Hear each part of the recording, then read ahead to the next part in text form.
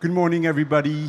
Welcome to the Paris Air Lab. Here is the Temple of Innovation for the future of air transport. And we are very accustomed to welcome high-profile professionals here, key decision makers who give us their view on the future of air transport and on the way decarbonization can be achieved in that industrial sector. But rarely have we been able to meet here on this stage so many of them at the same moment. In a moment, in half an hour, we are very proud to have here the CTOs from the most important companies in the air transport domain.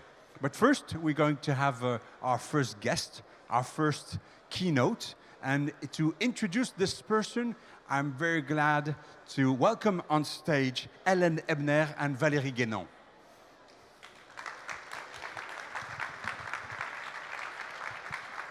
Thank you so much. Good morning to the Paris Air Lab. It's a pleasure to be here. I've been here all week enjoying these exhibits and sending as many people as I can here because it's such an inspirational display of technologies related to decarbonization.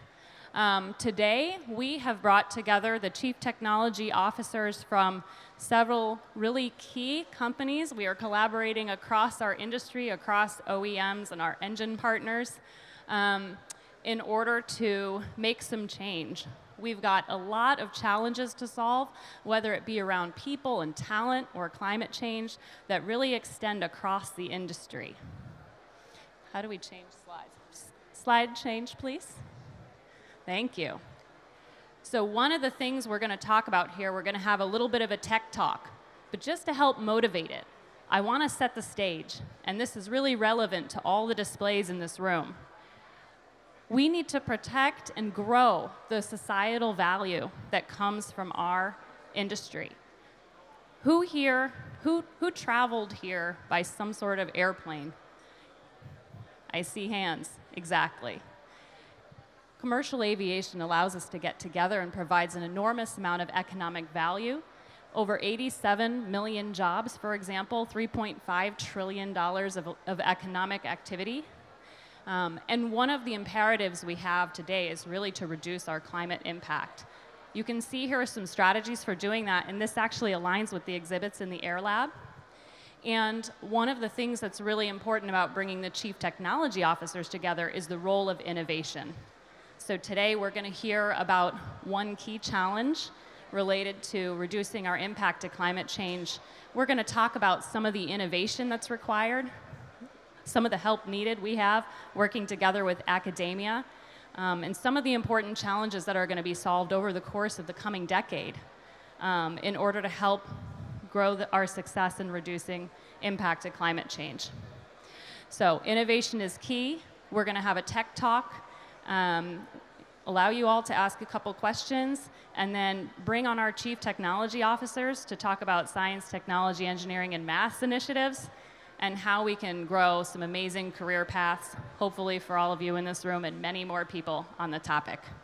And Valerie will help us set the stage. Thank you. Hello, good morning, everyone. Helen, I was wondering, did you introduce yourself? Did you say you're from Boeing? I forgot. Hi, everyone. I'm Hélène Ebner. I'm the Director for Sustainability and Future Mobility in Boeing Research and Technology Development. Okay, great. So I'm Valérie Guénon. I work for the Safran Group. I take care of the products environment policies, and in particular for aircraft engines. Well, you can see this list of organizations, of companies. You can see Airbus, Boeing, Rolls-Royce, Pratt & Whitney, GE, Safran, Collins Aerospace, and Dassault Aviation. All these companies, we are customers, partners, competitors. We all work together to discuss some really subjects of common interest. And as Hélène explained, with this motivation.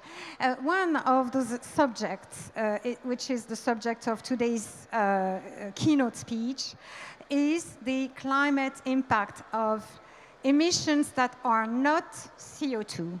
So, as you know, aircraft emit other emissions and they have other effects on the climate. So this is going to be the topic of the day. It's extremely important for us as industry because we need to understand what happens up there. We need to quantify it in order to be able to act on it. So it's really my pleasure today to introduce to you Nicolas Belloin. Nicolas has accepted to give this speech. Please, Nicolas. Nicolas is a climate scientist, specialist of the interactions between pollution particles and climate. He is professor of climate processes in the Department of Meteorology of the University of Reading in the UK. He is also chair of aviation and climate at Sorbonne University in Paris, where he leads the Climaviation research project on the climate impacts of aviation. He was a lead author of the Chapter 3, Human Influence on the Climate System, of the latest assessment report on the physical basis of climate change of the Intergovernmental Panel on Climate Change, IPCC, which in French is GIEC. Nicolas, the floor is yours.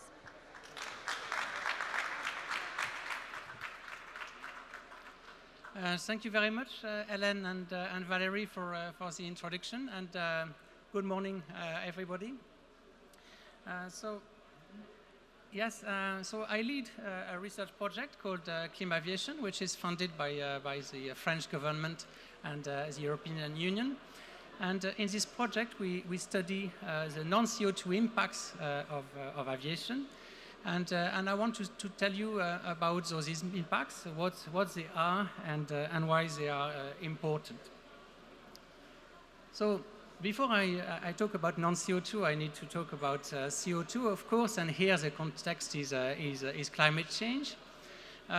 We know from the latest assessment report of the IPCC that we have a carbon budget which is limited to stay under different levels of warming, and if we want to stay under 1.5 degrees of warming, we have about 400 gigatons CO2 left to get 2 out of 3 chance to make that warming level.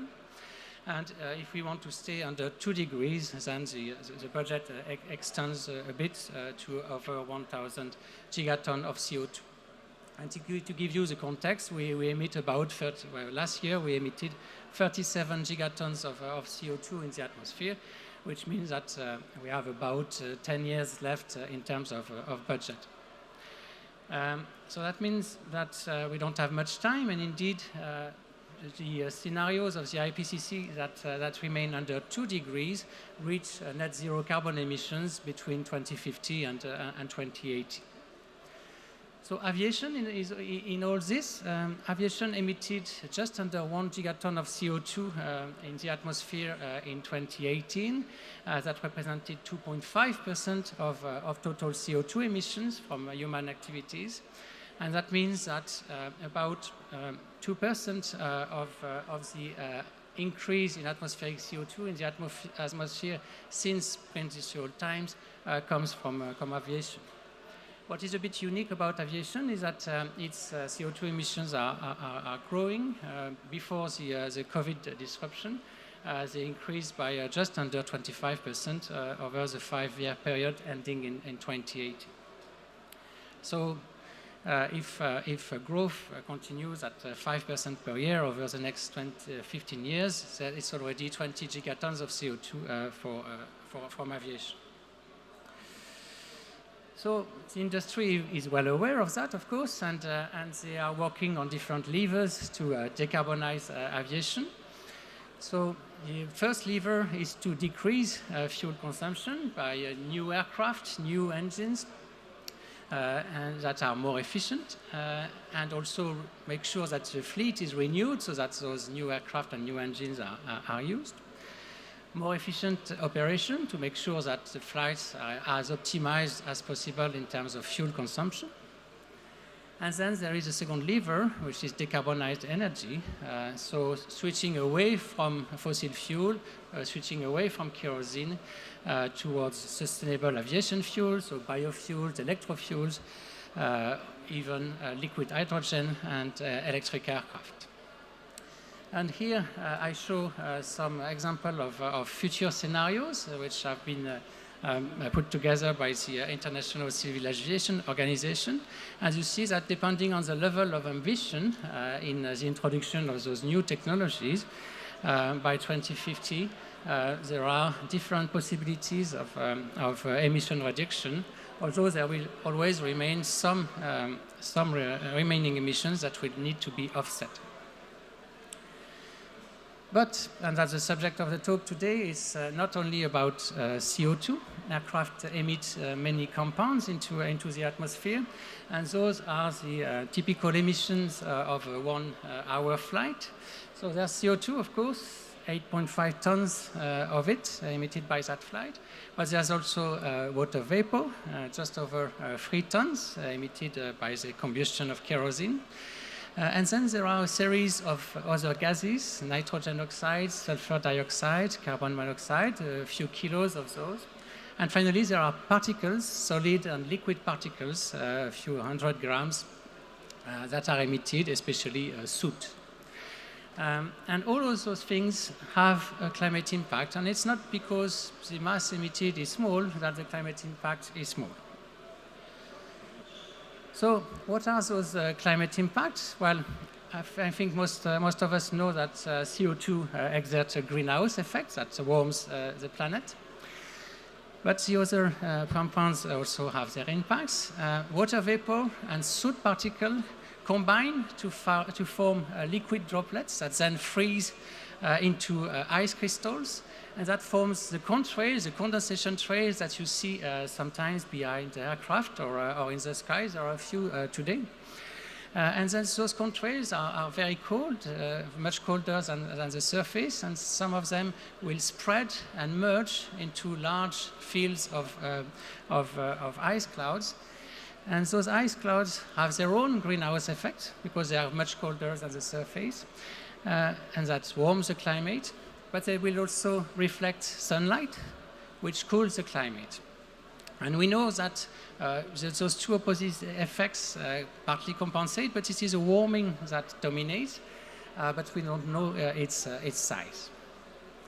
The soot particles also have an impact on clouds. They are transported by winds in the atmosphere. Aircraft emit particles very high in the atmosphere, so they stay there about 2 weeks. And during that time, they will modify the formation and evolution of clouds. And depending on the cloud you modify, you can have a warming or a cooling of the climate, and the total impact is still unknown. And then we have nitrogen oxides, which are produced by the high temperature in the aircraft engines. And those cause a formation of ozone, which is a greenhouse gas and warms the climate. But later also cause a reduction in methane, which is also a greenhouse gas, so the reduction cools the climate. And here the net impact tends to oscillate between cooling and warming, depending on conditions. So as you can see, there are some things we know about non-CO2 impacts, but it's difficult to get the global impact. And the reason is that non-CO2 impacts depend strongly on the flight. So for CO2, if 2 flights emit the same amount of CO2 in the atmosphere, they have the same climate impact due to that CO2. It doesn't depend where those flights operate. But for non-CO2, especially for contrails, that is strongly dependent on the flight. Some flights will not form contrail at all. Others will form contrails that warm at different degrees. So here is an example. This is a satellite image that shows a contrail outbreak over central France. And you see that only a few flights contributed those contrails, and that's because they've flown into that region, which is identified in the weather forecast model, in a region which is cold and humid, where contrail formation is very likely. And then the climate impact will depend on the time of day, on the weather, and on the altitude of the flight. So it's a complex equation. So for that reason, the non-CO2 climate impacts are much more uncertain than the impacts of CO2. So they are measured in terms of relative forcing, which measures the perturbation to the Earth energy budget. So a positive relative forcing here in red on the bar chart means a warming of the climate, and a negative forcing in blue on the bar chart means a cooling. The bar chart gives you the latest estimate of the relative forcing by aviation, with the non-CO2 and the CO2 impacts at the top, and then the overall impact at the bottom. So you see first that the leading cause of warming is the formation of contrails, with CO2 being second.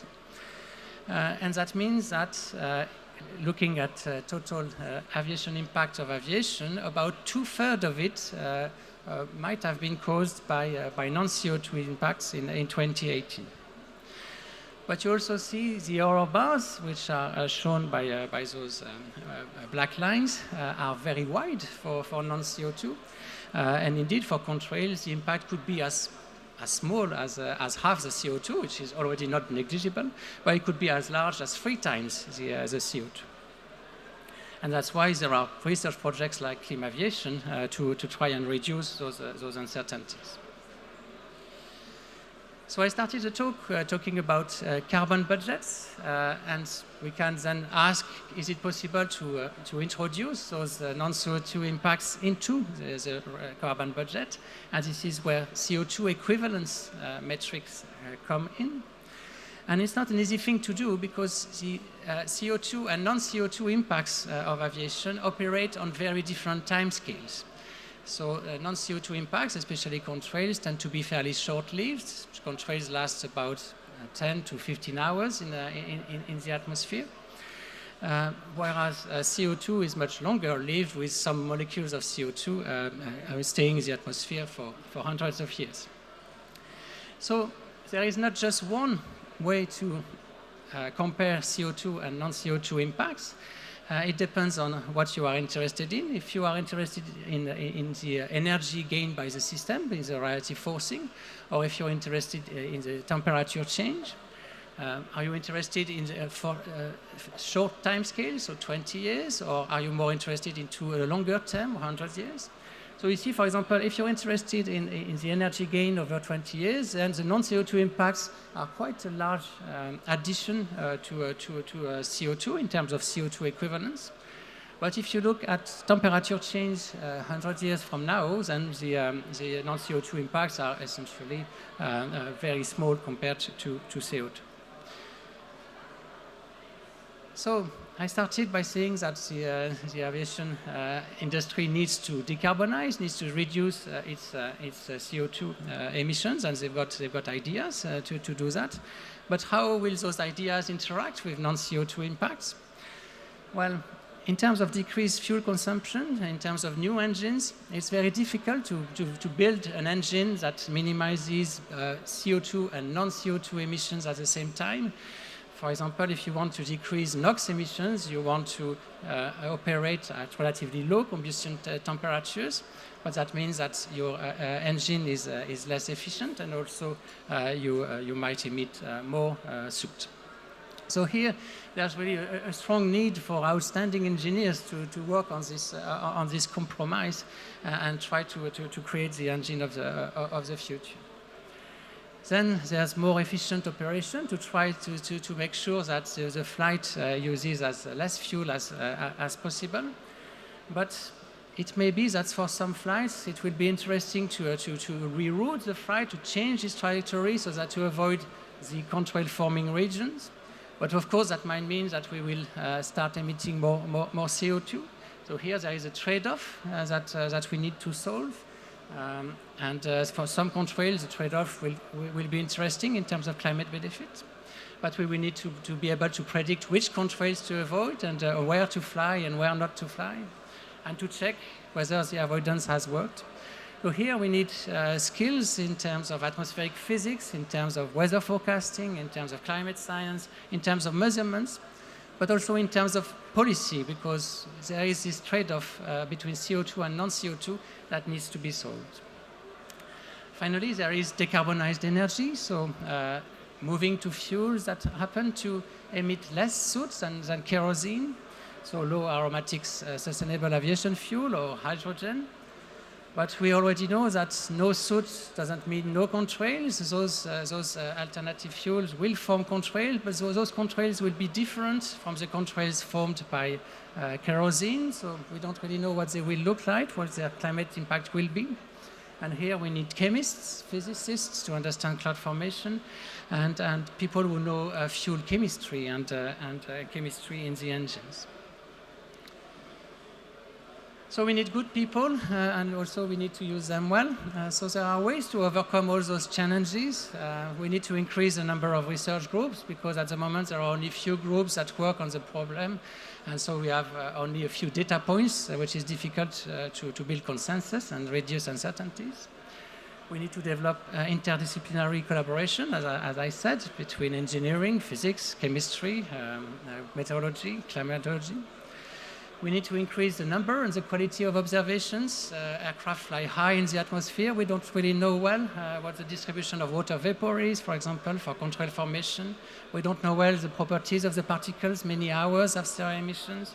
And we just don't yet know what the emission of those new engines and new fuel will be, although there are already trials done by industry. And finally, aviation is not the only sector, of course, emitting things into the atmosphere, and all those things interact, which means that to minimize aviation, we also need to work with the other sectors. So that's it for me. Thank you very much for your attention. I wish you a good day.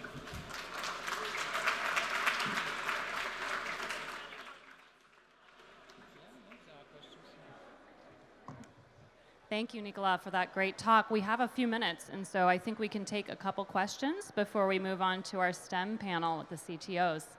Does anybody have a question? I can bring you the mic if you have a question. Sure. Thank you, Nicolas. Eric Dalbiez, Safran. You're calling for more collaboration on this scientific topic. Do you see already a community of scientists that are ready to jump in the subject, or is it a huge effort I would say, to have an inception of this kind of collaboration from a scientific standpoint? There is definitely an increase in activity on the subject. The number of groups working actively increases, and that's true, for example, of clean aviation. We started 2 years ago, but we're still short compared to other climate problems, where you have tens of groups that works on the problem. At the moment, we are more into the high units. So it started to change, and there's a lot of effort, there's a lot of investment from government and industry, but yeah, we need more. Other questions? Bruno Stoufflet, d'Assaut Aviation. Thank you for your talk, Nicolas. You presented the chart of David Lee, yeah, which is a reference considering the uncertainties we have on different components of the impact of aviation. I wanted to know if you see some recent publications, recent works, where we can have some hope that we will reduce the uncertainties we have on the non-CO2 effects. For the moment, I don't think we are at the stage where we can reduce significantly the uncertainties. What we hope to do by the autumn is actually quantify some missing uncertainties, especially on the interaction between particles and clouds, which is kind of the elephant in the room in terms of uncertainty, because it's quite possible that will be a negative relative forcing. So that's we're hoping to have that in the autumn, but the uncertainty will be fairly large. Next question. Any more?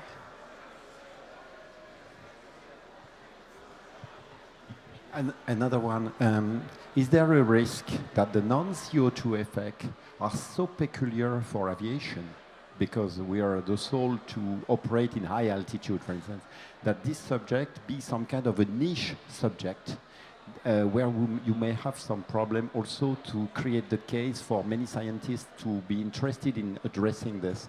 Or do you see a potential for this non-CO2 effect to be addressed, serving a lot of other sectors? You had a mention at the end of your talk about this, but it's unclear to me whether the type of effects can be so peculiar to the usage of aviation that then it becomes a small subject instead of being broadly addressed.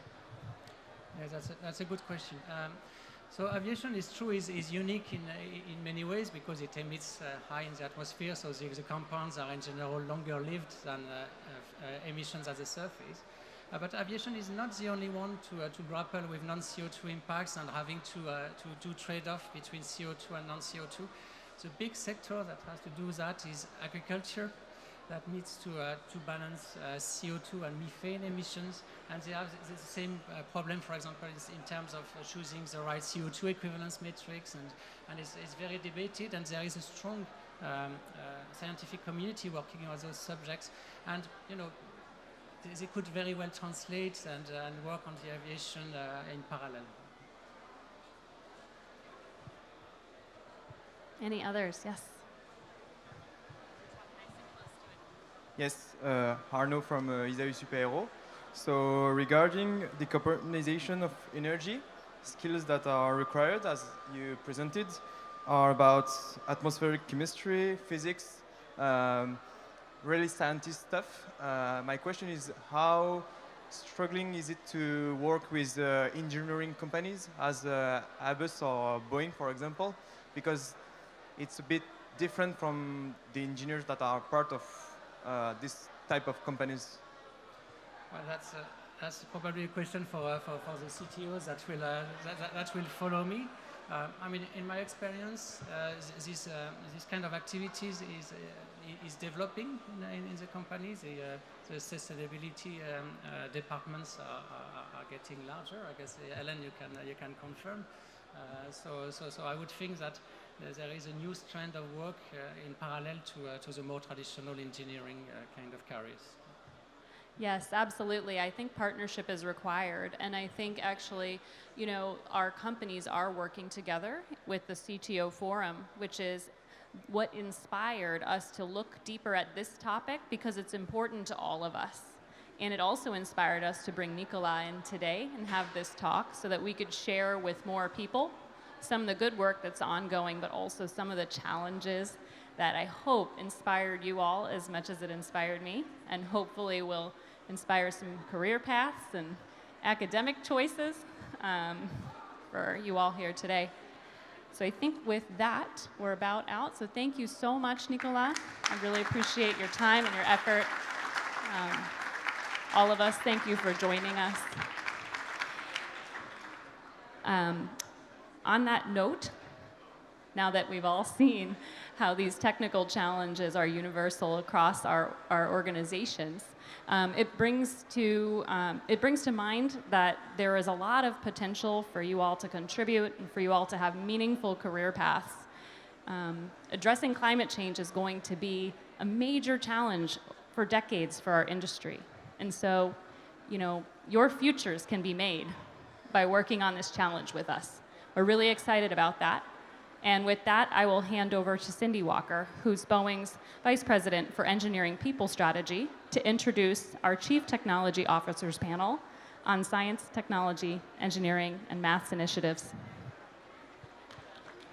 Thanks, Cindy. Thank you. Yeah. I'm just going to stand over here.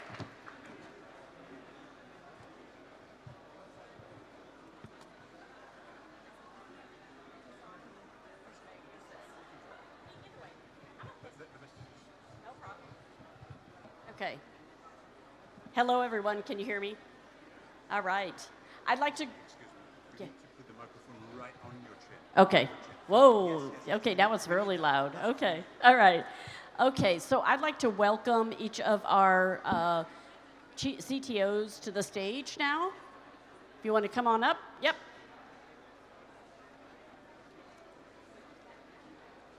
You can sit in any order. Yes. Any order. Yes. Hi, Bruno.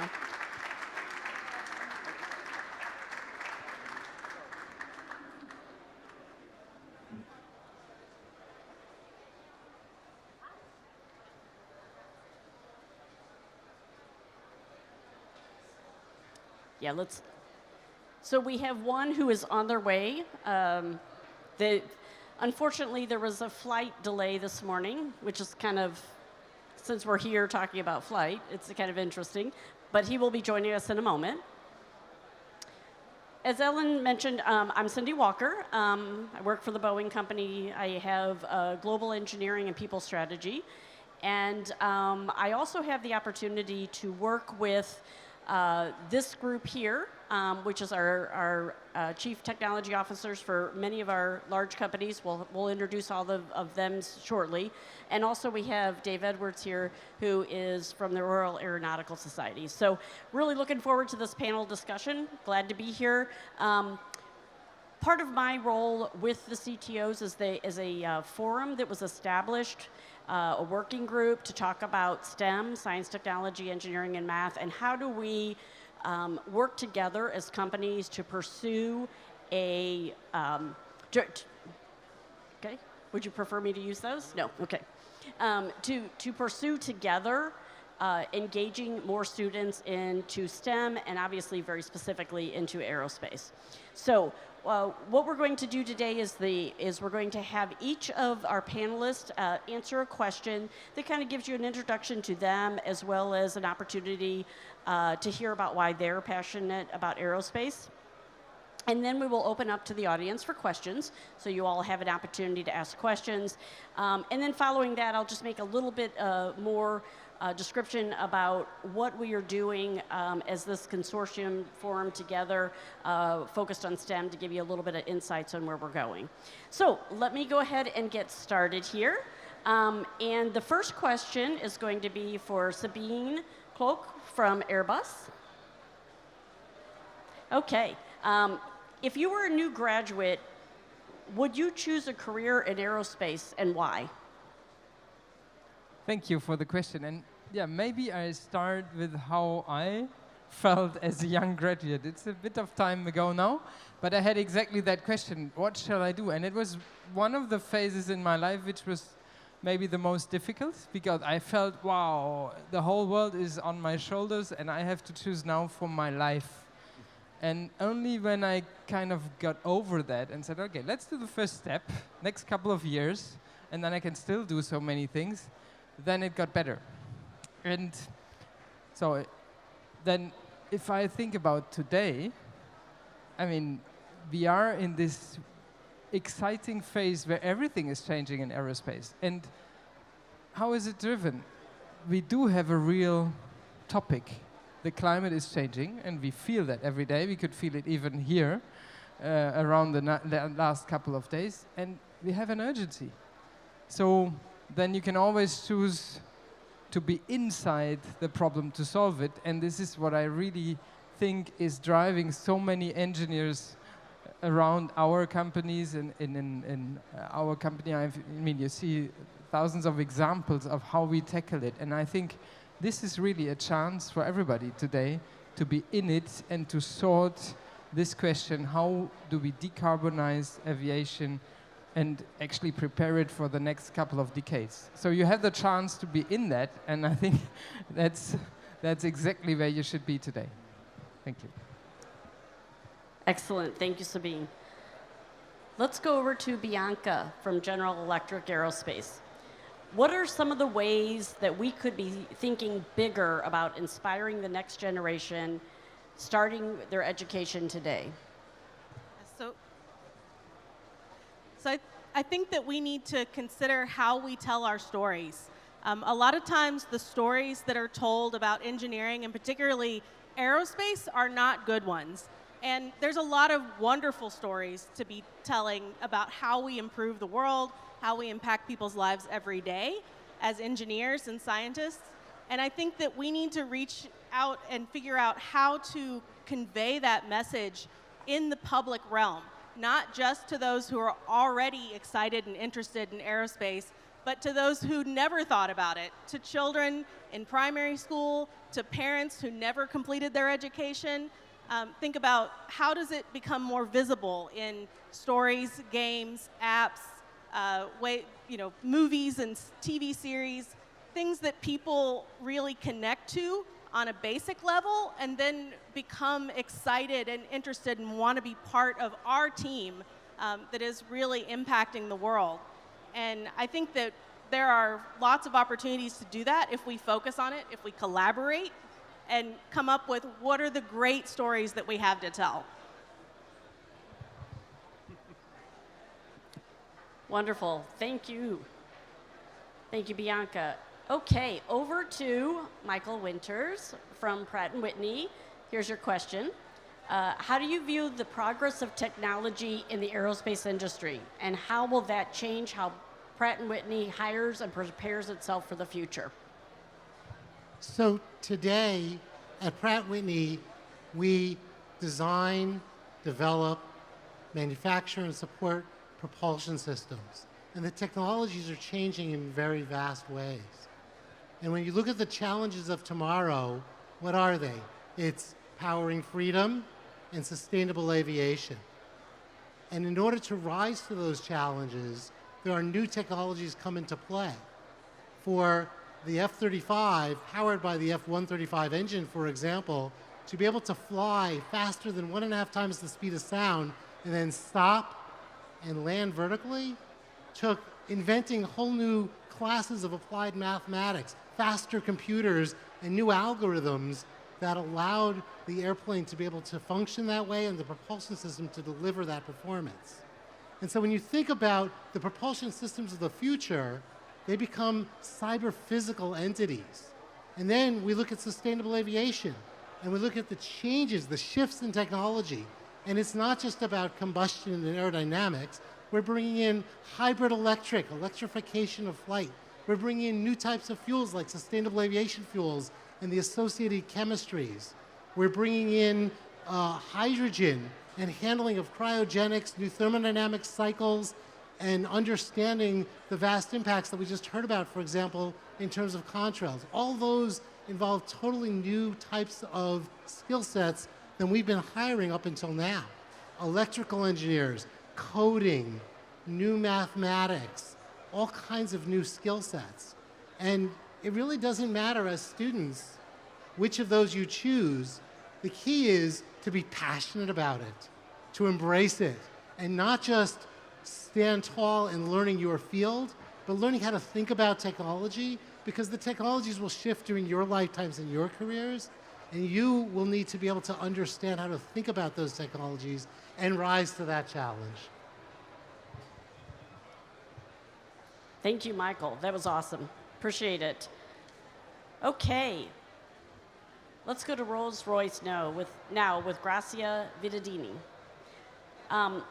Gracia, what can be done to improve diversity in STEM? Thank you, Cindy. That's a great question, and it's a topic very close to not only my heart, Eric, it's our heart. We sit here, you know, we know each other. We discuss a lot about topics, but, you know, we represent companies which are fierce competitors, right? But when it comes to important things like diversity, like STEM, we speak with one voice. And of course, we've been discussing a lot about what can we do to improve diversity, to encourage young people to come and join this amazing industry we're a part of. And you know, just let me share an observation with you. Have a look, how many young people are environmental activists today, especially young women. There's many, many young people going at great lengths to really speak, have their voice heard, in order to raise awareness on the situation when it comes to sustainability, risks we are facing. And our planet is not in a good shape, right? And there's no planet B. Well, this is great. We need activism. We need activism to speak to our collective conscience, also to fact check what we industries are doing on the subject. But you know, if you want to solve things, speaking is not enough. You have to do things. And being an engineer is the best possible route you can take to solve problems, right? So great speaking, raising knowledge, raising awareness, but do consider taking that path, the engineering path, and join us into really finding a fix collectively, speaking one voice when it comes to topics that really matter, and find a solution to the most burning challenges our industry faces. Thank you. That was great. You're already getting claps. Yes, go ahead. Clap for... Thank you, Grazia. Okay, now unfortunately, Eric, you've got to follow that one. For Safran, Eric Davies. Yeah. So your question is, why do you care so much about STEM and aerospace, and why is it so important to you? Yeah. So I hope I will also raise some points that can be shared and voiced by each and any of my colleagues around me, speaking one voice. STEM for me, related to aerospace, something very simple you can perfectly understand. We're all working in an industry where we want to optimize, we want to do a lot of things, but there is something we will never compromise: flight safety. Flight safety, this means that we have to understand what happens, and after that we have to demonstrate to third parties, authorities, that they can rely on our analysis to say our systems are safe, are airworthy, and you, as a traveler, you can take the plane without a concern of it. And demonstrating flight safety is about making analysis. And that's here where science, technology, engineering, math are the basement of the disciplines we have to master, because we are not just trusted because we are reasonable people or responsible people. We are trusted because we go into the demonstration of what we are saying. And STEM is really necessary for this. It's all about, it's a school of rigor. And rigor is mandatory in our sector, not just in our sector, but especially in our sector, because flight safety is the first challenge we will never compromise. We have to optimize the rest and so on. And my second remark also is about one of the revolutions we are currently experiencing in our sector. Okay, we are tackling the climate change and so on, but we have also to address what's happening with the data science revolution and the digitalization. And data science and digitalization, it's all about facts and figures and so on, and this requires the scientific approach on it. Otherwise, you're just describing something you tend to have understood, but there is no solid foundation behind this. So for these two reasons, just on top of what has been said, these STEM disciplines are core and key for us. That's really something that is driving the mindset of all our industry, wherever you are in the value chain of this industry. So that's really critical. Fantastic. Thank you, Eric. Okay, let's move over to Bruno Stoufflet. We're just going to ask you a simple one. What really inspired you to go into the aerospace field? Good.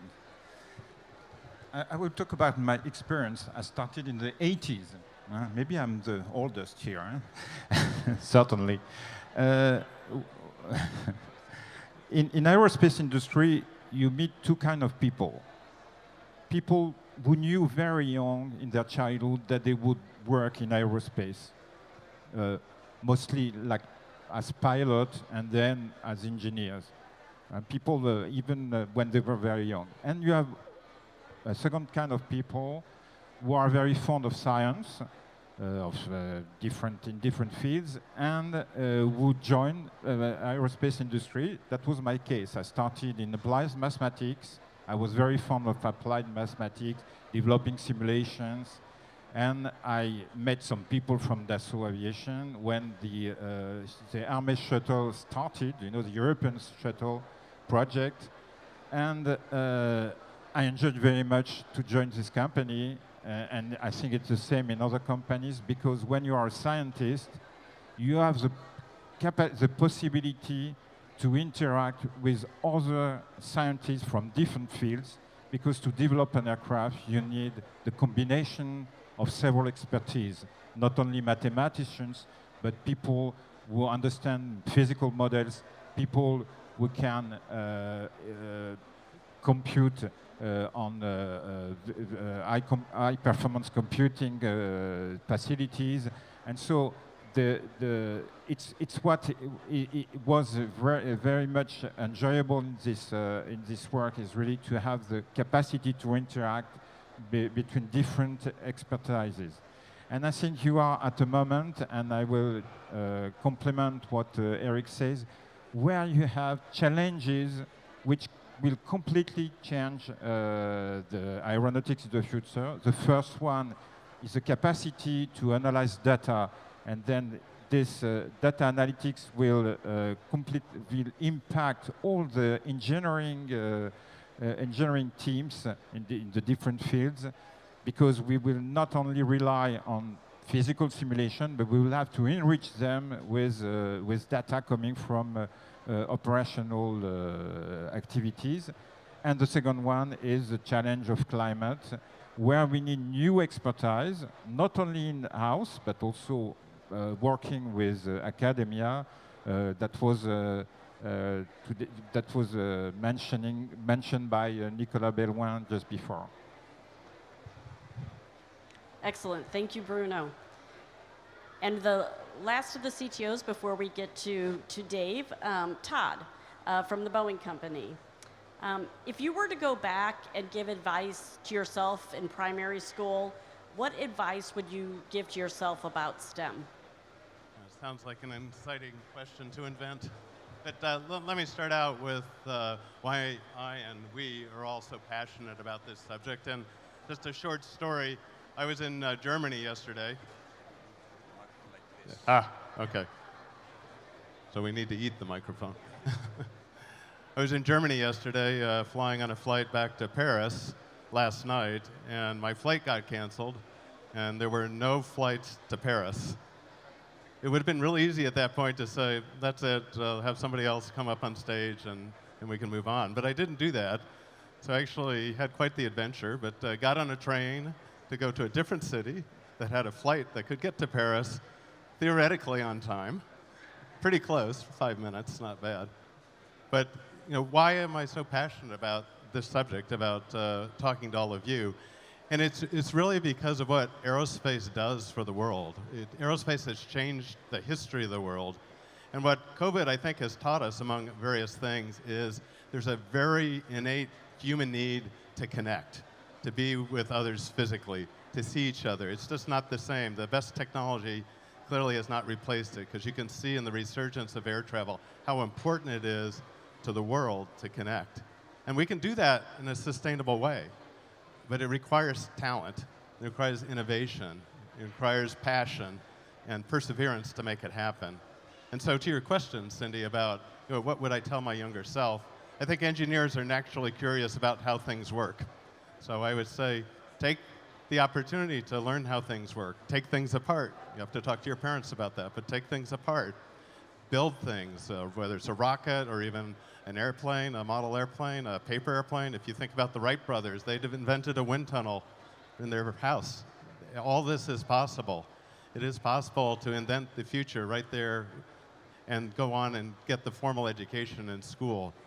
And so to all the parents and educators and students in the audience, I just encourage you to join us in continuing the amazing history of aerospace, and really at its core, enabling humans to connect to make the world a better place. So look forward to more discussion. Great, thank you, Todd. So now you've had an opportunity to hear from each of our leaders here, from a business and industry perspective. And now I'd just like to ask Dave Edwards, who is the Chief Officer for the Royal Aeronautical Society. What do you see as you work with different companies and lots of different organizations that you come to interface with, universities, et cetera? What do you see as something that all of these CTOs and their representatives could do individually to help with STEM? How can they encourage? I think I'll start off by saying I'm the non-engineer on the panel, so don't boo me, okay? This collaboration is the key to all of this. It's aviation, aerospace, space, it is a competitive landscape, but for this part of it, you see all the CTOs coming together to talk about how we can make sure that that next generation follows them. I will give you a hint. When they left college, university, none of them thought they would be sat here as CTOs. I guarantee it. But amongst all of you down here, you can be here. There's nothing stopping you from being up here.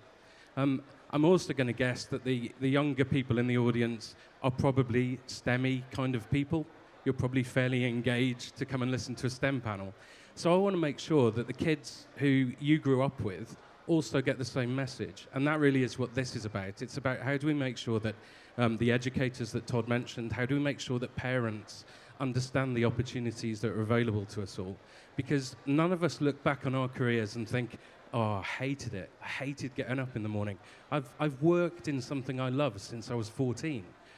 I joke quite often, I have 0 transferable skills to leave it, but I just love what I do. And that's what this is all about. It's finding those opportunities to make sure that governments, regulators, industry, parents, teachers, you to your friends, just inspire the next generation to come with us. And I would say that if you are already here and you're in the industry, go out and talk about it. Go to schools. I went to talk to a primary school, and I was told I was going to talk to a group of 11-year-olds, and I thought, great, lovely presentation, it's going to have pictures of planes in it. And I walked in, and it was a school of 5-year-olds. I'm like, whoa, okay. And I just said, okay, so what do you want to be? And the hands all go up. I realize I'm hogging this story here, but the hands go up, and I want to be a professional horse racer. Okay.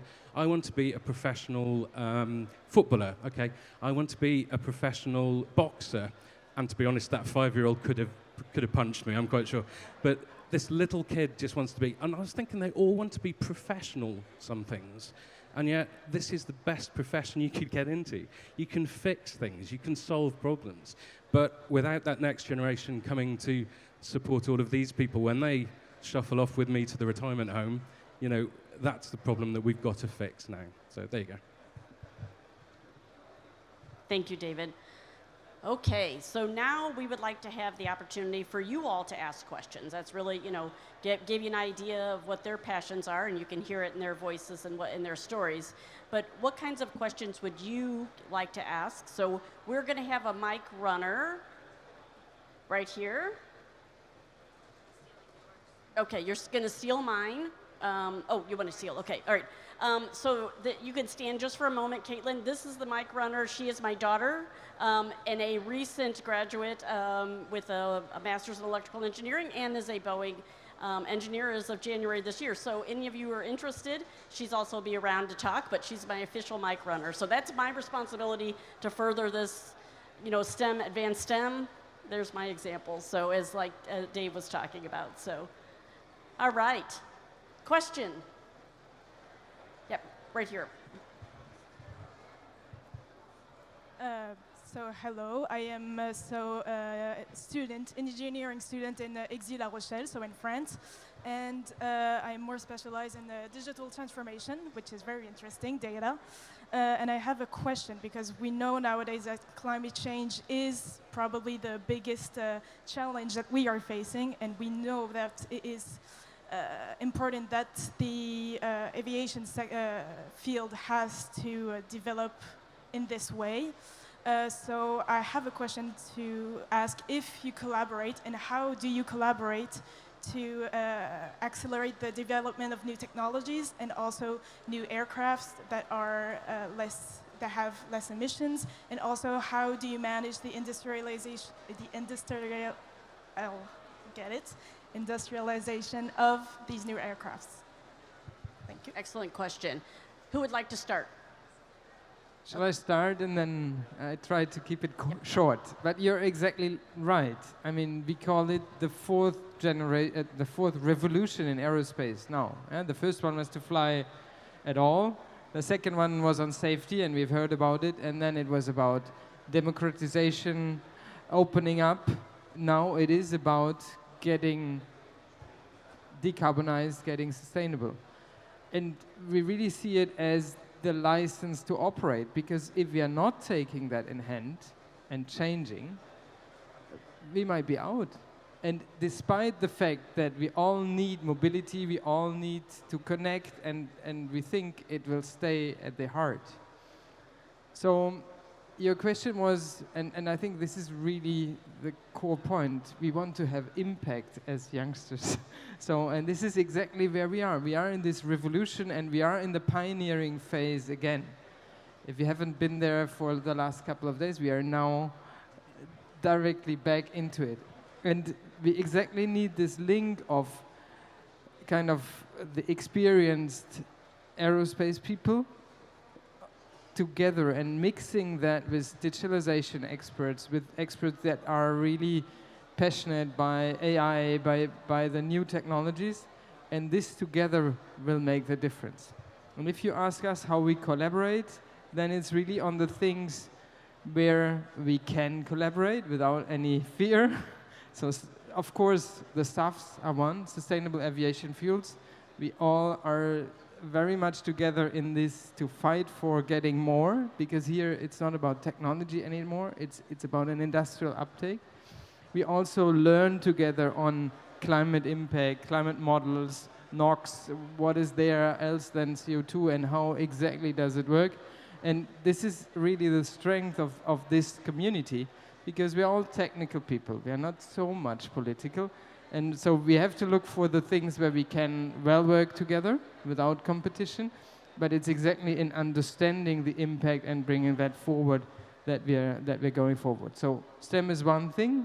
We have a kind of a climate understanding working group, the NOx understanding working group. We're comparing our models and working with the science, and then taking it forward this way. Thank you, Sabine. Your question was also, well, the link with collaboration and also industrialization. The first way I think we have to collaborate is to be aligned on the same schedule.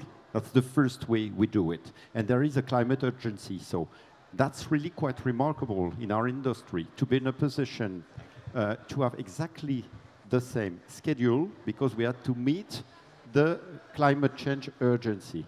It's not so obvious, you know, if you compare with other industrial domains, to have the same approach. Sabine, Todd, Bruno, Gradia could have exactly the same speech as I'm giving to you if we have to say, oh, do we have an agenda? When do we have to be at the rendezvous? And what are the levers inside? We share the same trajectory. That's the level of the collaboration. And the second aspect that is critical for us is that we do not have time, because there is an urgency. So, to make it simple, here you have the engineers for the engine part of the table. Here you have the aircraft makers. Who will make the decision? Who will create the case for the new aviation?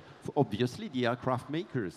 We are not flying engines. We are flying with aircraft.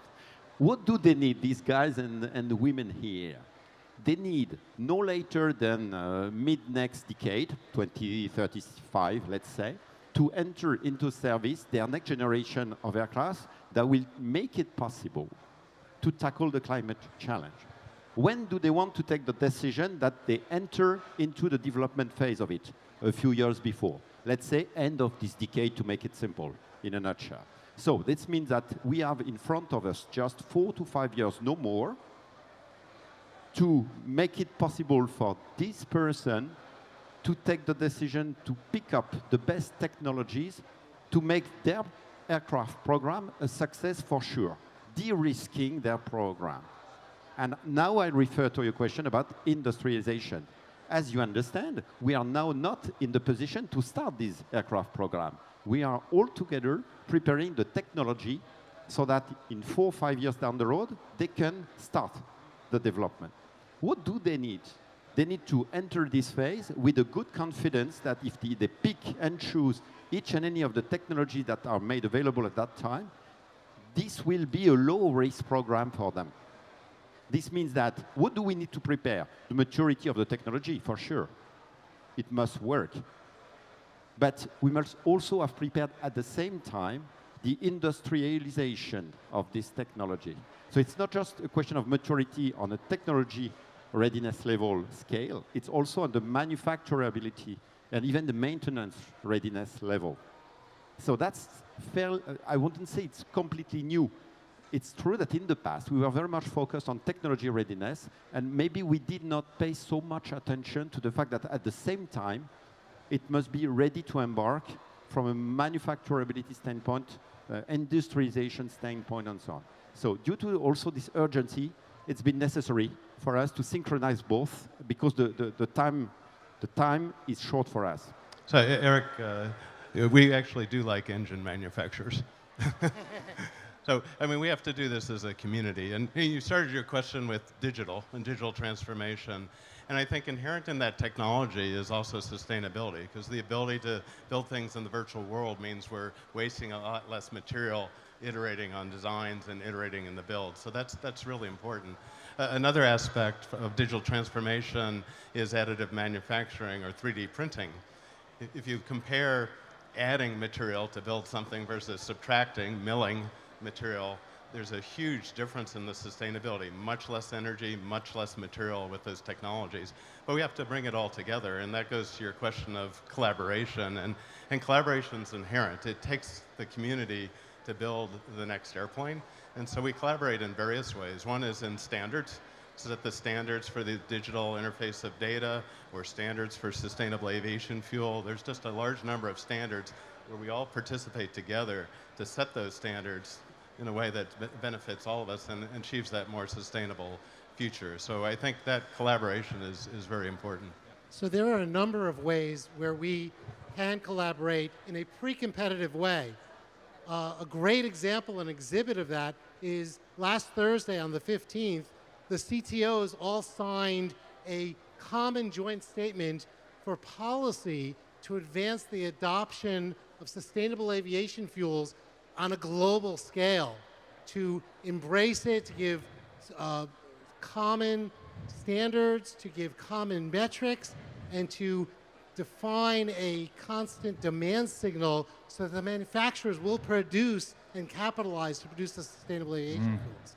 The next area where we can come together, and we do, as Todd was just saying, is in certification standards as well. As we think about these new technologies, there's going to be a lot to learn, and some of these, for example, as you start to bring in higher voltages to make some of the propulsion system electric, you start to cross over the different certification chapters that are required. And so there's going to be embracing the new policies that get us there, because as we've all committed, whatever new technology we bring to the market will be as safe or safer than what is flying today. Okay? And then the third area is working with the universities.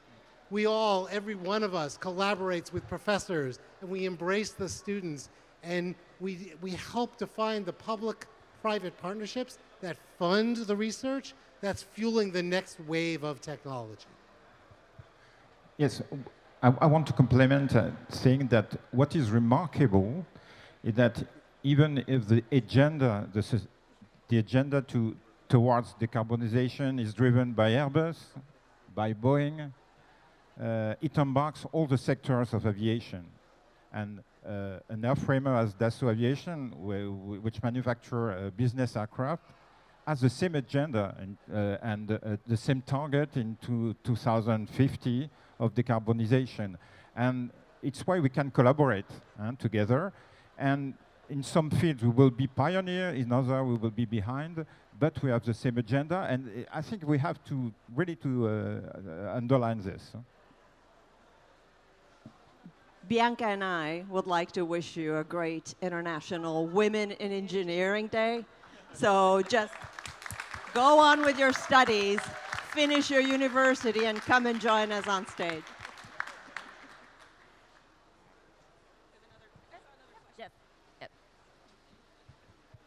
Thank you for sharing.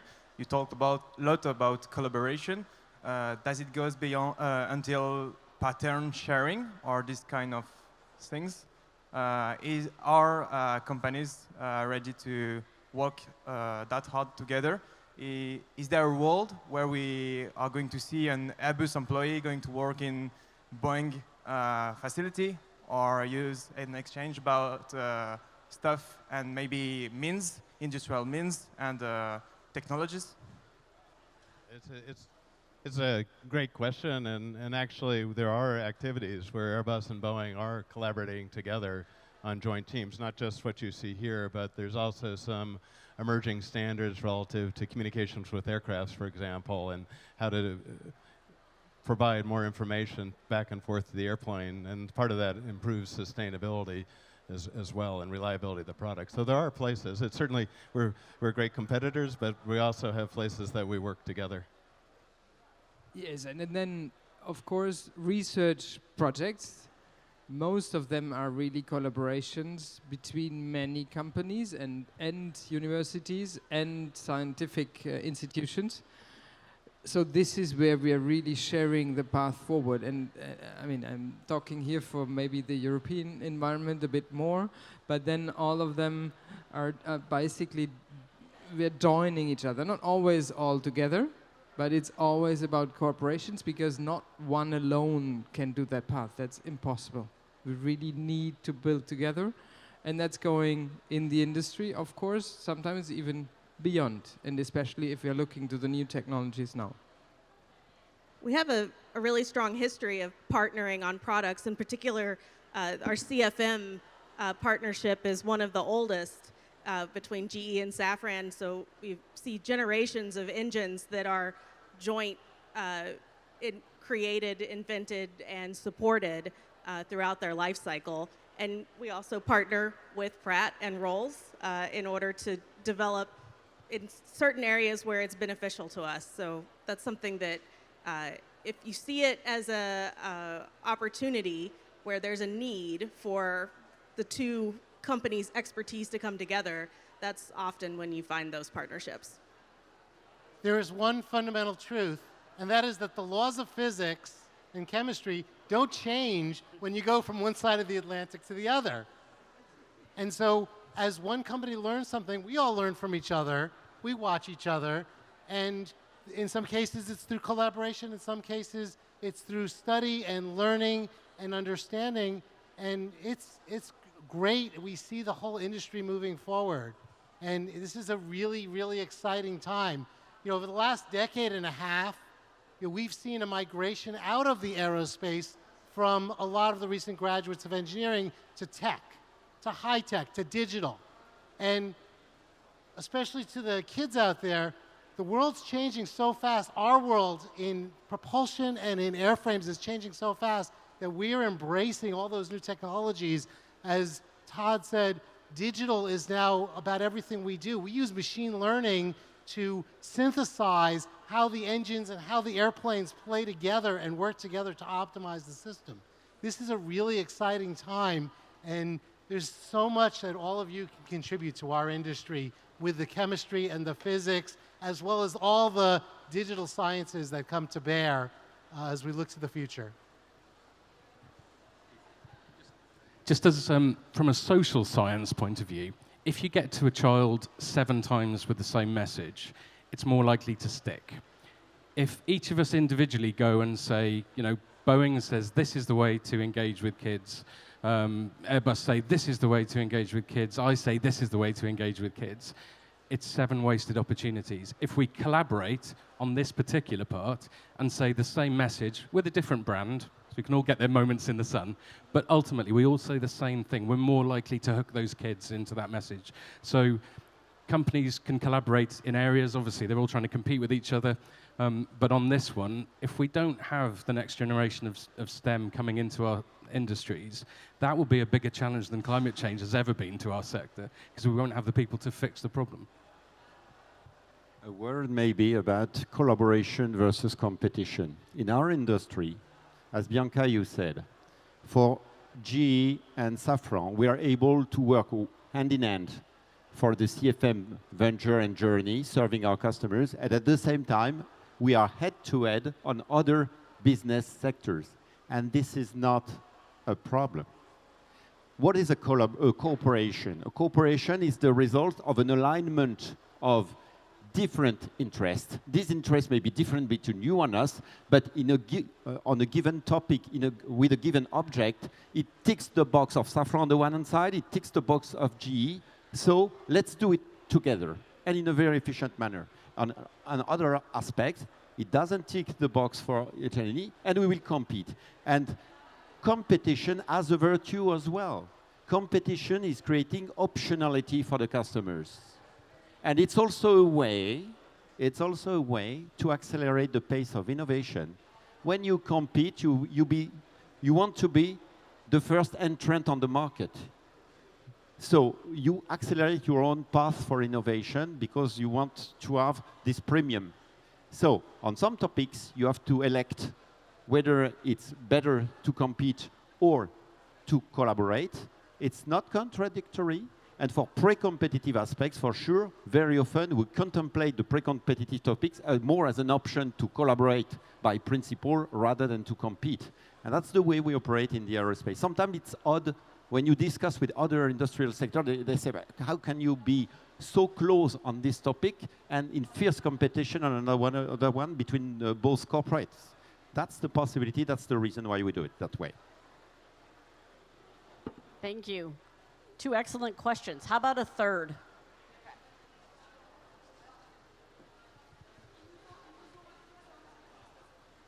So, hello, I'm Felicity from Isaïe Supérieur in Toulouse in France. And my question is more about us and is how do your companies engage with engineering school to promote the education of future engineers like us in the field of decarbonization, and what opportunities do you offer to us in research development field, in this field, for example? So I'll start.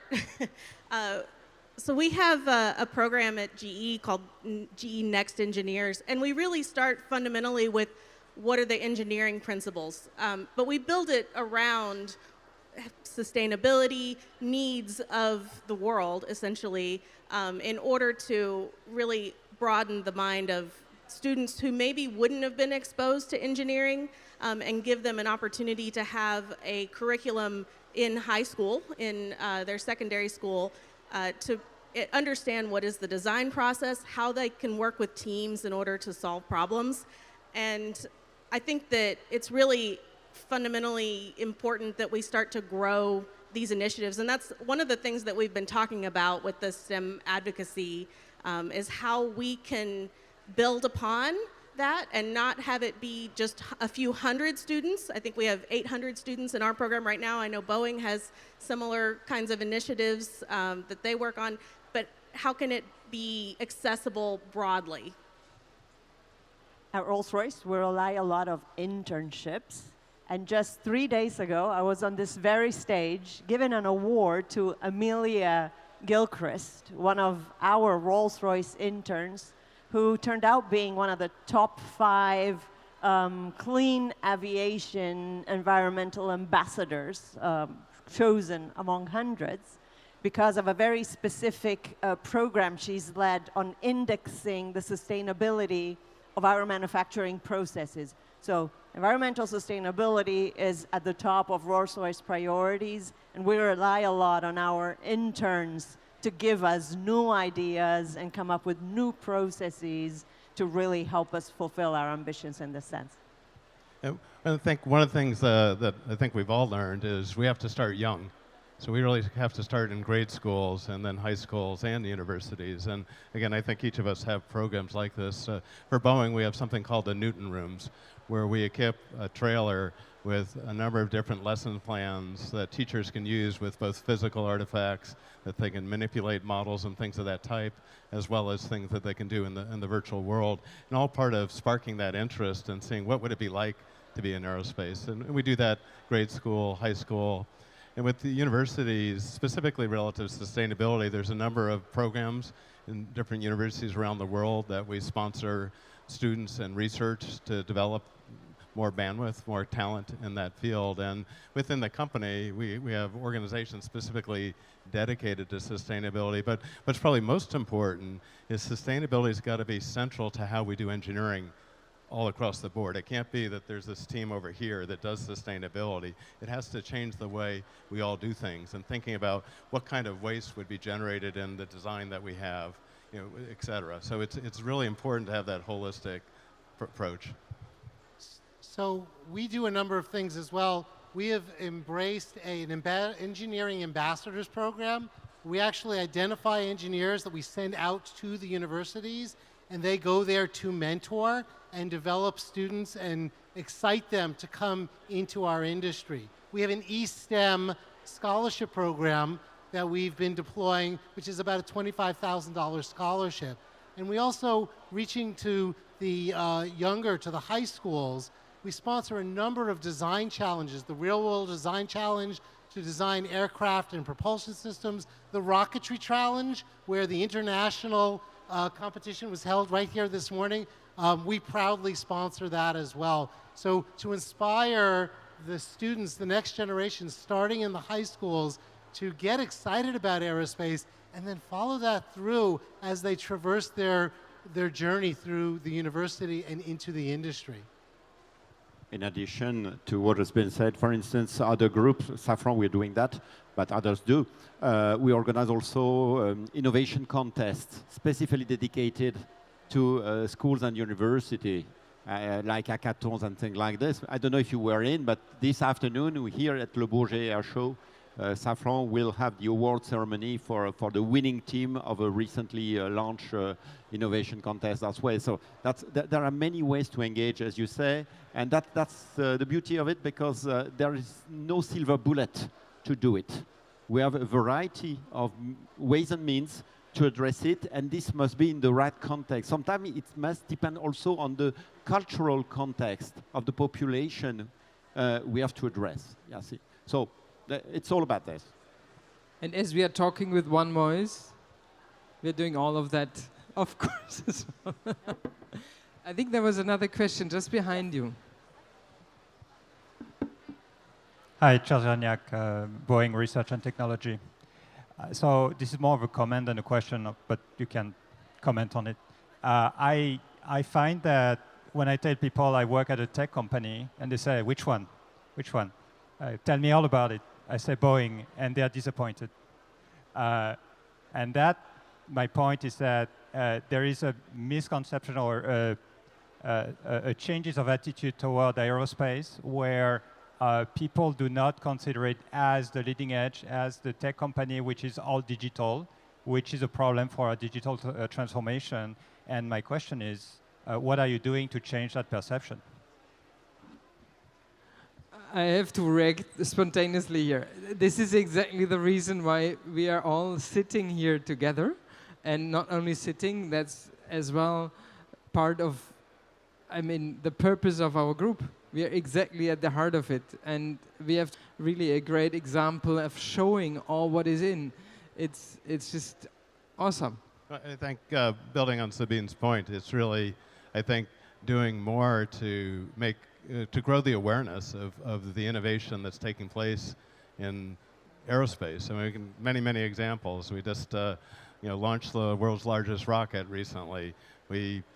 Last year, the world's first autonomous aerial refueling system, and there's many others across the companies, but probably what we could do better at is making the larger population aware of that innovation. And this is also the beauty of living in a democratic system, right? That there's people with different opinions, and this triggers a dialogue like the one we're having here. So we welcome the debate. Yes, to complement, we have specific difficulties with digital skills.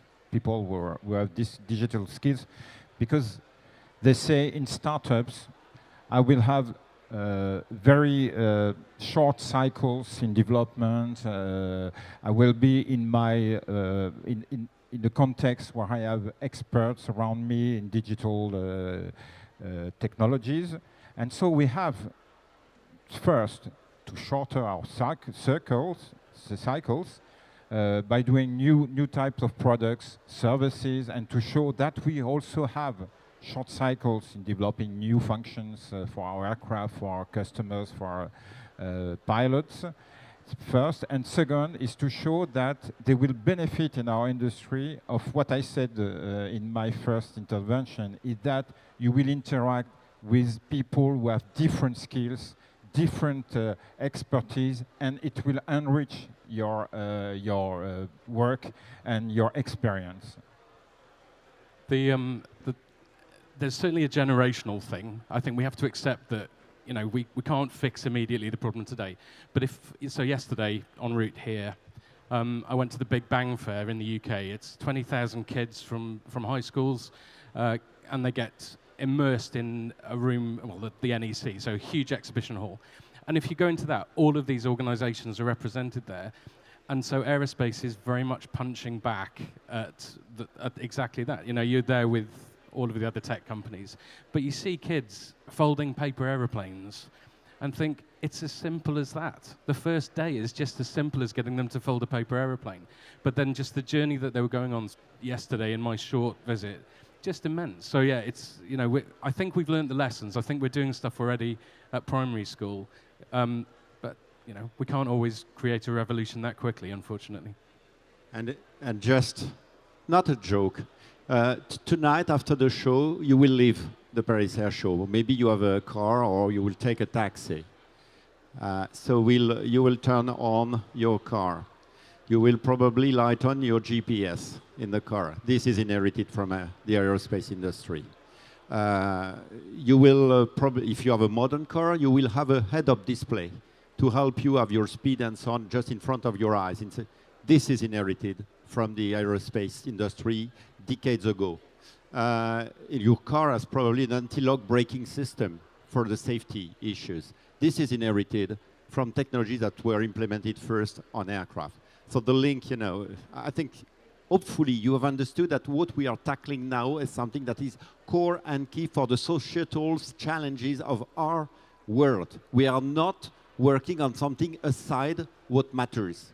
And on top of that, I wanted just to illustrate the bridges that do exist, especially in the field of technology, between, and both sides actually, between the aerospace and other industries. So it deserves attention, I think. So I want to build on what was just said. I want everybody to think about what is the legacy you're going to leave, right? Do you want to say, I developed an app?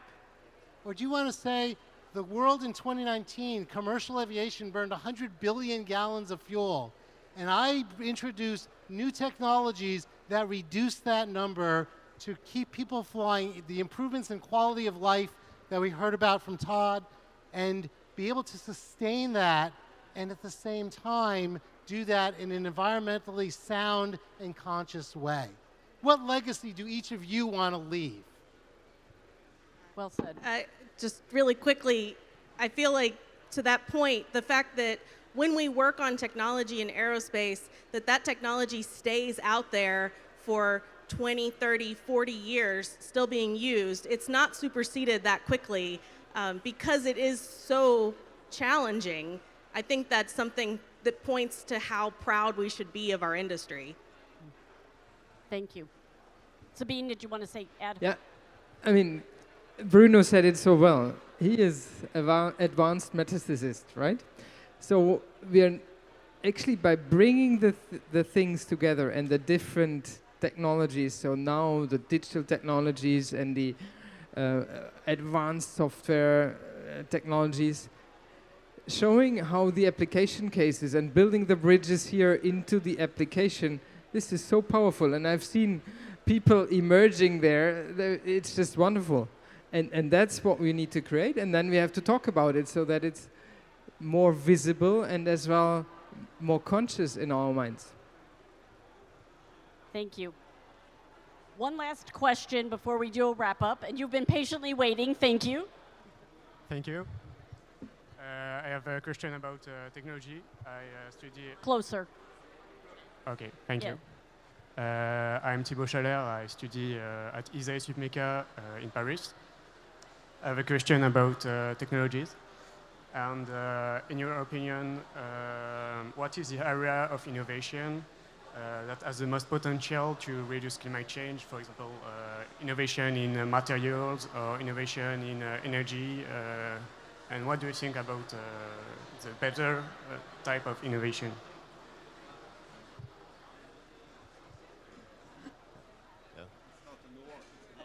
So it's a great question, and the answer is probably all of them. I think we're done. Right? we are all working on a number of technologies across the industry, new airframe concepts, new propulsion technologies. And we're going to learn it's not going to necessarily be one size fits all.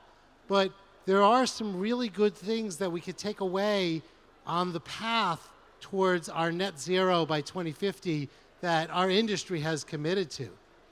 No, to go electric, batteries are really heavy.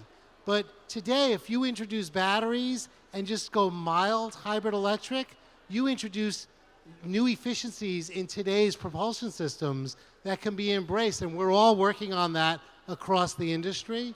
And we're learning about that and bringing it forward. Alternative fuels, sustainable aviation fuel and hydrogen.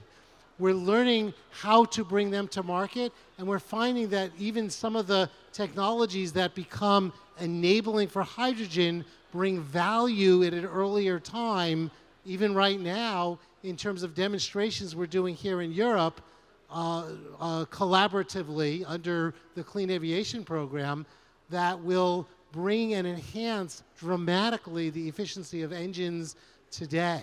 And so we're really excited. There isn't going to be one size fits all, but it is going to be a systems engineering problem, and we're going to find the right solutions that fit each of the respective markets. Yeah. I think, agree, it's all of that. And if we think about the focus on sustainability, on the one hand, as an industry, we've improved the efficiency, the fuel efficiency, which reduces emissions, by over 80% since the dawn of the jet age.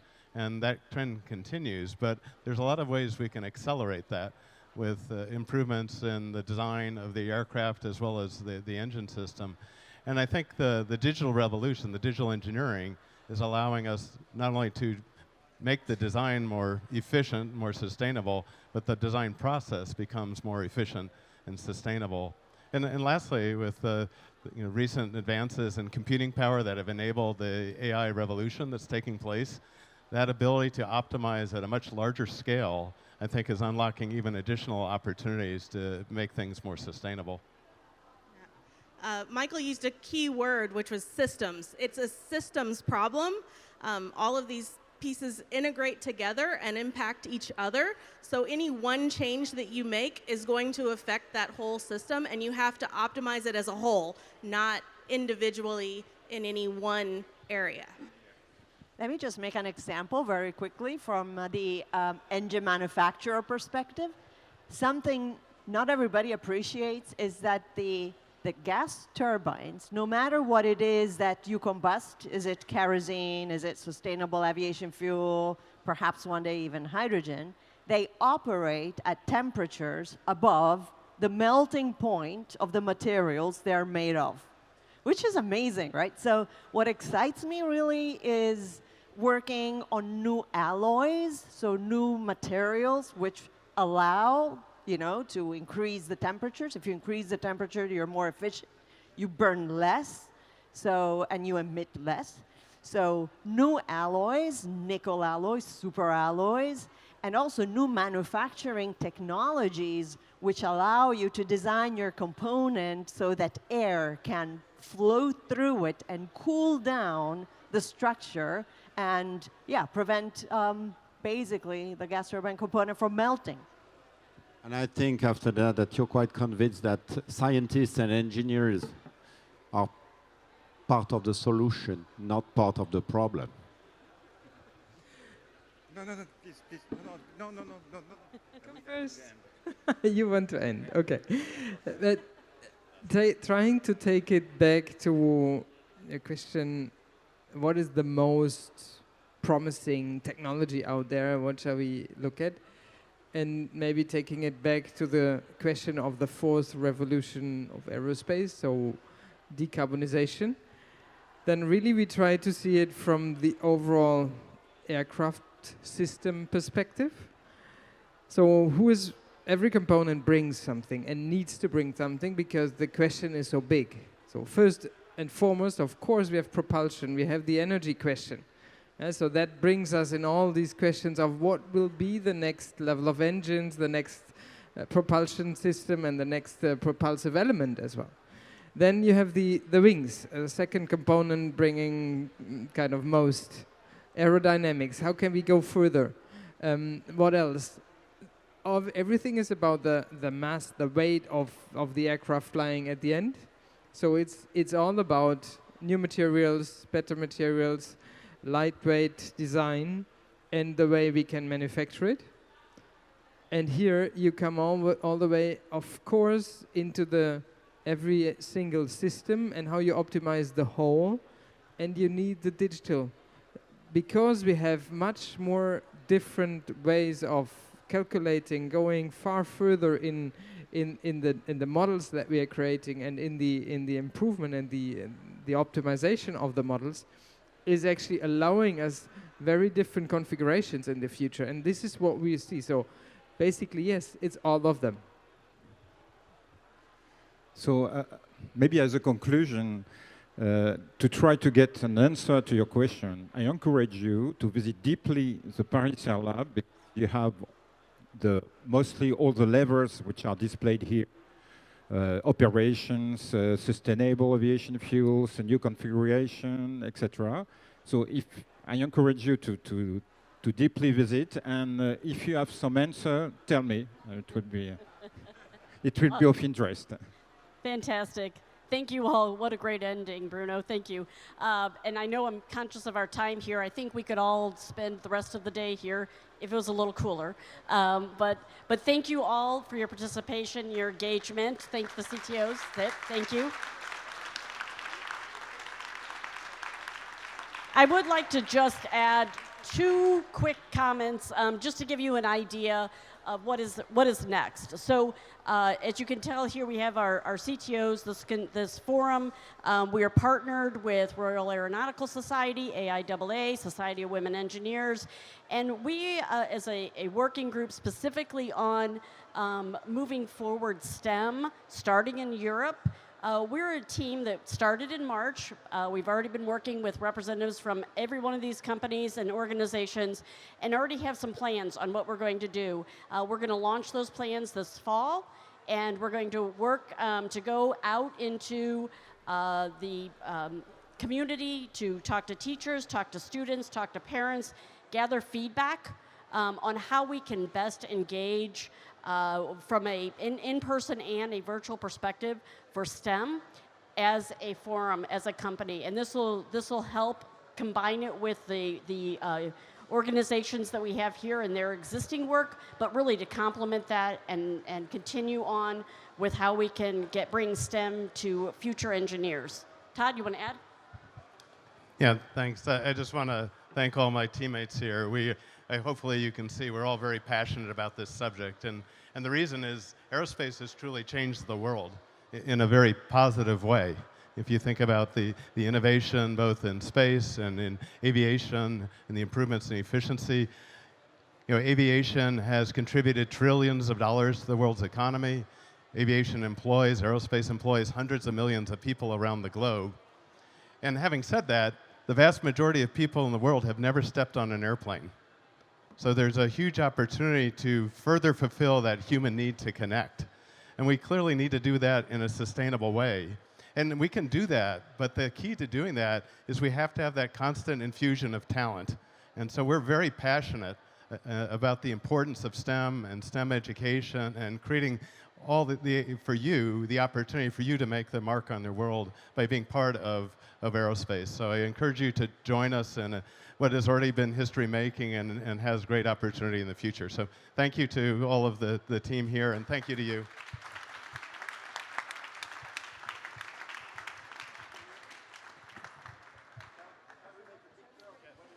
Thank you all. Thanks very much again for being here with us. We had the CTOs from Airbus, from Boeing, from Rolls-Royce, Safran. Everyone was here. It was fantastic. Thanks very much again. We have 2 appointments this afternoon. At 3 p.m., we're going to have the rocketry challenge here. So we'll talk about a challenge to send rockets in the sky.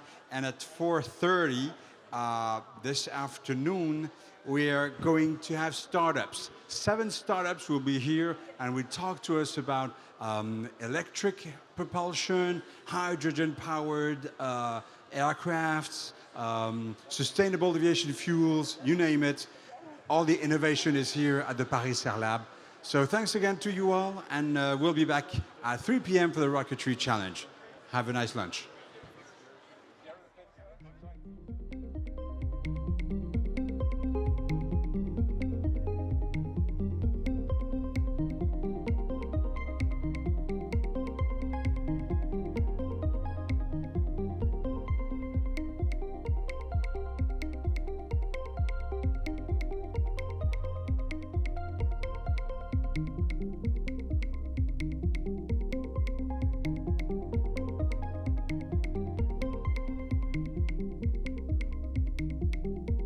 Les années 1800, il y a un homme qui va fabriquer un engin spécial, et cet engin spécial, c'est une caisse, et au-dessus de laquelle, eh bien, il a mis des ailes qui ressemblent à des ailes de chauve-souris, et dans cette caisse, il s'est installé avec un moteur à vapeur, parce que le moteur à explosion n'existe pas encore. Il va faire tourner des hélices, et ces hélices qui ressemblent plutôt à des plumes d'oiseaux vont, paraît-il, faire voler cet avion sur quelques centimètres et sur quelques mètres. L'État français s'y intéresse, et comme elle s'y intéresse, elle va demander à ce qu'on puisse transporter des troupes à partir de cet engin. Et donc Clément Ader, puisque c'est lui, eh bien, il va fabriquer Éole 2, qui va être beaucoup plus grande, avec 2 machines à vapeur, des hélices beaucoup plus immenses. Et devant témoin, il va voler sur 50 cm de hauteur et sur 50 mètres de long. Cet exploit restera secret parce qu'on est dans le confidentiel défense.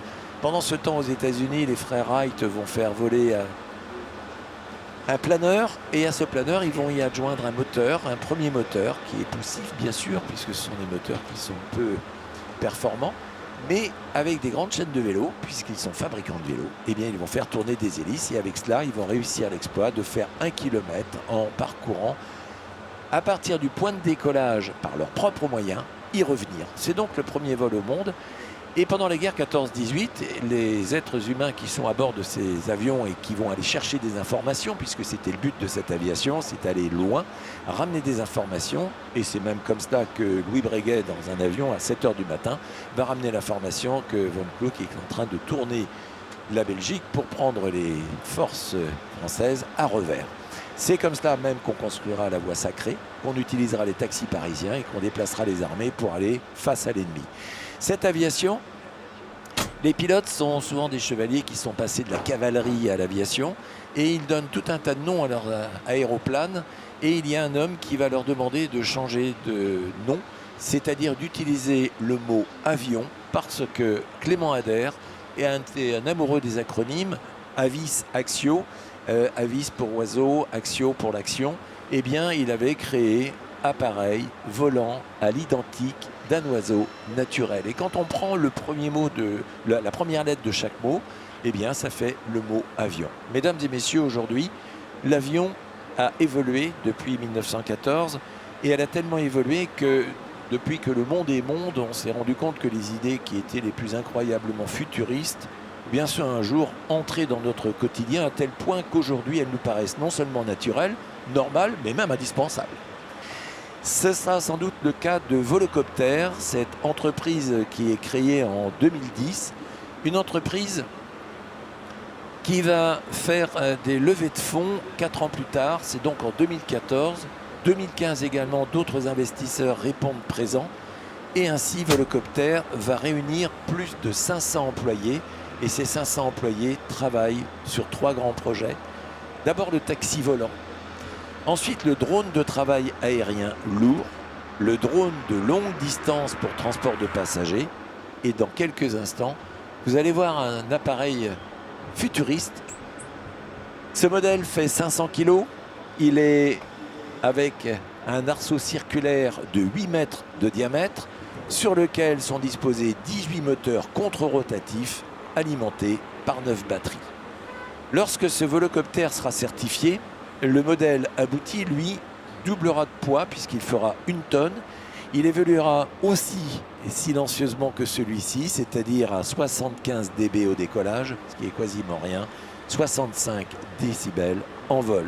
Alors même si son autonomie est de plus de 30 km, il va se limiter volontairement à 20 km, d'abord pour garder de la réserve, parce que la sécurité c'est le maître mot dans ce monde de l'aviation, et il assurera ainsi des allers-retours dans une totale sécurité. Lorsqu'on va parler de volocoptère, on pense à hélicoptère, mais ça ne se pilote pas du tout de la même façon. D'abord, si les hélicoptères ont une commande qui est celle qui ressemble à un avion, plus une autre commande qui va permettre de changer le pas des pales et également la puissance, eh bien dans ce volocoptère, une seule et unique manette. Un pilote, mais à terme, il n'y aura plus de pilote. Ce sera un drone volant. La certification vise aujourd'hui un marché européen, mais pas que. Un marché américain également. Aux commandes, dans quelques instants, un pilote d'essai hors norme. Il a piloté plus de 200 avions différents, dont les prototypes et ceux qui ont abouti au F-35 que vous verrez également voler aujourd'hui. Alors le futur, oui, il est en route. Un tel projet ne peut se réaliser qu'à partir de plateformes identifiées, organisées, que ce soit pour les infrastructures, la formation et la réglementation. Oui, il faut former les pilotes, il faut former les opérateurs autour, et puis mettre une réglementation pour que l'ensemble soit cadré. Et c'est à ce titre que depuis 4 ans, Aéroport de Paris, que vous connaissez sous le nom d'ADP, est engagé comme un réel partenaire, puisque indissociable de ce projet, c'est à partir de l'aérodrome de Pontoise que vont s'effectuer les essais en vol. Eh bien, mesdames, messieurs, au décollage, ce volocoptère.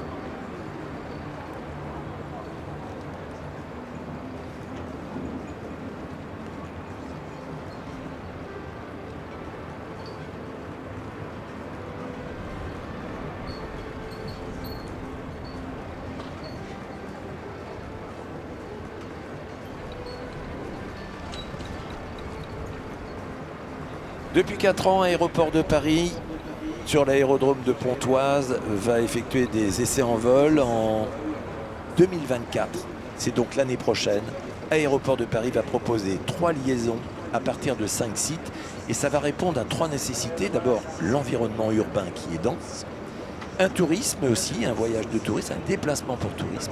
Et puis bien évidemment, le plus important aussi, le médical. Alors les 3 liaisons vont se situer entre le Bourget et Roissy, ça a du sens. Du centre de Paris qui va être posé sur une barge construite spécialement vers l'héliport d'Issy-les-Moulineaux, c'est auprès de la DGAC. Et pour le segment touristique, entre Issy-les-Moulineaux, donc l'héliport, et Saint-Cyr pour rejoindre Versailles. Un autre aspect, et non des moindres, on l'a dit, la rapidité de déplacement des services médicaux. Il faut épauler les SAMU, notamment lors d'interventions urgentes, telles que les crises cardiaques, les AVC, etc. Aéroport de Paris réalise des simulations entre l'hôpital et la salle pétrière et ici les Moulineaux. Ils ont donc fait un partenariat avec les hôpitaux de Paris pour justement imaginer l'avenir.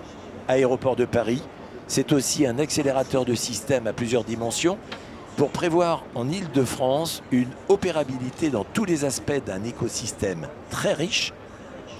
Le premier, l'insertion sécurisée dans le contrôle aérien. L'infrastructure pour les batteries, il va falloir les stocker, les recharger. Des surfaces et des bâtiments réservés, notamment pour l'accueil des passagers, les opérateurs, la formation des pilotes, et j'en passe. Une coopération indispensable avec la Direction générale de l'aviation civile, totalement présente et aidante dans ce projet futuriste, avec des hauteurs d'évolution qui se situeront entre 500 et 1000 pieds, c'est-à-dire entre 150 et 300 mètres de hauteur, donc en dessous du trafic aérien habituel.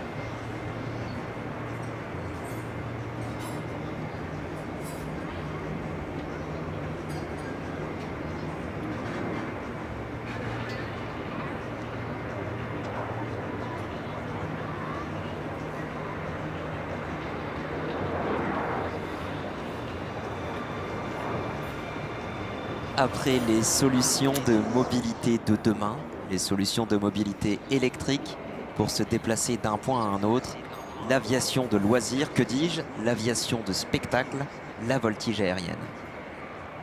Un avion de voltige, dans l'absolu, c'est un gros moteur sur lequel on a mis des ailes avec des commandes, des gouvernes, les ailerons, qui sont surdimensionnés pour venir accrocher tout l'air disponible et permettre d'associer un mouvement à une figure. C'est ça la voltige aérienne, ça ressemble un petit peu à un kata dans les arts martiaux. C'est ce qu'on va voir d'ici une seconde avec l'avion qui est en train de s'aligner sur la piste. Cet avion, il est de couleur orange, il s'agit d'un Extra 300. Un avion de voltige conçu, issu d'une famille d'avions de voltige légendaires, les avions Extra, qui sont pour le coup absolument extra. On transforme le nom propre en adjectif puisque cet avion est un Extra 300. Un Extra 300L, biplace, pour la formation à la voltige. Aux commandes de cet avion, une grande dame. Elle n'est pas grande en taille, mais elle est grande en expérience et également en rayonnement. Il s'agit de Catherine Monory.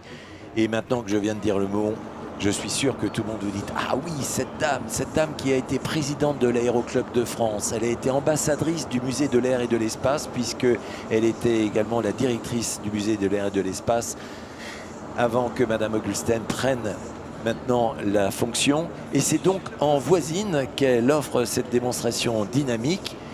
Cette dame qui a été 10 fois championne de France, 2 fois championne du monde, eh bien, elle a appris à piloter parce qu'à l'âge de 8 ans, son père, qui s'appelait Gabriel Drono, était un pilote privé et à chacun de ses vols, elle avait le plaisir d'être avec lui. Catherine Monory vole à 15 ans toute seule. Et là, je peux vous dire que même à 15 ans, il y a déjà belle lurette qu'elle sait piloter.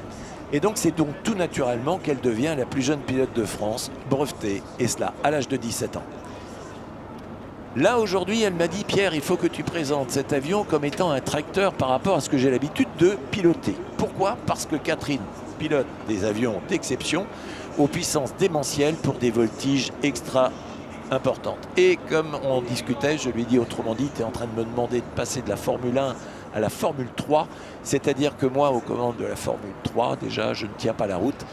Eh bien, Catherine Monory, pour elle, elle est tellement habituée aux Formule 1 qu'aujourd'hui, elle a l'impression d'avoir un avion un peu moins performant. Le décollage, dans 10 secondes, la manette des gaz commence à avancer. Catherine Monory, qui a été hôtesse de l'air chez Air France et qu'elle remercie beaucoup, vous présente l'Extra 300 biplace.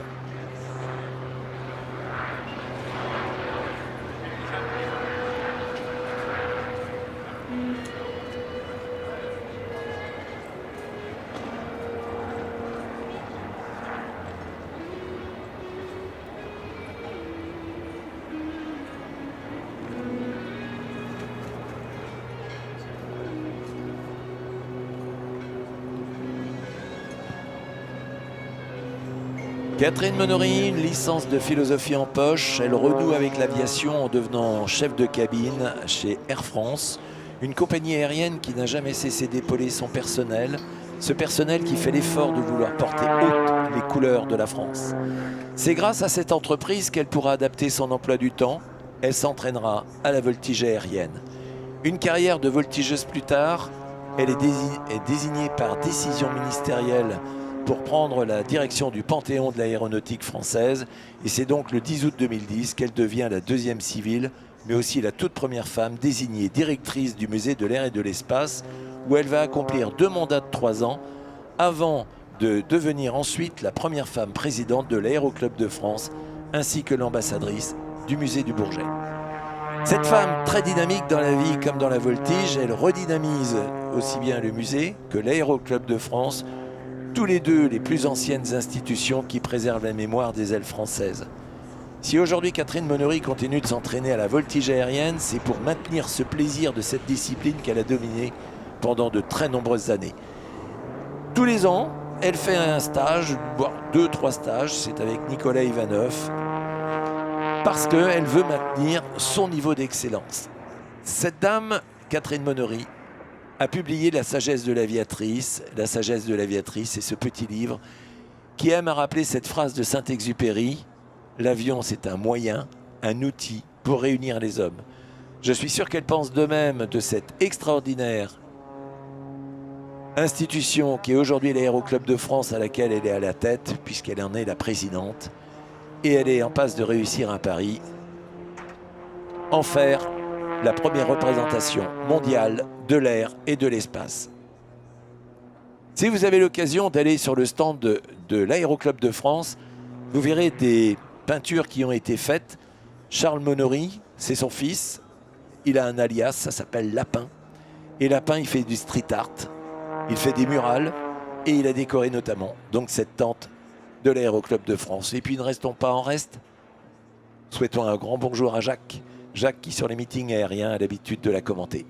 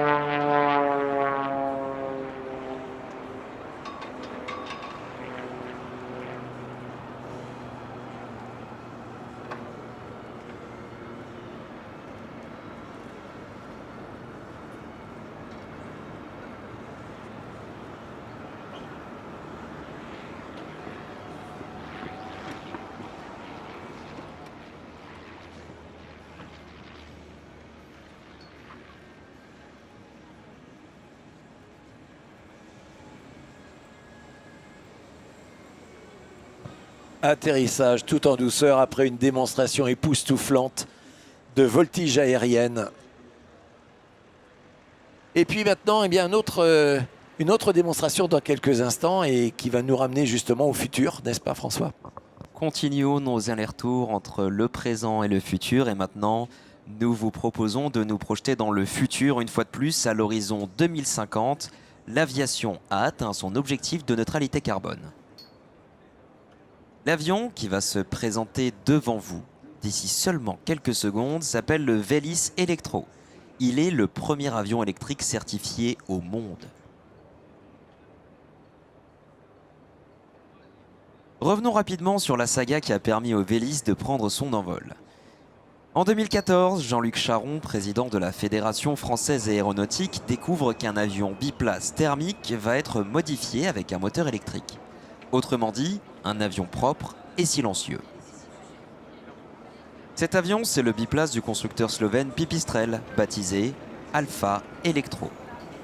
Lors du Salon du Bourget de 2017, le projet de la FFA fait l'objet d'une convention de partenariat avec la DGAC pour fixer les prémices du cadre réglementaire de l'avion électrique et former l'équipe France, cette équipe qui va porter le projet au niveau de l'Agence européenne de sécurité aérienne, l'EASA.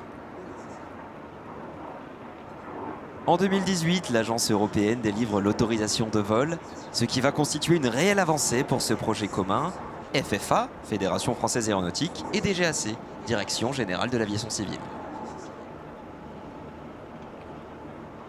Je vous invite à tourner votre regard sur la gauche et surtout à écouter le bruit du silence.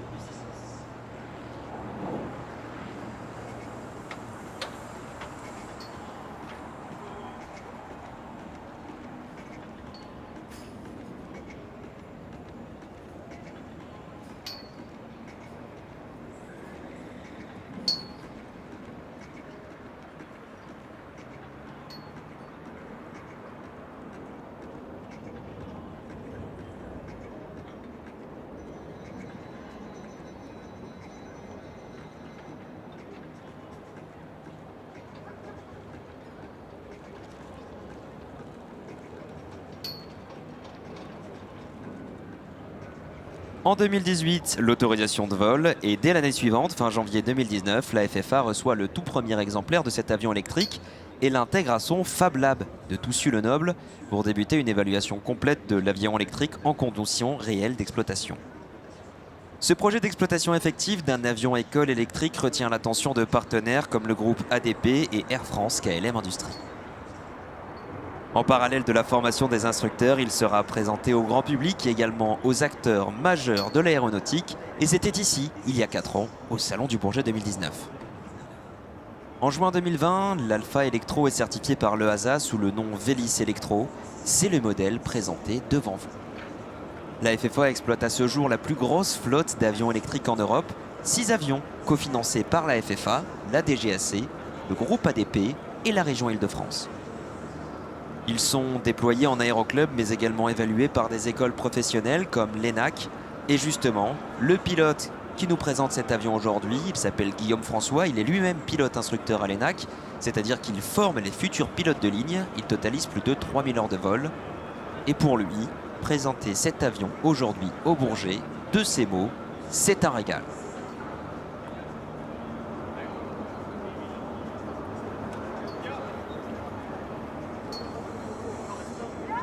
Alors aujourd'hui, ce sont 30 Velis qui sont immatriculés en France sur les 100 fabriqués par Pipistrel.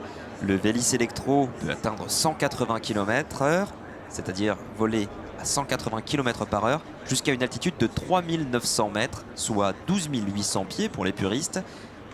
Il peut parcourir 140 km en emportant plus de 180 kg.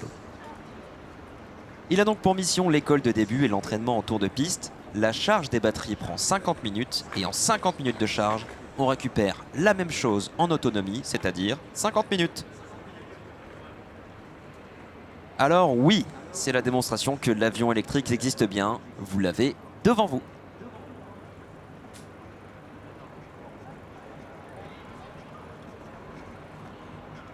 Je vous parlais à l'instant d'un certain plaisir de pilotage, même au plus bas régime. Les variations de puissance sont très linéaires, sans à-coups, évidemment, c'est de l'électrique. Et surtout, la faible empreinte sonore pour les riverains, c'est une vraie révolution.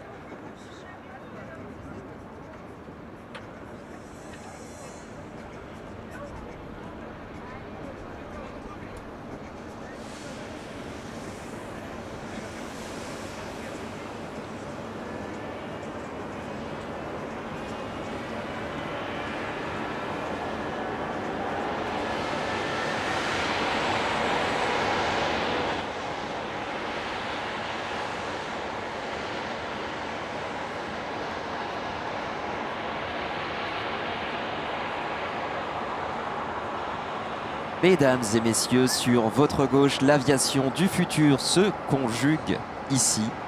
L'aviation se conjugue au futur avec l'atterrissage du Vélis électro.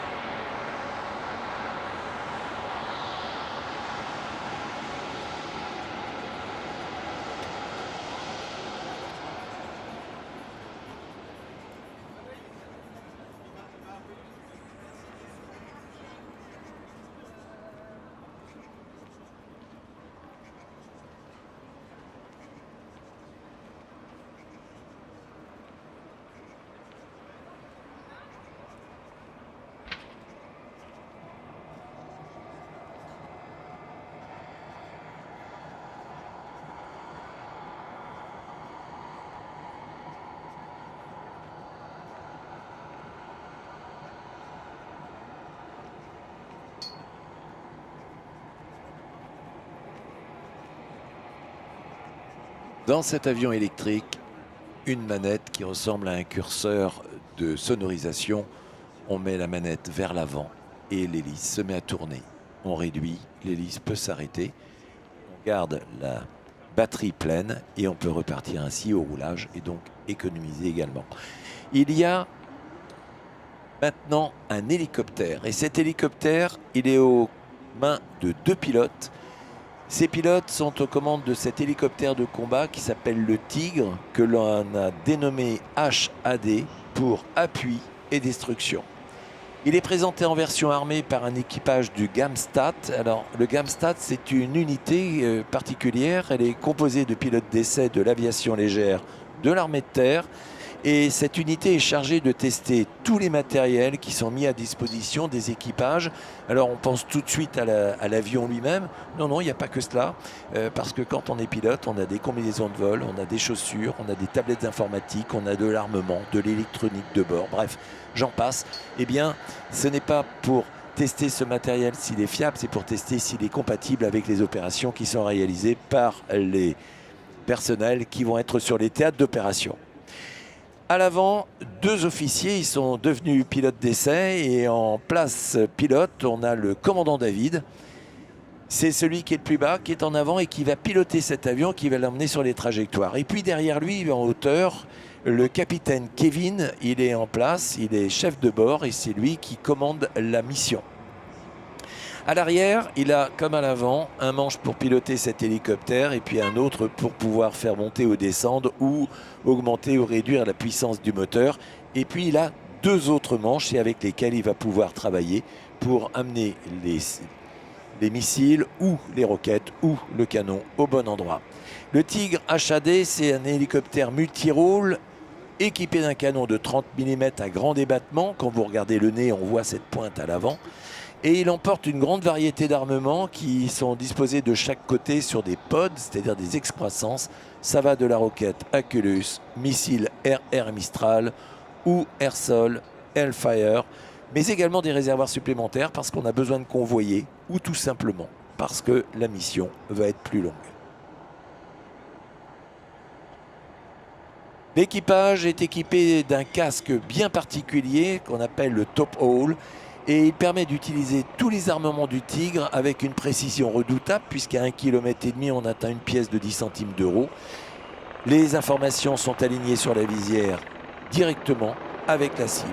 C'est un système qui permet de gagner de précieuses millisecondes réflexes lors d'un combat.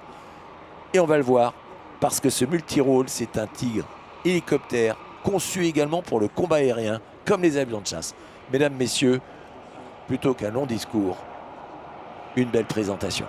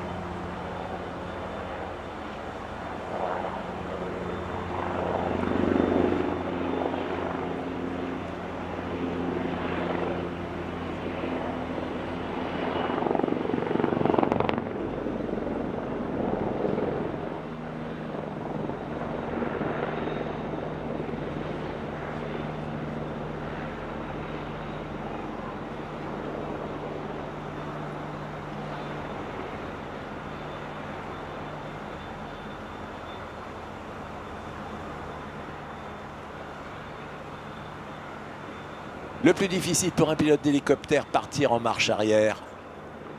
Montrer comment on rejoint très rapidement le sol pour faire face à une menace.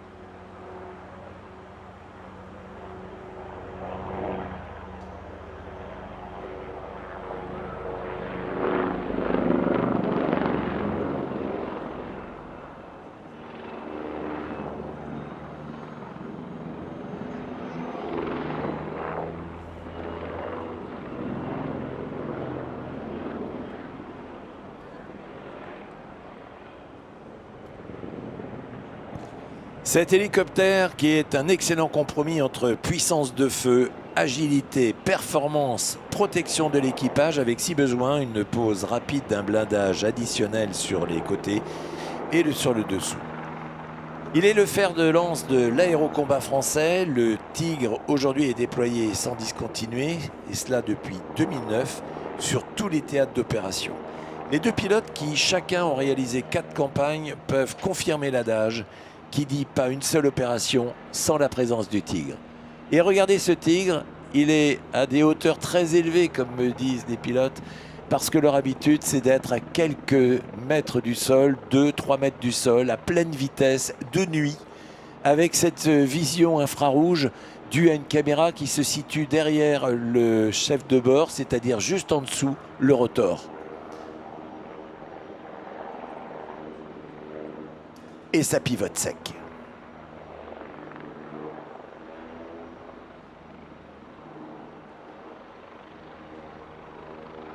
Et maintenant, mesdames et messieurs, si vous voulez filmer un instant bien particulier, cet hélicoptère prend de la hauteur et il est en train d'observer la menace et dès qu'il va la trouver, eh bien je vous laisse observer.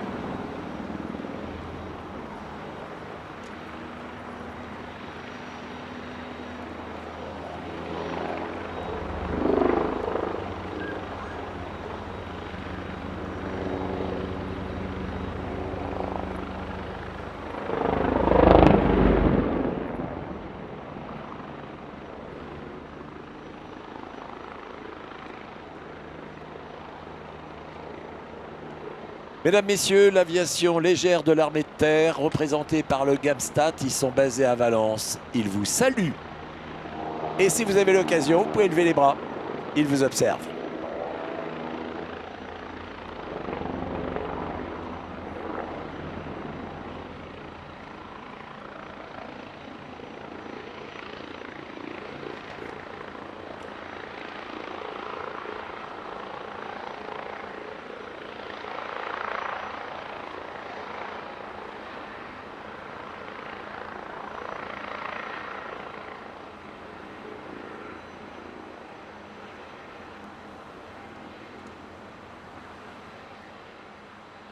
Un hélicoptère peut en cacher un autre avec celui qui se présente sur le seuil de piste, le H160. Ce bimoteur de taille moyenne est l'un des fleurons de la feuille de route de l'entreprise en matière d'innovation et de décarbonation, puisqu'il intègre pas moins de 68 technologies brevetées. D'abord, cet hélicoptère civil a été initialement développé pour le transport de passagers, c'est pour cela qu'il fut imaginé, puisqu'il est capable de franchir une distance de 880 km en seulement 3 heures et 20 minutes. Sa charge utile de près de 2 tonnes permet désormais à Airbus Hélicoptère de proposer une version militaire, le H160M Guépard. L'hélicoptère interarmé léger va permettre à la Marine nationale, l'armée de l'air et de l'espace ainsi qu'à l'armée de terre d'effectuer un panel impressionnant de missions.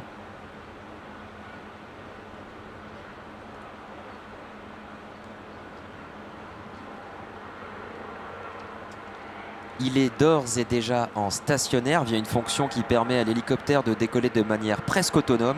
Et si jamais, à cet instant-là, il avait une panne, l'hélicoptère, lui, reviendrait automatiquement au sol, piloté par son ordinateur de bord.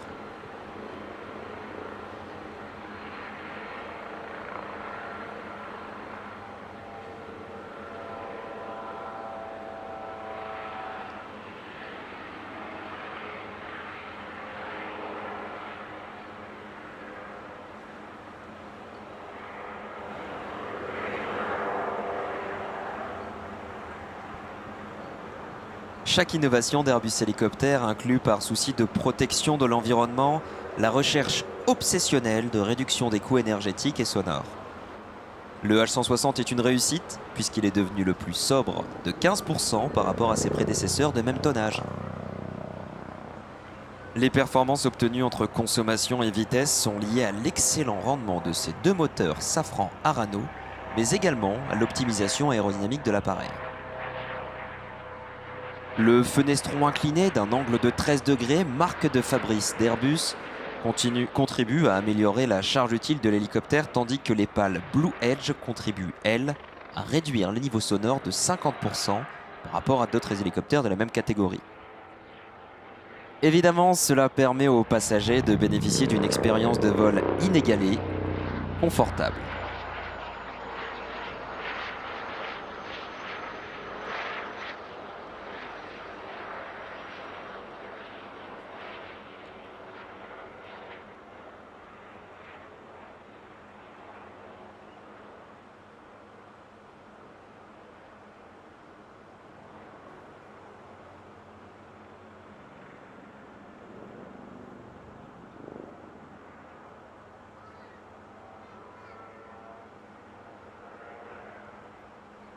Équipé de la suite Helionix, l'assistance au pilotage du H160 réduit la charge de travail de l'équipage dans ce concentré de technologie doté du tout premier manuel de vol informatisé pour hélicoptères.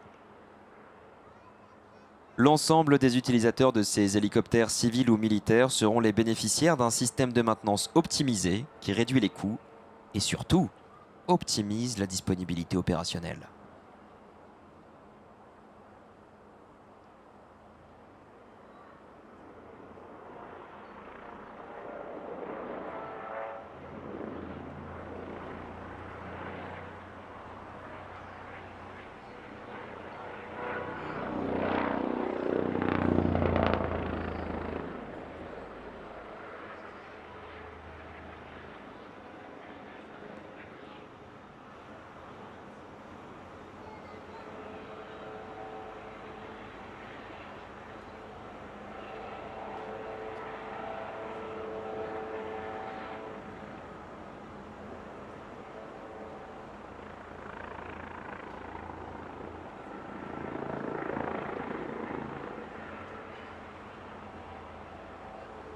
Une valse détour sur lui-même en avançant au-dessus de la piste du Bourget pour vous montrer cet hélicoptère sous toutes les coutures.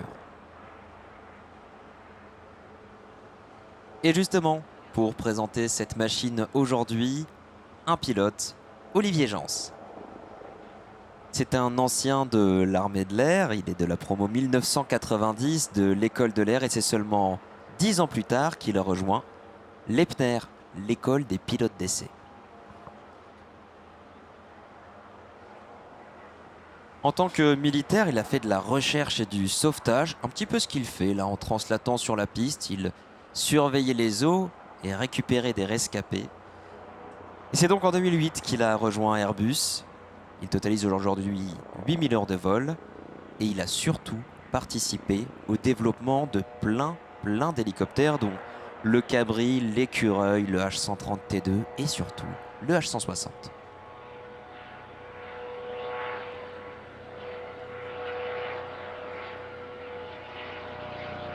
Il a à cœur de montrer les capacités de cet hélicoptère qui peut faire une marche arrière, même en montant.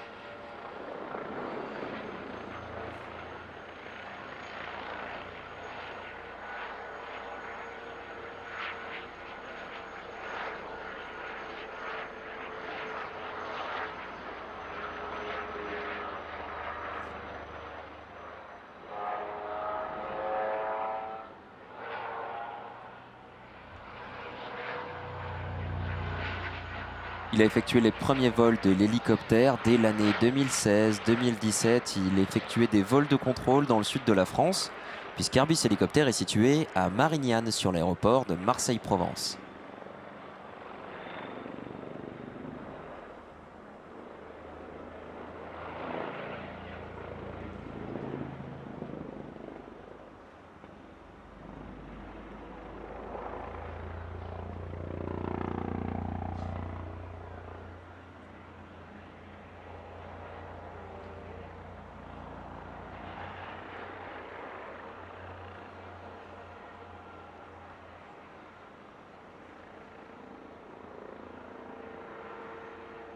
Et maintenant la figure emblématique de cette démonstration, si vous êtes amateur de drift, eh bien ça c'est un petit peu le drift pour hélicoptère. On entretient un mouvement qui à la base est contre-intuitif et ensuite on le pilote avec une finesse de pilotage dont seul Olivier Jans a le secret. Et surtout cette figure, elle permet de démontrer toute la capacité et la manœuvrabilité de cet hélicoptère qui pourtant fait 6 tonnes. Quand on le voit voler comme ça, on s'en rend pas bien compte.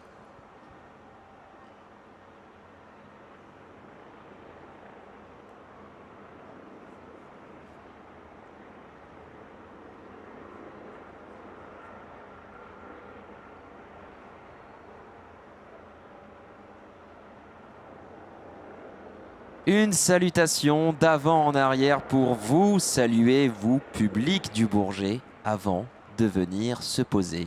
C'était la démonstration du H-160 et de son pilote, Olivier Jans.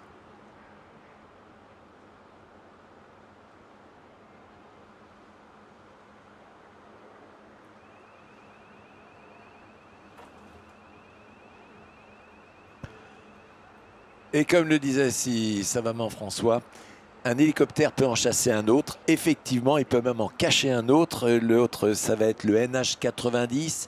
Le NH-90, c'est un hélicoptère qui est probablement le plus polyvalent au monde en termes de mission. Il s'agit du NH-90. Il a été conçu, il a été construit sous l'égide d'un consortium désigné NHI pour NH Industrie.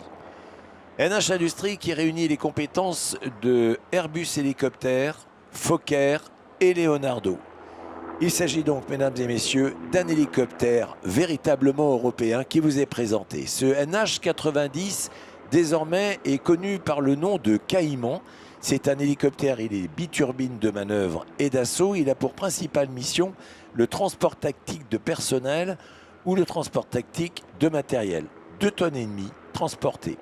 Il vous est présenté par l'aviation légère de l'armée de terre et piloté également par un équipage des essais en vol du Gamstat basé à Valence. Des performances élevées, elles permettent de franchir 800 km à une vitesse proche de 300 km/h. Mesdames, messieurs, le décollage du NH90.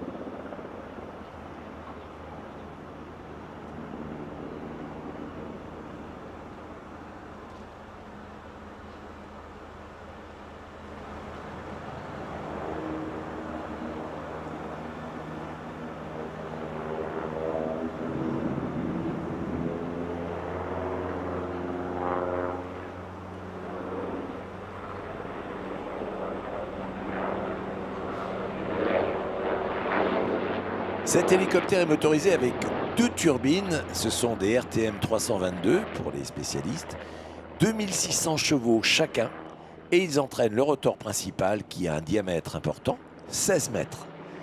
Le Caïman, il est capable de voler à une masse maximale de 11 tonnes et il emporte 4 tonnes de charge. Du pilotage high-tech. Et oui, parce que si vous regardez l'intérieur du poste de pilotage, eh bien franchement, ils n'ont pas grand-chose à envier aux avions de ligne de dernière génération. Le pilotage high-tech du Caïman a pour particularité notamment les casques que l'on a trouvés tout à l'heure sur le Tigre, des casques dits top haul, ça veut dire hibou qui veille, et qui se calent sur l'électronique embarquée afin d'obtenir toutes les informations du vol qui sont directement reportées sur la visière. La caméra infrarouge, elle est reliée à ce casque de pilotage et elle permet bien sûr d'assurer des missions de jour comme de nuit dans des conditions météorologiques difficiles, des situations tactiles hostiles.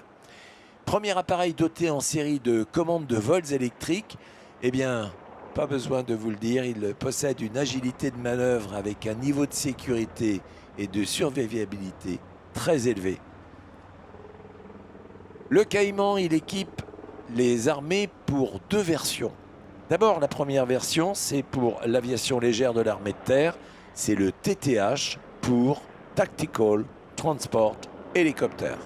Et puis la version NFH, c'est pour les marins, Navy Frigate Helicopter de la Marine nationale. Il est engagé en opération extérieure depuis 2014, notamment dans le cadre de l'opération Barkhane, c'était en bande sahélo-saharienne, mais également sur le territoire national au travers de la mission Résilience. Et si vous vous en souvenez, c'était une mission qui était dédiée au transport sanitaire dans le cadre de l'épidémie de la Covid. Une mission également de soutien aux populations, c'est, rappelez-vous également, la tempête Irma, c'était aux Antilles françaises. Il va équiper les forces spéciales de l'armée de terre avec une nouvelle version, une version que l'on va appeler TFRA. C'est du standard 2 parce que dans un avenir proche, une maquette de cette version vous est présentée et exposée sur le stand NHI. Alors, on parle de décarbonation depuis le début. Eh bien oui, les armées également. Les vols du NH90 ici, là, au Salon du Bourget, sont actuellement réalisés avec 30% de SAF, SAF, vous savez, ce fuel aéronautique qui aujourd'hui utilise la carbonation qu'on a déjà utilisée, donc qui fait du recyclage. Et donc on ajoute ces 30% au carburant. Et on fait donc une économie de 25% de CO2. Capacité maximale de SAF a été testée, c'était en février 23, donc c'est tout récemment. C'était au centre d'essai en vol d'Istres avec 90% de SAF sur un NH90 qui a permis une économie de 72% de CO2. Oui, il faut que le moteur puisse tenir parce que cette essence nouvelle, eh bien, a des températures et puis des propriétés un peu particulières. À ce jour, 370 000 heures de vol ont été réalisées en un peu plus de 15 années d'opération. L'équipage, parlons-en de cet équipage, il s'agit du capitaine Clément. Le capitaine Clément, il a 2900 heures de vol. Il a 700 heures de vol en territoire hostile. Il sait de quoi il parle lorsqu'il pilote cet hélicoptère. En 14 ans, il sera pratiquement sur toutes les missions. Ça a été au Kosovo, au Tchad, au Mali, même allé sur les portes hélicoptères de la Marine nationale pour des missions interalliées. Et il salue ici de notre part le papa Dominique et la maman Jacqueline. Le commandant de bord, c'est le lieutenant-colonel Pierre. Il a 2900 heures de vol, dont 900 en vol d'essai. Après plusieurs missions sur des théâtres d'opération, il va devenir pilote d'essai. Et puis un mécanicien navigant également, c'est le lieutenant Benoît. Il intègre les essais en vol, c'était en 2020. Un nombre d'heures de vol impressionnant, 2400, dont la moitié, c'est-à-dire 1200, sur cet hélicoptère.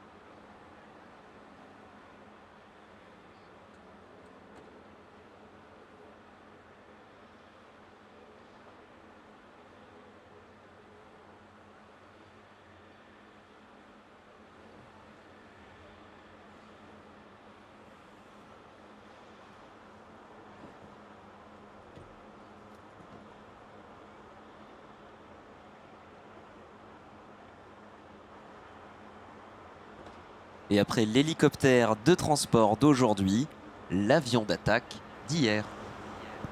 Et quel avion? Un avion qui s'appelle le Douglas AD Skyraider. Il est devenu un Skyraider après la mise en place du système tri-service, c'était en 1962. Oui, c'est un avion qui date. C'est un bombardier d'appui tactique, il est monomoteur, à piston, l'un des derniers utilisés par les armées de l'ère moderne, avant que ne viennent les réacteurs. Il est sorti à l'époque où les premiers chasseurs à réaction entraient pleinement dans la partie. Il n'en a pas moins montré un succès avec ses capacités au combat. Le Skyraider a été conçu pour remplacer un avion qui s'appelait le Dauntless, pour ceux qui connaissent un peu. C'était à la fin de la Seconde Guerre mondiale, mais il va arriver beaucoup trop tard pour y participer.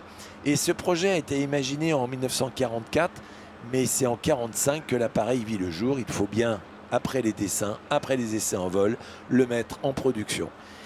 À l'origine, il devait se nommer lui aussi Dauntless, mais en 1946, eh bien, il va prendre la dénomination de Skyraider.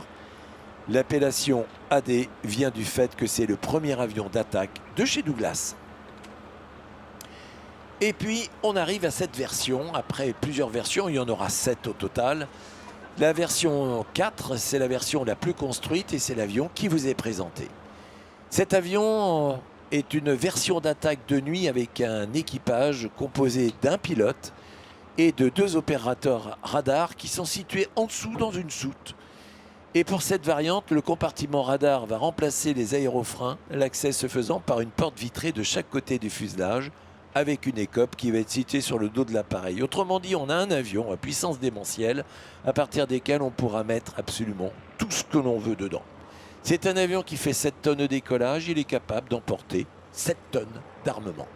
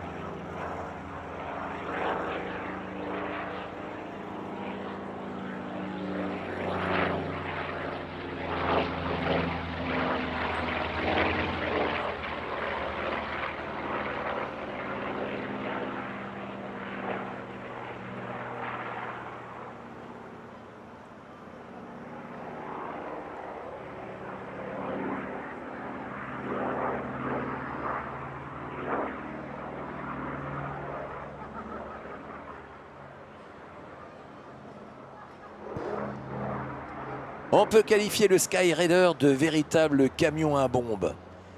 La quantité et la diversité d'armes à emporter est totalement impressionnante. Imaginez un armement principal composé de 4 canons de 20 mm, une charge offensive de 3 tonnes 6, c'est-à-dire une fois et demie plus importante que ce quadrimoteur que vous connaissez tous qui s'appelle le Boeing B-17 Flying Fortress.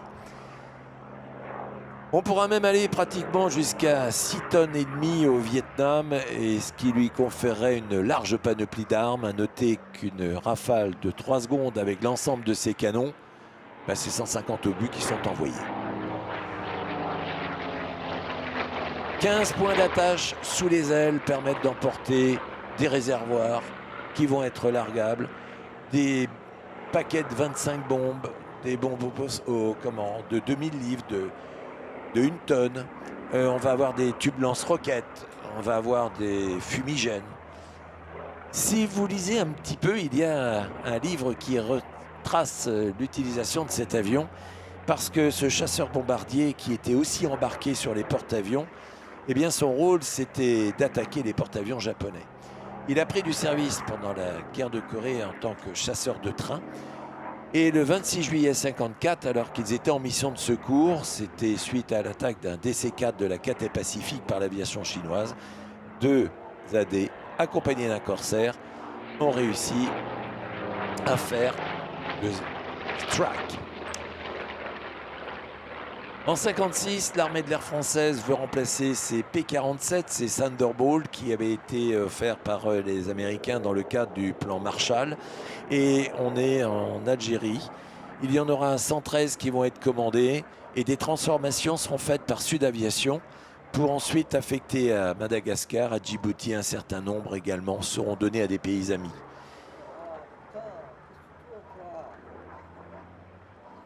Une des missions, c'était d'escorter également les hélicoptères pour aller récupérer en plein milieu de la jungle des pilotes qui avaient eu la malencontreuse idée de s'éjecter de leur avion à réaction.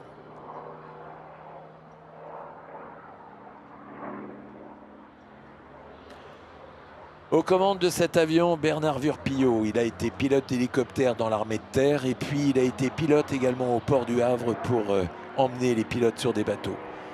Collectionneur d'avions, il a piloté quasiment tous les avions de collection, P-51, P-25, P-40 et j'en passe.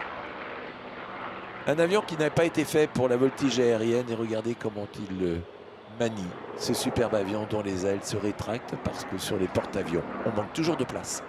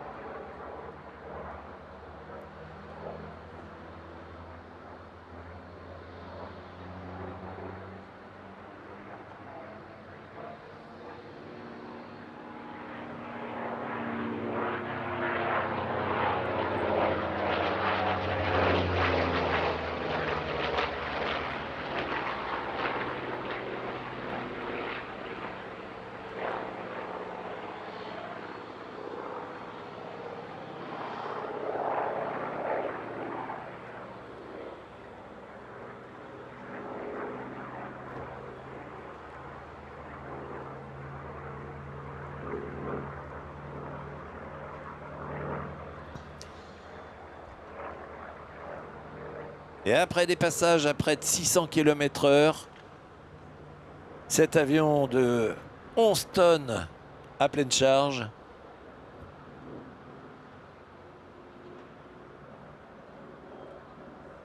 puissance démentielle du moteur. À l'atterrissage, les trains et les volets sont sortis.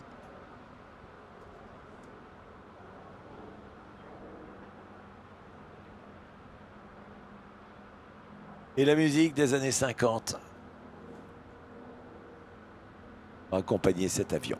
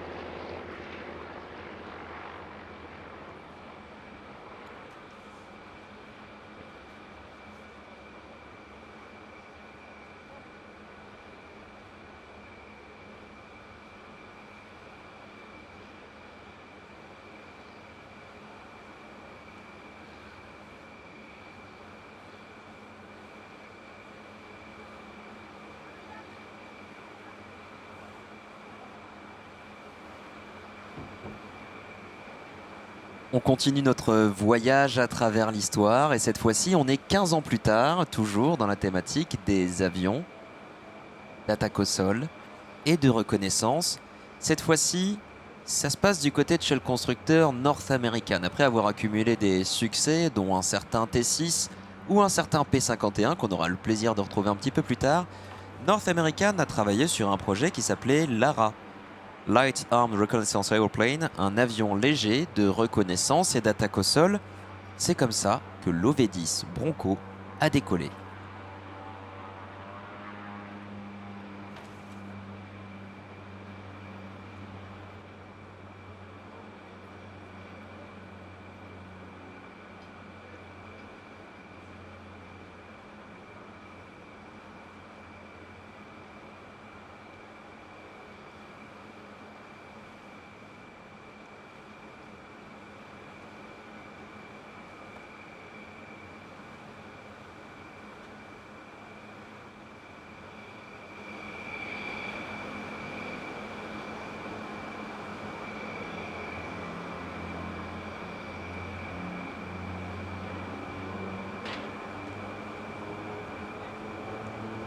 Un avion d'attaque au sol et de reconnaissance demandé par l'US Navy. North American a répondu à l'appel d'offres et a proposé un prototype, car oui, près de 7 prototypes ont été nécessaires pour arriver à cet avion qui finalement a volé pour la première fois en 1965 avant d'être mis en service 2 ans plus tard. C'est un avion qui est censé évoluer proche du sol pour faire de l'assaut anti-guérilla, c'est-à-dire utiliser l'arme aérienne pour défaire des ennemis au sol. Alors on va en faire un bimoteur pour pouvoir se permettre d'en perdre un et de quand même rentrer à la base ou bien continuer la mission. L'objectif, c'est de pouvoir donner des coups, d'en prendre en retour et derrière, encore donner des coups. On se retrouve donc avec un avion qui est à mi-chemin entre l'avion léger et l'hélicoptère lourd et pourtant il se pilote comme un chasseur, vous l'avez vu. Il vient d'effectuer un tonneau à vide, il est extrêmement manœuvrant. L'architecture de cet avion, on appelle cela un avion bipoutre, il est propulsé par 2 turbines de pratiquement 700 chevaux chacune, à la différence de l'avion qu'on a vu juste avant. Le A4, lui, avait un moteur à piston, cette fois, on a pris une turbine, puisque dans les années 60, on sait déjà construire la turbine, et ces turbines, on les a connectées à une hélice. Cette hélice tracte l'avion avec une puissance qui est démentielle. Cette puissance lui permet d'atteindre la vitesse de 450 km/h.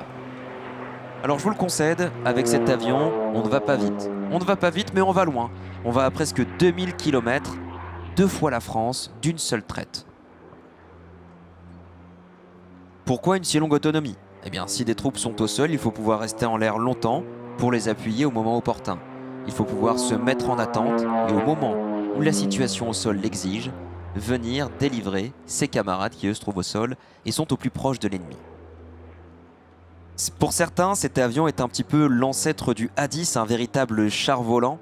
On parle d'une tonne 6 de charge externe pour mettre des roquettes, des bombes, des canons, des bombes incendiaires, etc., etc. Tout un arsenal d'armement qui pourrait être transporté par cet avion aux formes et couleurs si caractéristiques. 350 exemplaires ont été construits, des États-Unis à la Colombie en passant par la Thaïlande et le Maroc. Trouvez cet avion un petit peu partout. En ce qui concerne les engagements, car oui, cet avion a fait la guerre, on l'a retrouvé au Vietnam pour frapper ou désigner des cibles, par exemple avec d'autres chasseurs de l'époque, des F-100D, des super sabres. On éclairait, c'est-à-dire on désignait des cibles à cette époque-là avec des roquettes fumigènes qui allaient pouvoir désigner un objectif pour ensuite être traité, c'est-à-dire être frappé par un autre avion. On en trouve encore au Canada. On en trouve au Canada avec le Fire Rescue, des avions qui vont venir guider d'autres gros bombardiers d'eau pour venir éteindre les feux. Comme pour toutes les démonstrations, pas de démonstration et pas de démonstration de l'avion sans son pilote. Jean-Luc Berry, ancien pilote de l'armée de l'air. Call sign Chuck, évidemment, Chuck Berry. Et surtout, fait marquant sur cet avion, c'est une mascotte. La mascotte de l'aviation de chasse du musée de l'aviation de chasse de Montélimar. C'est un petit peu comme le musée de l'air et de l'espace qu'on retrouve ici au Bourget, sauf qu'il se situe dans le sud de la France, avec une taille un petit peu plus modeste. On parle quand même de 25 000 mètres carrés au service du patrimoine aéronautique. Et cette année, ce musée fête sa 35e année d'existence. 35 bougies, alors que l'avion lui se présente sur la gauche avec une forte pente pour montrer les capacités de l'avion. Les capacités de décollage et d'atterrissage relativement courts. Surtout lorsque l'on est léger comme ça, propulsé par 2 turbines, tout se passe très bien. Vous l'avez vu à l'atterrissage, on a vu Chuck dompter cet aéronef qui s'appelle le Bronco. Et donc, un dompteur de Bronco, on appelle ça un Bronco Duster.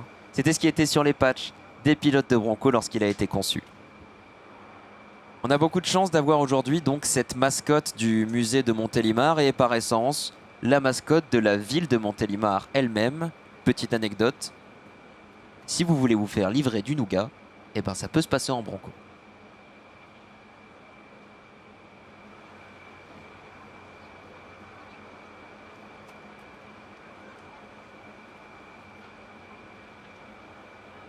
Mesdames, Messieurs,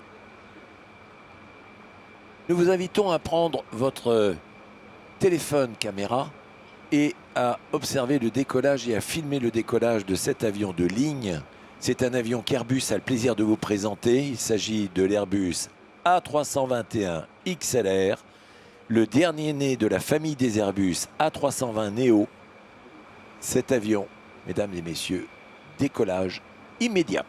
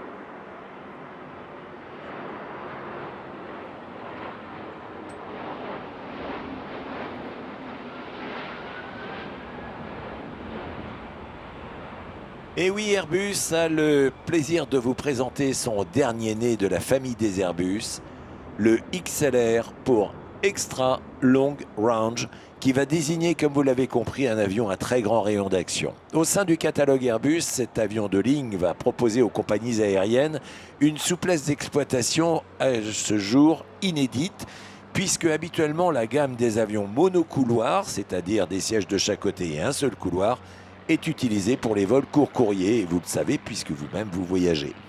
Or, avec l'Airbus A321 XLR, eh bien, le paradigme va changer, puisqu'il est désormais doté d'un rayon d'action allongé.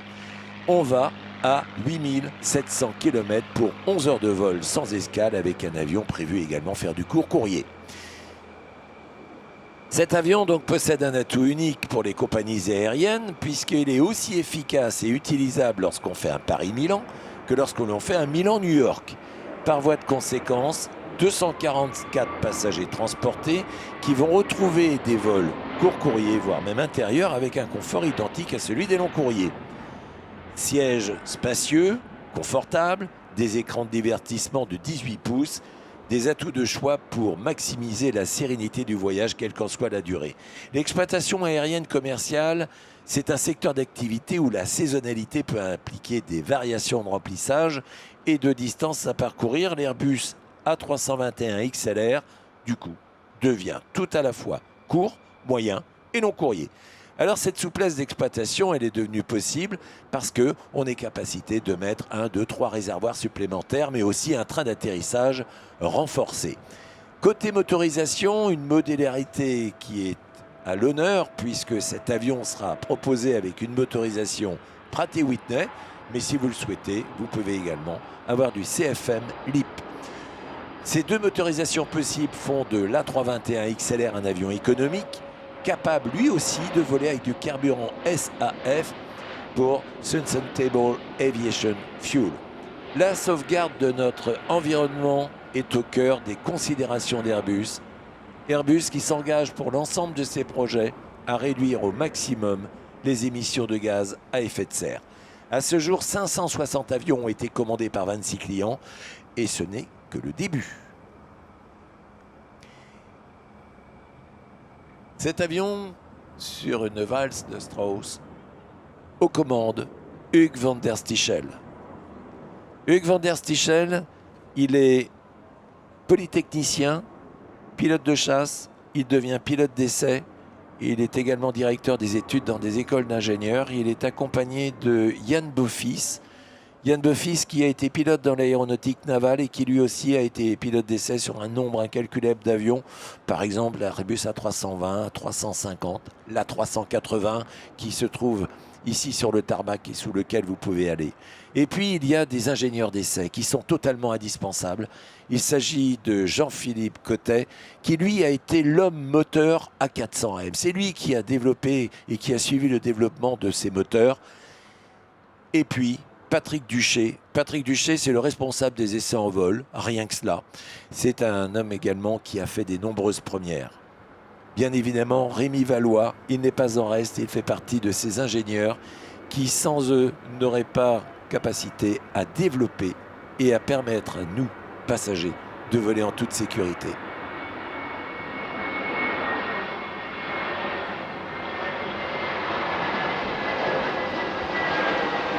Hugues van der Stichel, c'est son dernier Salon du Bourget. Alors on fait un petit bisou à Stéphanie.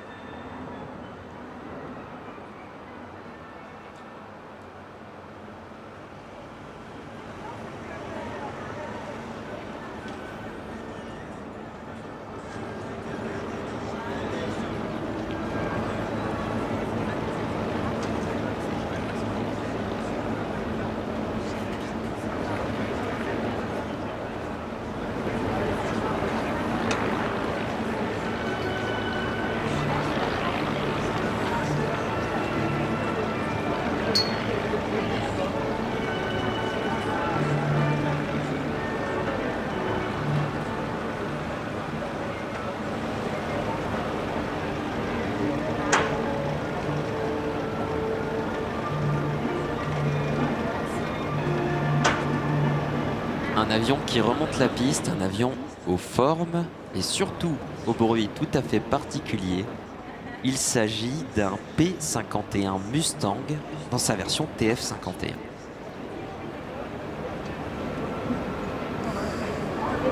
Avant qu'il ne puisse s'exprimer par la puissance de ses cylindres, un petit passif sur le P-51, on est en plein milieu de la bataille d'Angleterre et à ce moment-là, les Anglais émettent un besoin.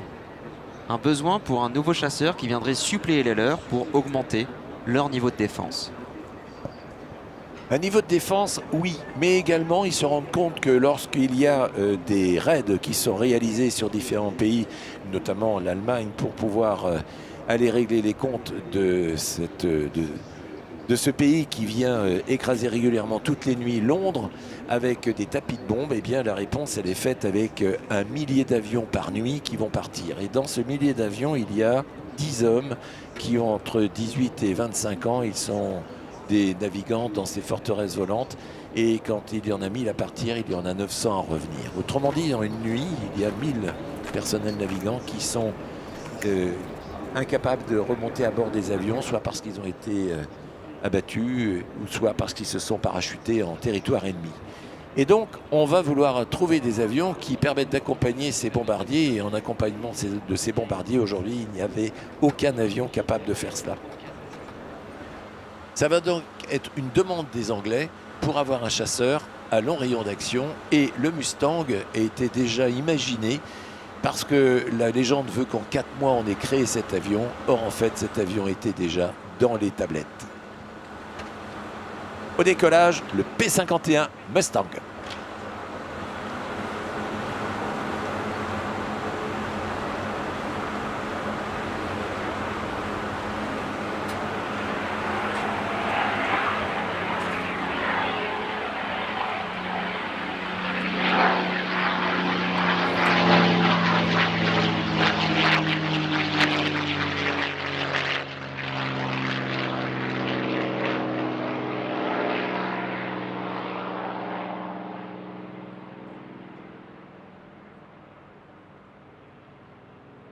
Dutch Kindelberger, qui est le président de North American, affirme pouvoir construire ces avions plus performants dans des délais très courts. Les Britanniques acceptent à condition que le prototype soit prêt dans 4 mois. Et comme je vous le disais, c'était déjà imaginé, c'était déjà dans les tablettes. On va se rendre compte que les moteurs qui sont mis dans ces avions, eh bien, ne sont pas des moteurs très performants et très fiables. Et on va utiliser les moteurs anglais, notamment les Rolls-Royce Merlin, qui vont être mis sous le capot.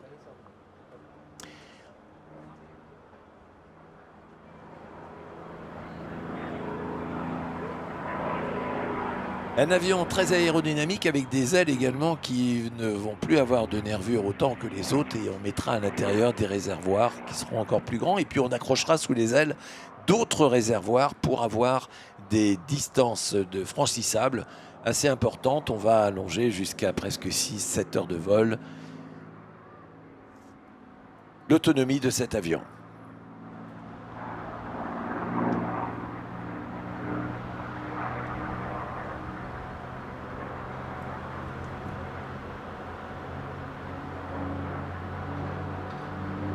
Le pilote, c'est Mark Levy. Mark Levy, c'est un pilote originaire de Wolverhampton, et à la sortie d'école, il a suivi une formation de contrôleur aérien en Écosse. Il a passé ses heures de repos en tant qu'instructeur à l'aéroclub local de Glasgow, et puis il obtient sa licence de pilote professionnel en 87. Il va quitter le contrôle aérien pour piloter des turbopropulseurs pour la British Airways après être passé par Loganair. Tout cela, c'était il y a plus de 30 ans. Diplômé en avion à réaction, il a volé dans le monde entier. Il a été pilote de Boeing 757, 767, 777, et puis il a pris sa retraite, c'était en 2020. Aujourd'hui, il vit à Amsterdam, et Buck, avec sa femme également retraitée de la British Airways, elle était aussi commandant de bord. Eh bien, ils ont 2 filles qui sont aujourd'hui en train de suivre la carrière des parents, c'est-à-dire de devenir également pilote. Donc, dans la famille pilote, je voudrais, s'il vous plaît, Mark Levy. Sa passion a toujours été la voltige. Il est un artiste du spectacle aérien depuis 1989. Au cours des 20 dernières années, il a volé avec Aerostar, qui était une équipe de voltige avec 6 avions russes qui étaient présentés des Yak 50, et il s'est promené comme ça dans toute l'Europe. Il achète ce P-51 Mustang North American en Floride, c'était en 2017, et maintenant il a l'Eurostage d'effectuer ses démonstrations en vol pour une Ultimate Warbird Flight basée à l'aéroport de Sewell, c'est Northampton. Alors si vous êtes intéressé pour piloter vous-même ces avions emblématiques, eh bien parlez à Marc après son spectacle aérien.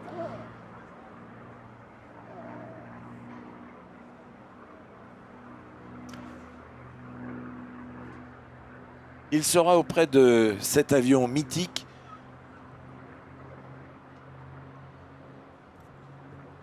Et cet avion, c'est un avion biplace. On était habitué à des avions monoplaces, à l'arrière desquels on avait une radio dans laquelle il y avait des lampes. Et ces lampes produisaient une chaleur énorme. Et régulièrement, les pilotes avaient des températures au sol qui avoisinaient les 40 degrés à l'intérieur de leurs avions. Ils étaient contents de monter à 6 ou 7 ou 8 000 mètres d'altitude pour retrouver un peu d'air frais.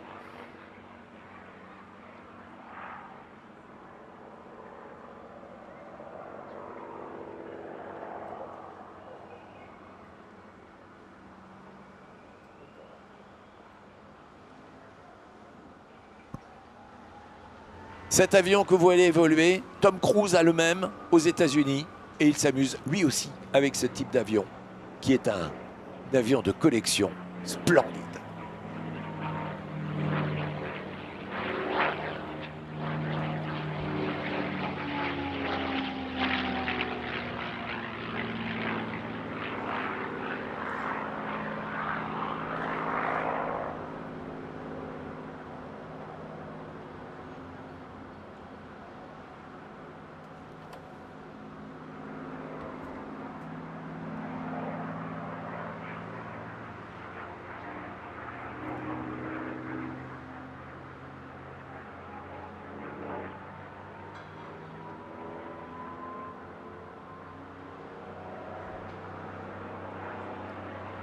Particularité technologique, le radiateur qui est à l'arrière de l'avion possède une entrée d'air. On la voit très bien sous l'aile de l'avion, sous l'emplanture.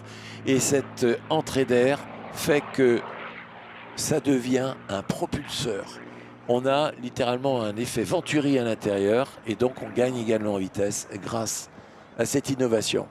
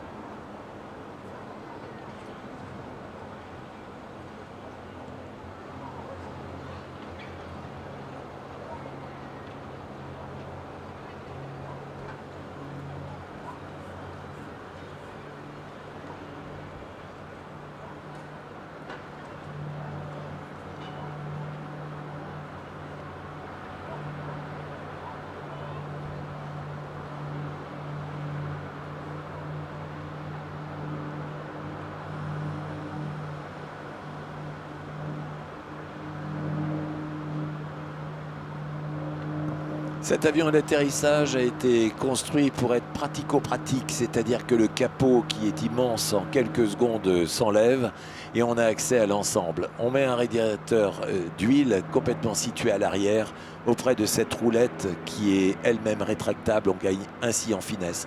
Et puis un armement, vous le voyez sur les ailes qui sont prises en caméra par le poursuiveur que nous remercie. Il y a de chaque côté 3 Browning qui sont mises avec des mitrailleuses de 12-7.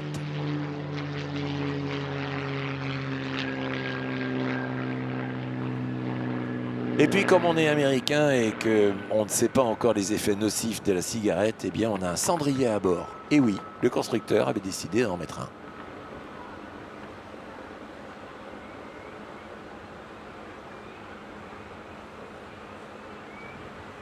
De la puissance sous le capot, on va en retrouver avec 2 moteurs qui sont situés à l'arrière. Et l'armée de l'air et de l'espace va nous faire une belle démonstration, n'est-ce pas François ? Exactement. Après le chant des cylindres du P51, bientôt le rugissement des 2 énormes moteurs Safran Aircraft Engines, 2 moteurs M88 qui sont conçus en région parisienne, ici du côté d'Evry-Corbeil, sur le site de Safran Aircraft Engines.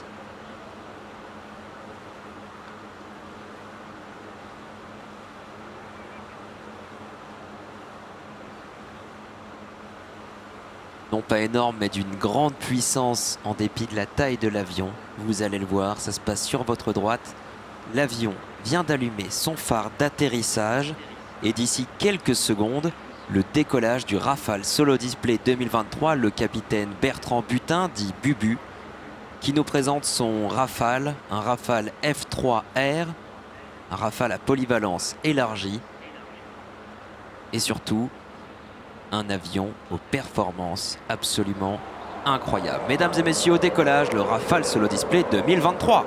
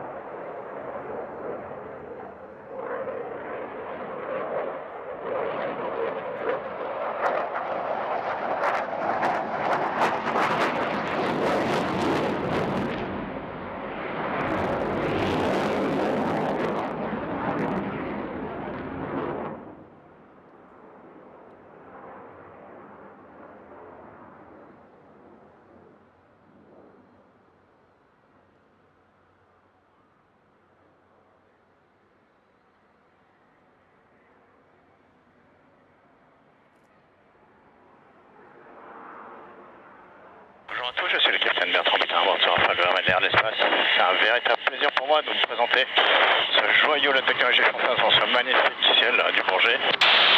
J'espère que vous profitez de la merveilleuse météo aujourd'hui. Je vous donne rendez-vous tout à l'heure à l'espace d'Armée. Bonne journée. C'était le capitaine Bertrand Butin en direct de son Rafale.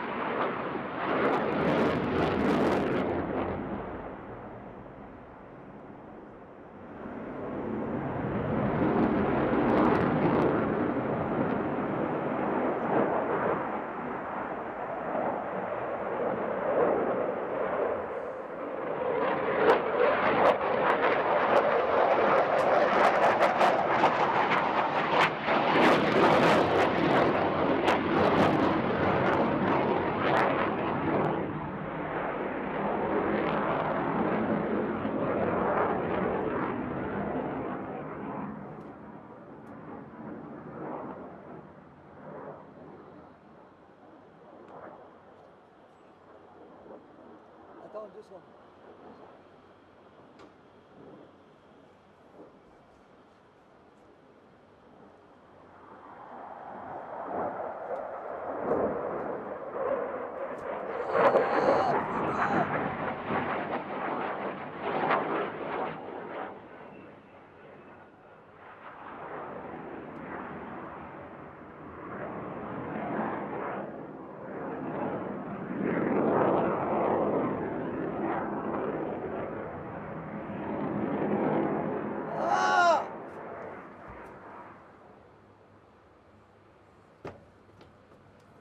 Le train est sorti verrouillé à l'atterrissage sur votre gauche. Un avion qui a été conçu pour évoluer avec son temps.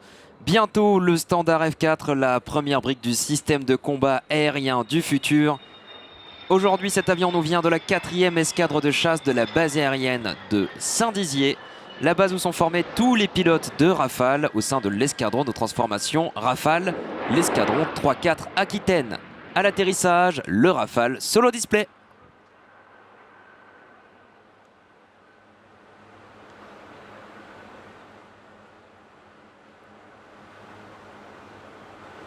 Un succès commercial, un succès industriel. Aujourd'hui, ce sont 8 pays qui ont fait le choix du Rafale pour assurer la souveraineté de leur ciel, la protection de leur pays.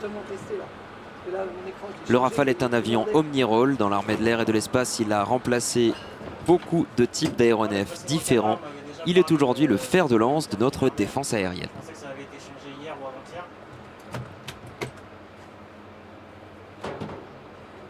S'il y a de la batterie pourtant. Je sais pas, celui-là il lâche là.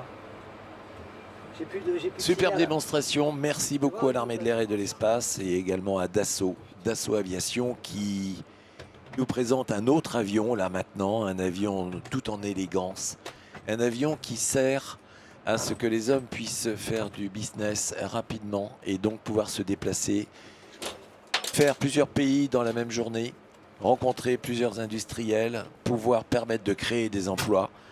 Et il y a 60 ans, c'était en 1963, le patron de la compagnie aérienne Panam va demander à un homme qui a traversé l'Atlantique en solitaire, c'est Charles Lindbergh, de trouver un avion apte à transporter rapidement sur de longues distances et en toute sécurité des passagers américains. Et en France, Lindbergh découvre Dassault Aviation et le Mystère 20. Un avion qui fait partie de cette famille, il est le dernier né. On en parlera après son décollage, mesdames et messieurs, le Falcon 6X.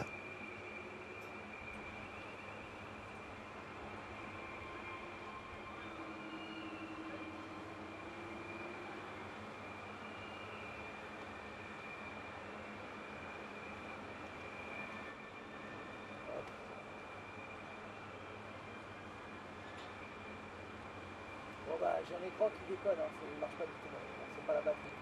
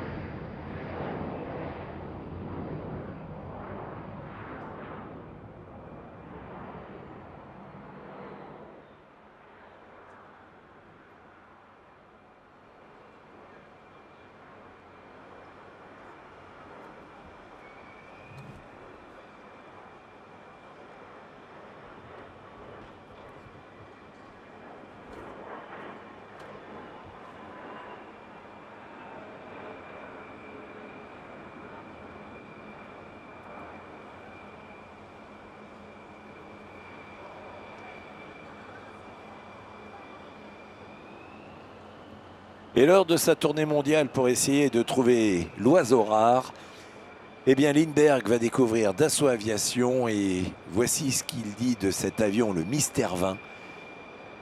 Je pense que le Mystère 20 possède des lignes extraordinairement belles. Son design ferait honneur à l'image de Pan American. J'ai également été impressionné par l'usine elle-même, mais également par les hommes que j'y ai rencontrés. Et c'est peut-être le meilleur établissement français de ce genre que je n'ai jamais vu. 60 ans plus tard, le dernier-né de ce qui est devenu la famille des Falcon est assurément à la hauteur de cet héritage.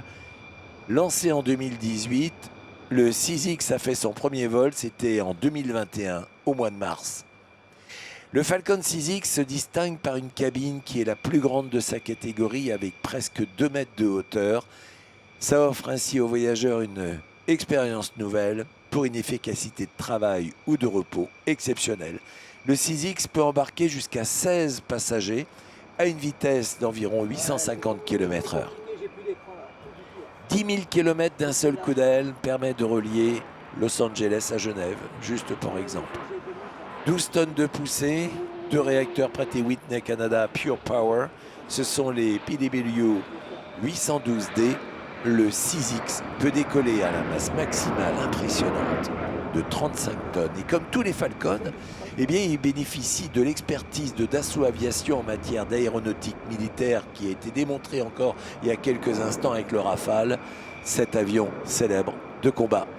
Les Falcons sont capables de se poser sur des terrains exigeants, y compris par des conditions météorologiques difficiles, parce qu'ils ont une astuce, un système qu'on appelle le Falcon Eye et qui voit littéralement au travers du mauvais temps. Les Falcons remplissent de très nombreuses missions dans les conditions très exigeantes de sécurité, très exigeantes de confort, mais également d'efficacité, essentiellement réalisées au service des entreprises. Rappelons que ces Falcons servent également pour des évacuations sanitaires et puis pour des versions qui ont été modifiées et de la surveillance maritime. Ça permet de lutter contre la surpêche. Rappelez que la France est le 2e pays au monde ayant la plus grande surface maritime. Ça sert également d'avion de sauvetage. Ça sert également d'avion de renseignement stratégique. Aujourd'hui, plus de 2100 Falcons sont actuellement exploités dans plus de 80 pays et une réduction d'empreinte carbone importante. Cet avion qui évolue en ce moment vole avec 30% de carburant durable que vous connaissez maintenant sous le nom de SAF, Sustainable Aviation Fuel, qui est le carburant le plus décarboné aujourd'hui disponible. Le 6X, dès qu'il va être commercialisé, pourra embarquer 50% de SAF. Dassault Aviation travaille sur des vols à 100% de SAF, oui, pour réduire le plus rapidement possible les émissions carbonées. Mesdames et messieurs, nous souhaitons à ce Falcon 6X une carrière opérationnelle qui s'annonce prometteuse.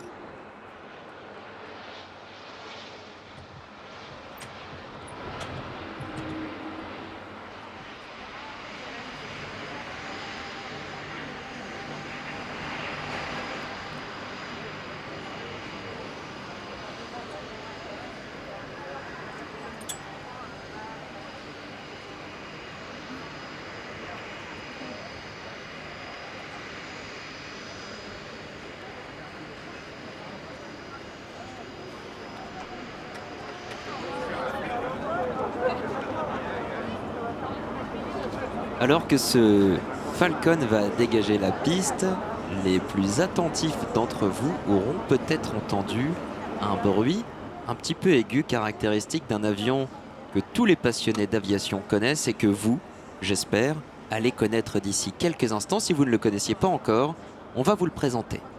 Cet avion, c'est un Fouga Magister, et puisque celui-ci est basé à Rennes, qui d'autre qu'un Rennais pour en parler?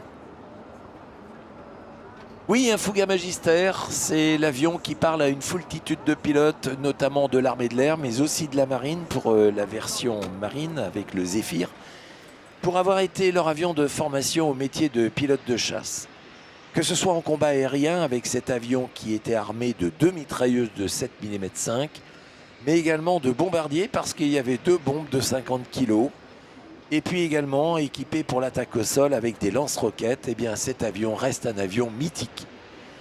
Aujourd'hui, cette élégante machine volante est aux mains d'un homme qui, lorsqu'il n'est pas aux commandes de son liner pour la compagnie Air France, aujourd'hui sur Airbus A350 ou A330, eh bien Hugues Duval va vous présenter l'un des 5 biréacteurs qui sont de la patrouille tranchant. Et cette patrouille qui est présente dans de très nombreux meetings aériens, mais également présente lorsque vous avez décidé de souhaiter l'anniversaire à quelqu'un. Eh bien, vous pouvez utiliser ce Fouga Magister. Vous le voyez, il est aux couleurs discrètes, comme le dit ici également Hugues. Couleur rouge, jaune. Mesdames, messieurs, le Fouga Magister de la patrouille tranchant au décollage.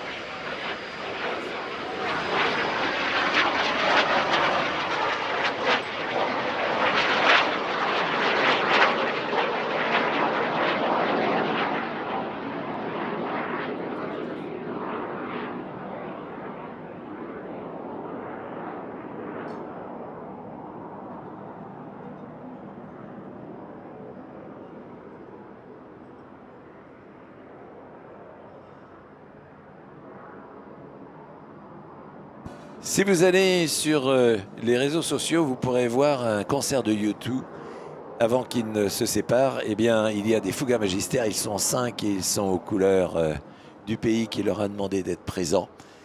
Ils passent juste au-dessus de ce concert.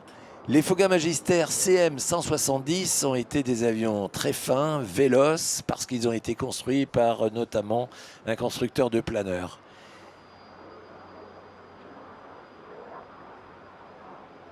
Un avion qui est capable d'évoluer entre 150 nœuds, c'est-à-dire aux alentours de 300 km/h, ou 320 nœuds, c'est-à-dire 600 km/h. Désormais, que ce soit avec Hugues Duval ou son équipe de pilotes chevronnés, je pense à Jacques Crine, ces avions permettent à toutes et à tous d'aller vivre la vie d'un pilote de chasse le temps d'un vol, parce que si vous allez sur Yankee Delta, c'est sur Internet, eh bien vous avez capacité à pouvoir offrir ou vous offrir une place dans cet avion, que ce soit en vol de patrouille ou en vol en solo.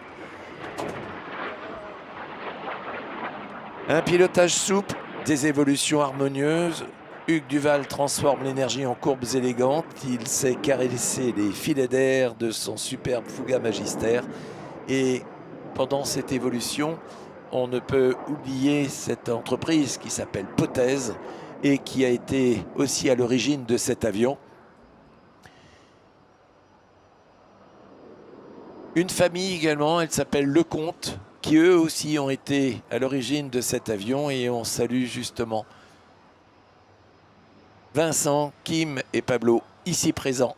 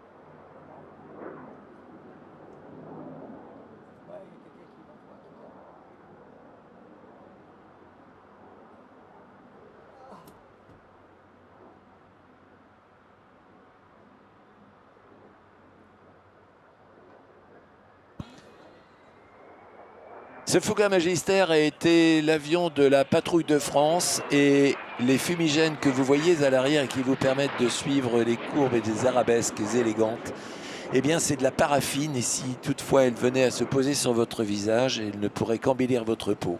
C'est du produit tout à fait naturel.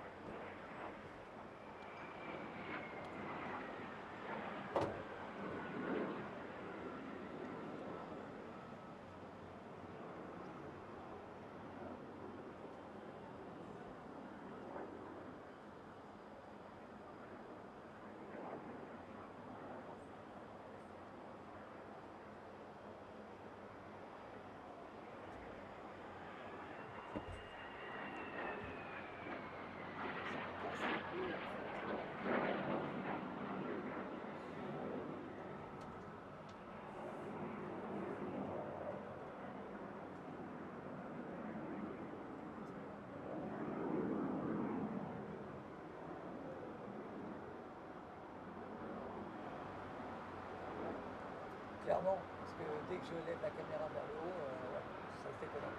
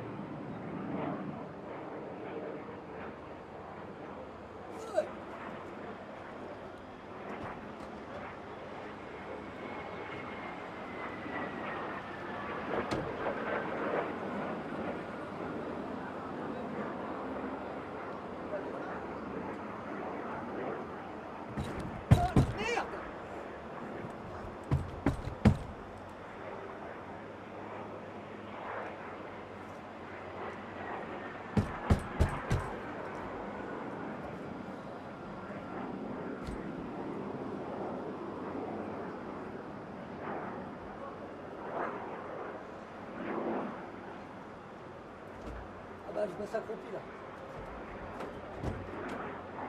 Attendez, je vais mettre une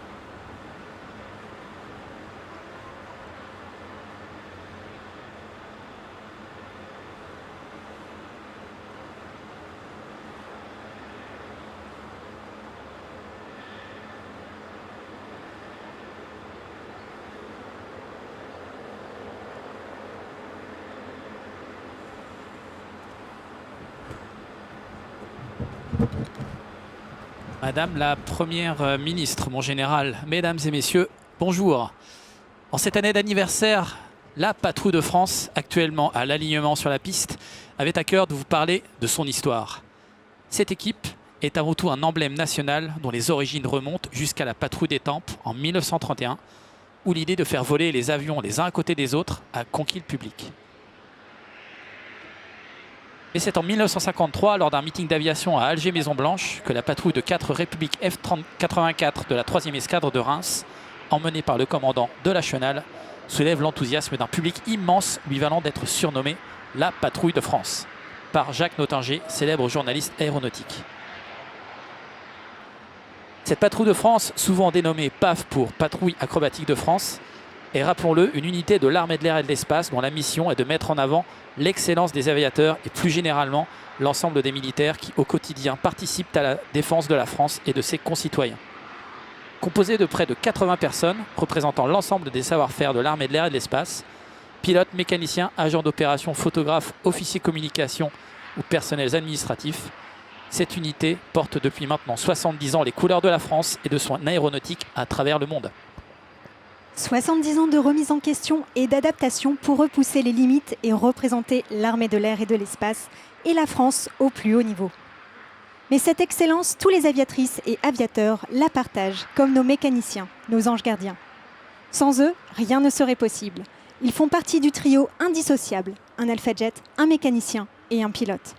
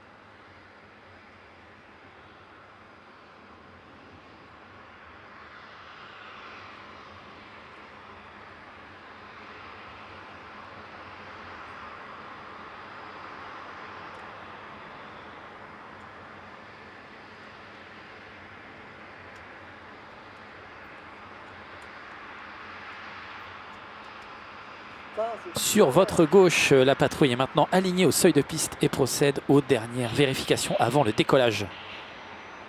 ADN des aviateurs de l'armée de l'air et de l'espace, l'audace, l'héritage, la passion et le rêve sont les maîtres mots qui ont guidé l'équipe dans la conception de cette démonstration 2023.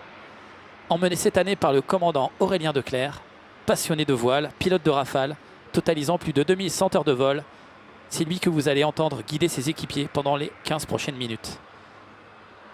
Il est le chef d'orchestre de cette formation. Les autres pilotes n'ont les yeux rivés que sur son appareil, en lui faisant une confiance aveugle.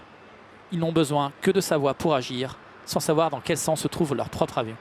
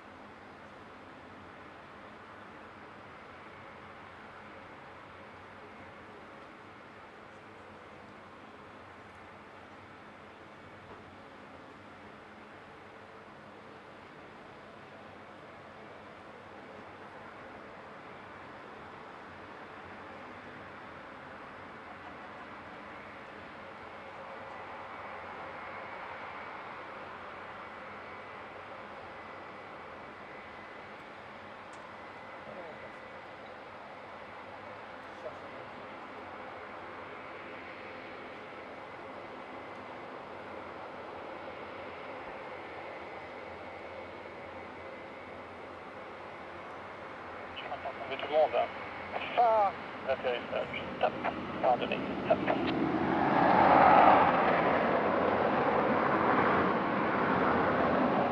Attends, la fumée, top.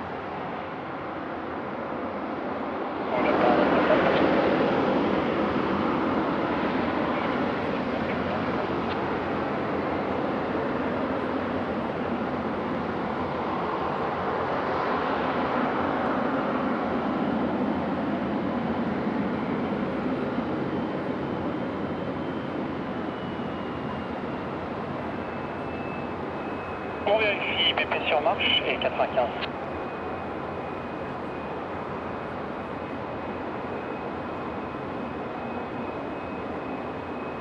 Atos, décollage. Top.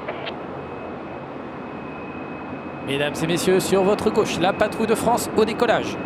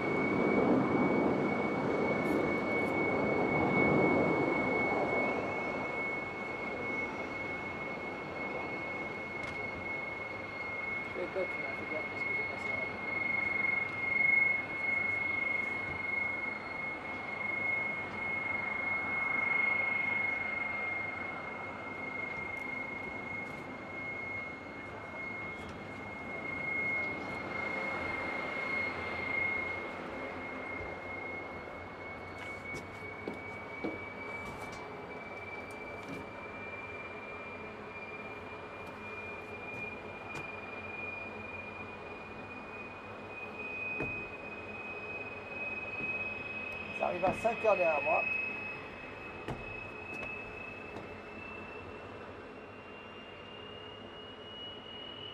Ils vont arriver pile poil vers là.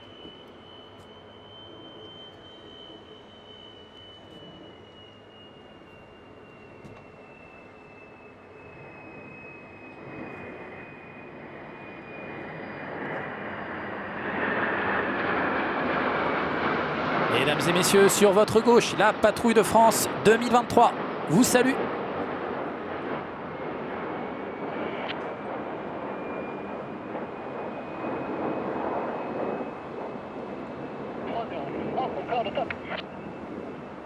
La patrouille de France se fixe le défi de créer une nouvelle série de voltiges tous les ans, tout en changeant un tiers de ses pilotes et la place de chacun. Cette année, ce sont les capitaines Godet et 3, respectivement Athos 2 et 3, qui ont suivi une formation intransigeante. Le capitaine Godet a été pilote sur Mirage 2000-5. Le capitaine 3 a quant à lui débuté sur Mirage 2000C, puis est passé sur Rafale. Ils ont tous deux été instructeurs sur Alpha Jet et ont la lourde tâche d'être les premiers appareils qui forment les ailes de la patrouille. Leur rôle, piloter le plus souplement possible afin de garantir la stabilité de toute la patrouille.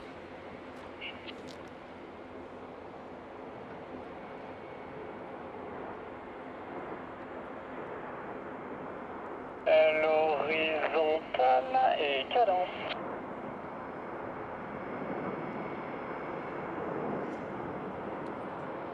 Cadence c'est bien, cadence encore.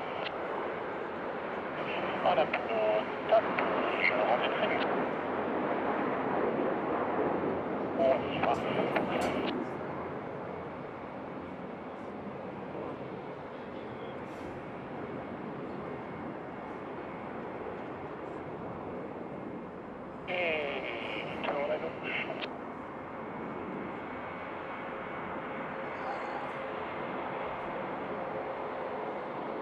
Je rentre très bien.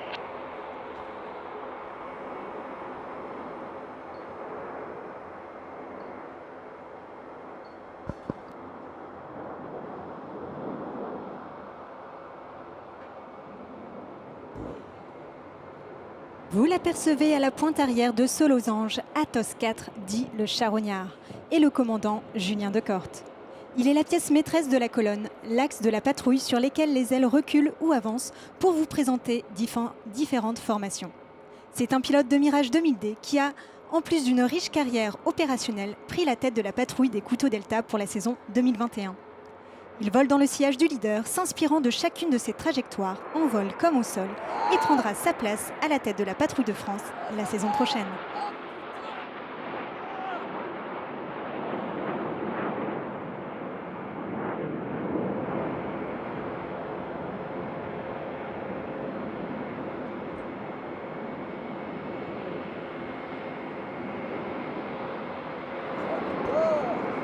Il effectue sa 4e et dernière année au sein de la patrouille de France. Le capitaine Léopold Metzger, Athos 7, est extérieur gauche. Sachez d'ailleurs qu'Athos 5 et Athos 7 sont considérés comme les bras droits du leader car ce sont les équipiers les plus expérimentés. Le capitaine Amara est quant à lui Athos 8, l'extérieur droit. Fan de musique et d'astronomie, il a été l'un des premiers pilotes de chasse instructeurs sur PC-21 sur la base aérienne 709 de Cognac, après avoir effectué le début de sa carrière opérationnelle sur Mirage 2000-5, puis sur Rafale. Vous pouvez également l'apercevoir à présent pour une séquence très dynamique où en moins de 30 secondes vont s'enchaîner des barriques effectuées par les extérieurs, des tonneaux simultanés pour tous les autres Athos et un départ en boucle en grand espacement.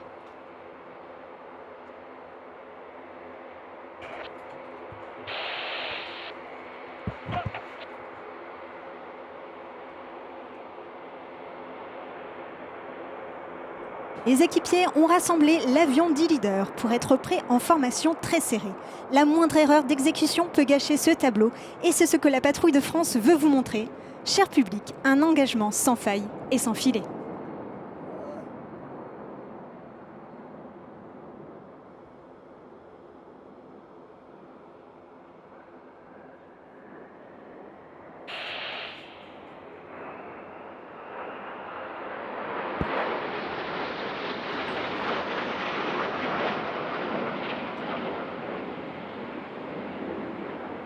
Je renverse à droite. 1, 2, non.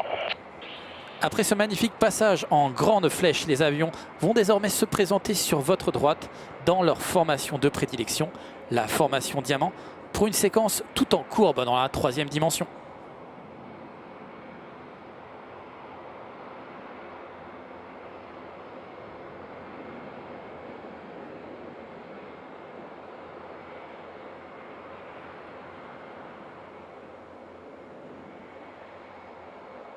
Non.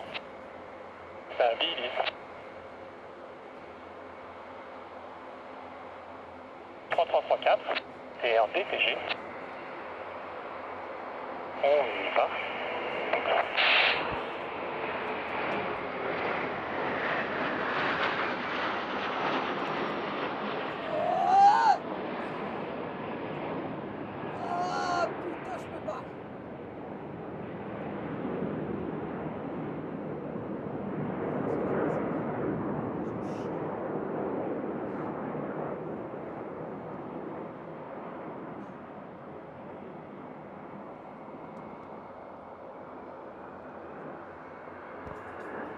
Évoluer dans l'espace sans contrainte est ancré dans l'ADN des aviatrices et aviateurs. Le ciel et l'espace ne formant qu'un, bon nombre d'entre eux sont passionnés par tout ce qui vole, de la très basse altitude jusqu'aux portes du cosmos. C'est pour leur rendre hommage que la patrouille effectue maintenant devant vous la Saturne, une figure qui fait appel plus que tout autre au sens de la trajectoire, et pour tout vous dire, c'est la préférée des Athos.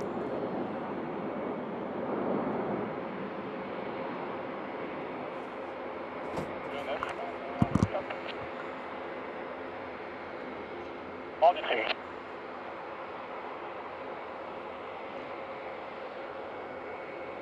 Après être passé par la formation flèche, les ailes ont reculé aux ordres du leader pour passer devant vous en formation d'art, tricolore tout le monde.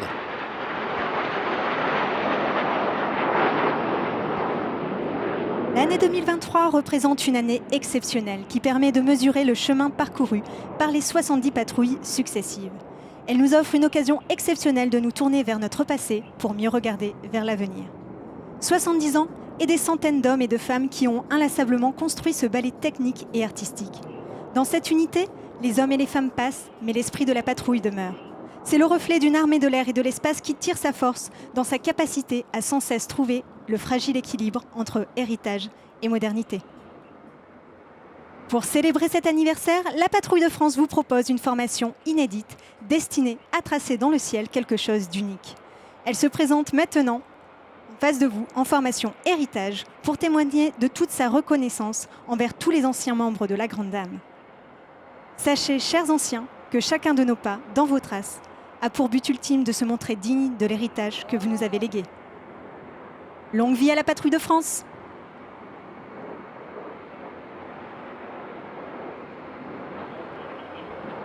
Devant vous, mesdames et messieurs, le 70 de la patrouille de France.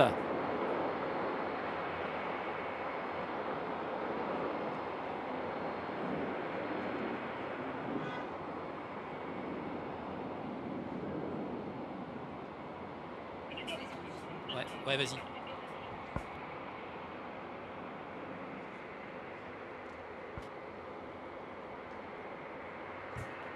Mon général, mesdames, messieurs, la patrouille de France 2023 est très fière d'être enfin ici avec vous au Salon du Bourget. Après 4 ans d'attente, c'est en effet un privilège pour nous de mettre à l'honneur l'excellence de l'aviation française. J'ai une pensée particulière pour tous nos militaires qui assurent en ce moment même votre sécurité au salon et défendent les valeurs de la République française dans le monde entier. Vive l'armée de l'air et de l'espace, vive la patrouille de France et vive la France.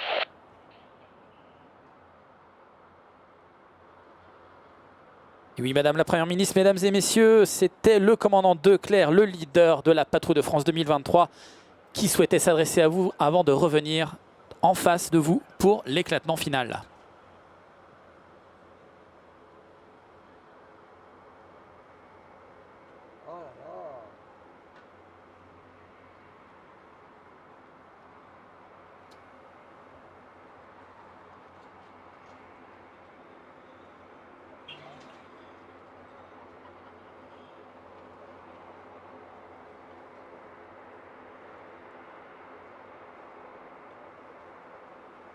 Je rends du crime. 10 gauche, j'incline. Réduit un poids 86. 100 mais 20. Cadence, on se bien. Dégauchis maintenant.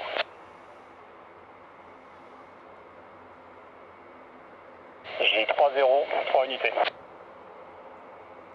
Pour un éclatement final de type potent en 3 tops.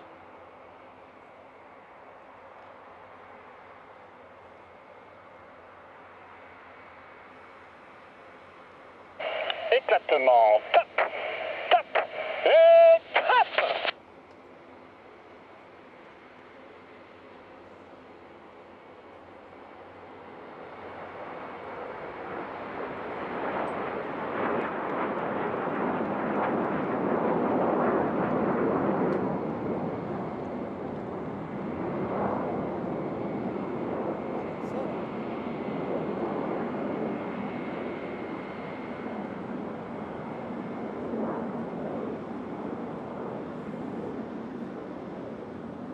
Mesdames et messieurs, cette démonstration est à présent terminée.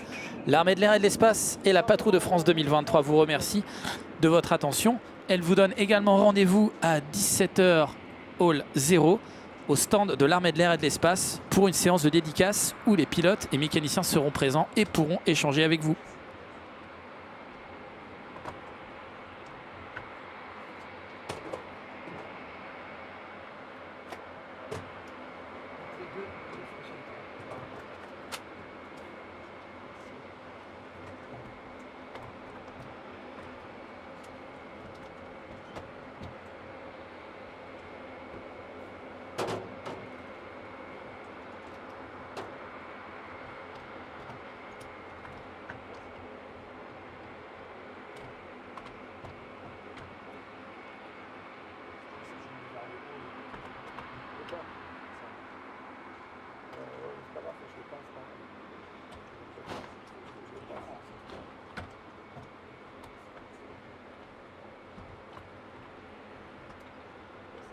Quelle démonstration de finesse, de poésie et surtout de savoir-faire, de professionnalisme.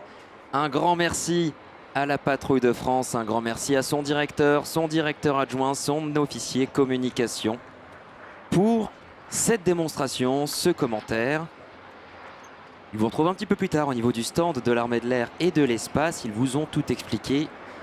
Alors que les Atos viennent ici se poser sur la piste du Bourget, on se délecte encore un petit peu des dernières secondes de ces vols. Aérofrein, volée. Et les avions viennent un à un, collégialement se poser sur la piste mythique du Bourget pour cette 54e édition du Salon international de l'aéronautique et de l'espace. Régulièrement, ces avions sont accompagnés sur les manifestations aériennes en France ou à l'étranger par un autre avion qui leur servira d'avion de transport logistique. Cet avion, il est situé de l'autre côté du tarmac, on le voit, il est déjà prêt à venir s'aligner pour venir évoluer dans ce ciel cumuliforme parisien. C'est un A400M et on en parle juste après.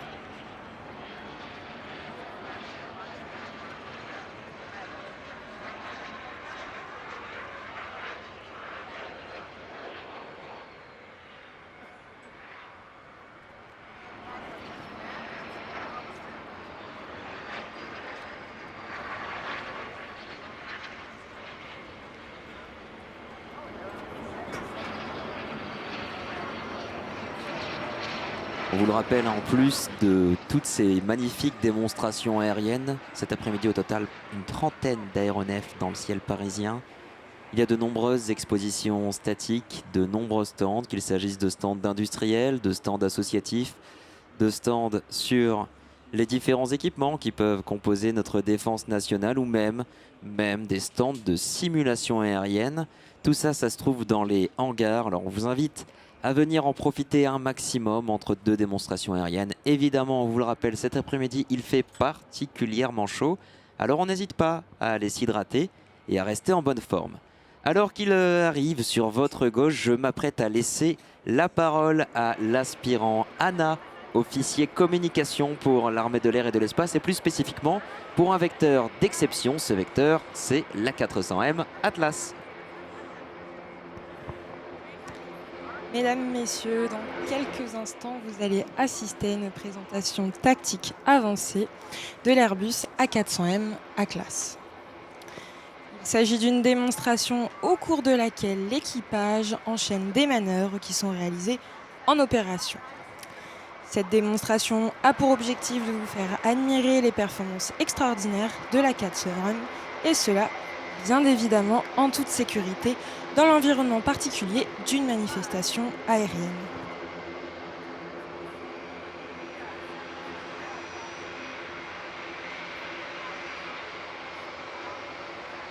Aux commandes d'un équipage de 2 pilotes spécialement entraînés à ce type de vol, ces pilotes sont accompagnés d'un loadmaster. Son rôle est de gérer les chargements dans l'immense soute, tout en veillant à la sécurité. Aujourd'hui, aux commandes, le capitaine Brice, dont c'est la 2e saison. Il totalise plus de 3000 heures de vol, dont 2300 sur A400M. Le copilote, le commandant Nicolas, dont c'est la 6e saison. Il totalise quant à lui plus de 5500 heures de vol, dont 2400 sur A400M.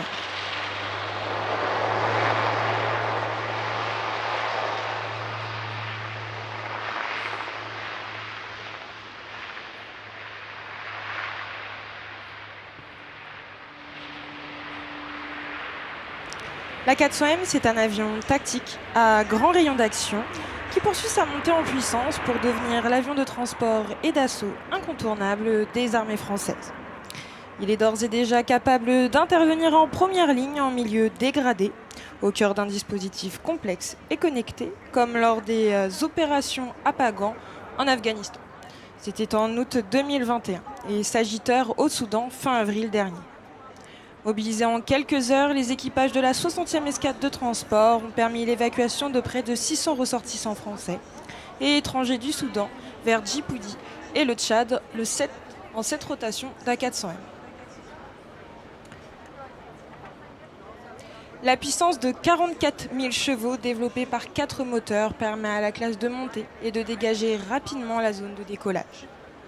Son système d'autoprotection complet, son blindage ainsi que son système de transmission de données évolué lui permet de nombreux modes d'action, tactiques y compris, au plus proche de la zone de menace. La classe revient pour un passage battement d'aile à basse vitesse. Ce type de vol est représentatif des manœuvres effectuées sur un théâtre d'opération. Le défilement maximal de l'appareil ne laisse que quelques secondes à un tireur ennemi pour préparer son arme et ajuster sa visée.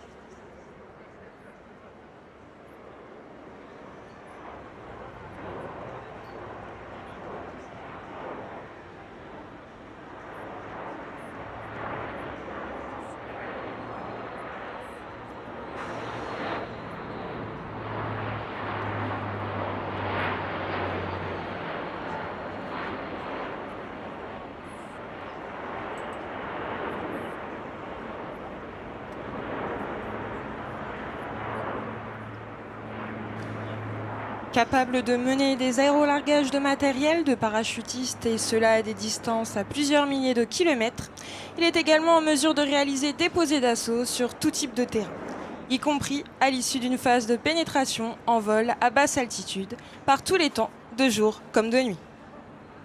La classe est un élément majeur de la capacité de projection de puissance de l'armée de l'air et de l'espace.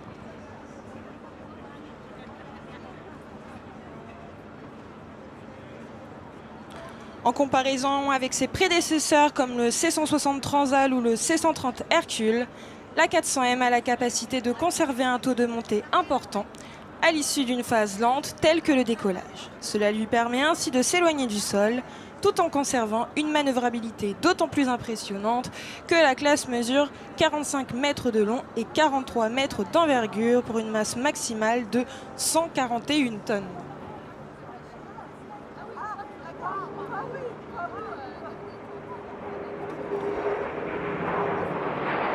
La classe revient avec une figure de beam approach. Il s'agit d'une arrivée qui normalement est réalisée à très basse altitude et à très grande vitesse. Aujourd'hui, pour des contraintes de sécurité, nous évoluons à 1000 pieds.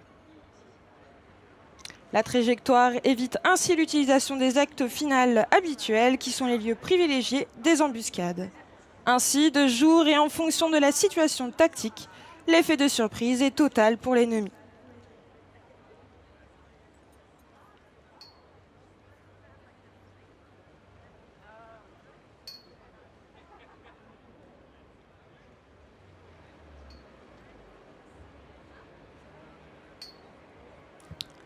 L'équipage ralentit à présent et configure la classe pour une remise des gaz qui lui permet de s'éloigner du sol au plus vite tout en restant à la verticale de l'aérodrome.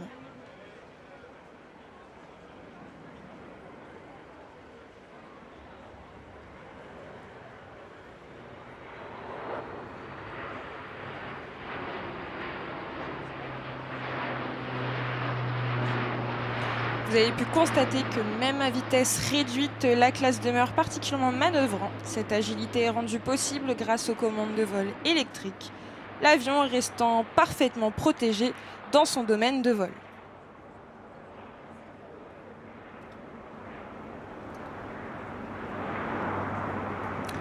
Au-delà de ses capacités déjà existantes, la 400M va poursuivre une évolution croissante pour devenir le premier et le seul avion tactique multimission.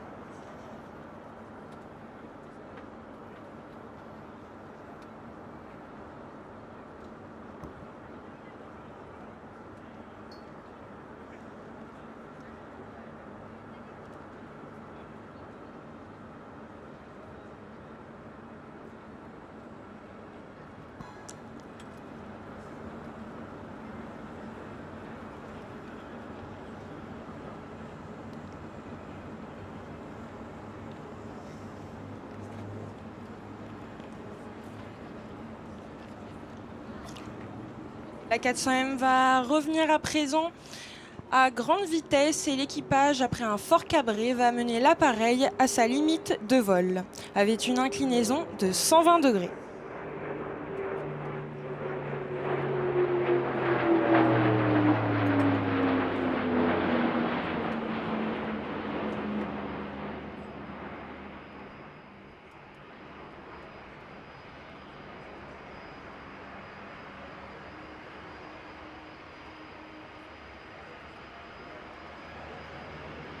Cette forte inclinaison que permet la classe donne aux équipages des possibilités d'évasive face à des menaces venant du sol et des airs, ce qui impose à l'aéronef un facteur de charge allant jusqu'à 3G.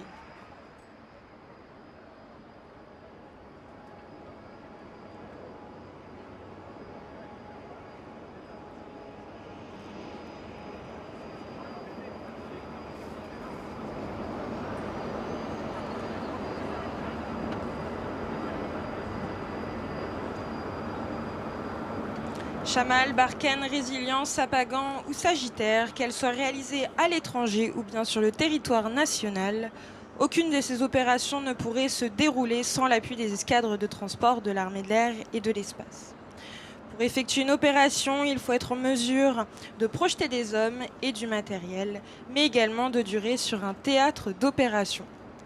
L'apport logistique, tactique et stratégique proposé par un avion tel que la 400M devient alors un facteur clé de succès.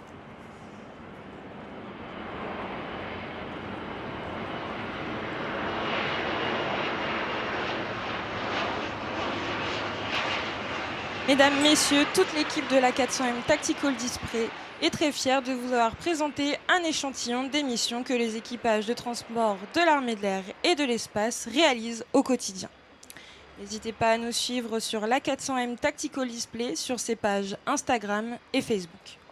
Vous pouvez les applaudir.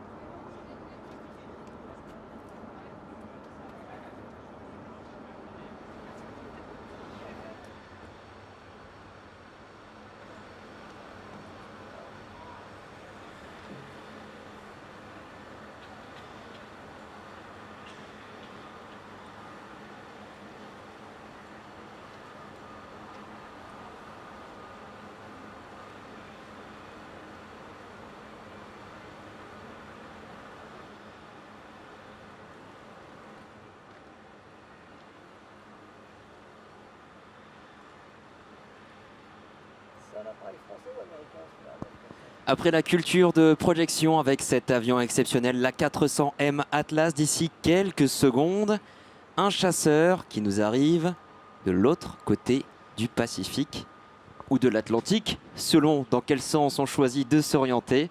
Et avec moi pour en parler, le capitaine Jimmy, alias Root. Capitaine Jimmy, I am Root. Et oui, mesdames, messieurs, bonjour, je suis le capitaine Root, le nom de guerre IAM, et en plus d'être pilote du F-35 Lightning II, je serai votre narrateur en langue française pour la journée. Je suis accompagné par le sergent Joshua Peterson qui fera les présentations en anglais.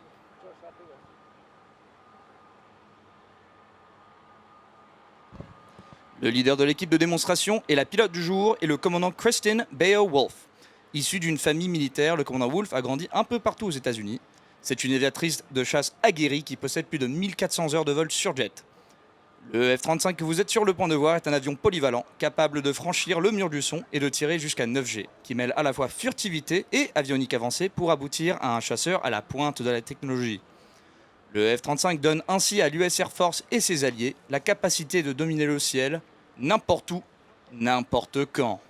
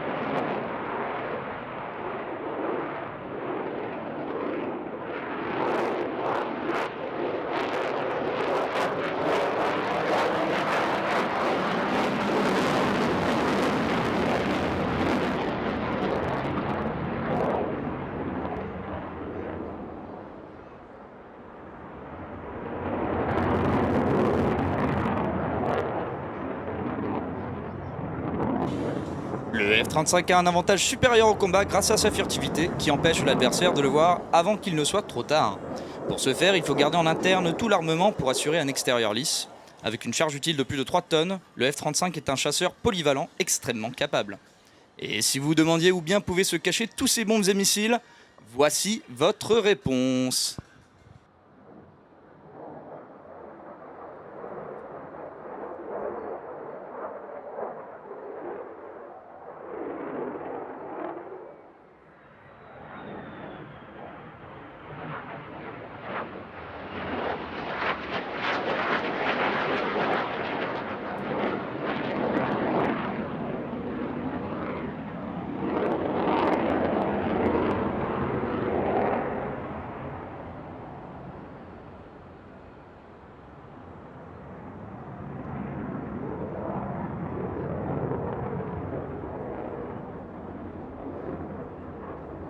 Le F-35 possède la capacité d'atteindre des vitesses en excès de 1,6 fois celle du son, c'est-à-dire presque 2000 km/h.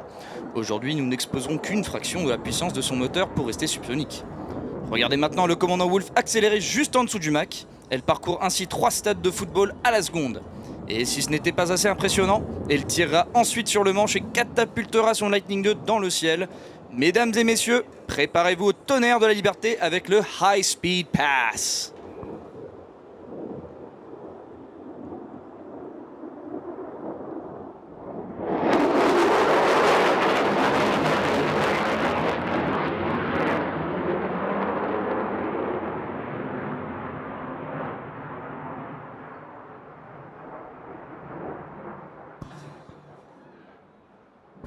In a dogfight, combat maneuverability is crucial. The Lightning II's advanced flight controls combined with its powerful engine gives the F-35 an impressive 1,500-foot turn radius. As Major Wolf approaches show center, she will light the afterburner and bank sharply, pressing her to sea with up to 9 Gs or 9 times the force of gravity. After completing the turn, the F-35 will power straight up into a vertical climb and quickly change direction, flipping end over end in a maneuver we call the Lightning Loop. Ladies and gentlemen, the Lightning II's combat radius churn.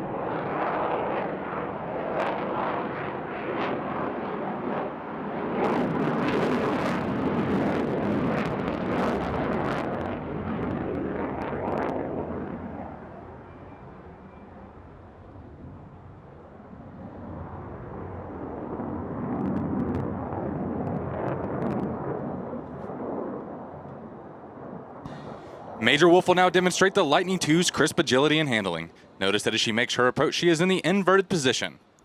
Major Wolf will stay in the inverted position as she flies across the aerobatic container.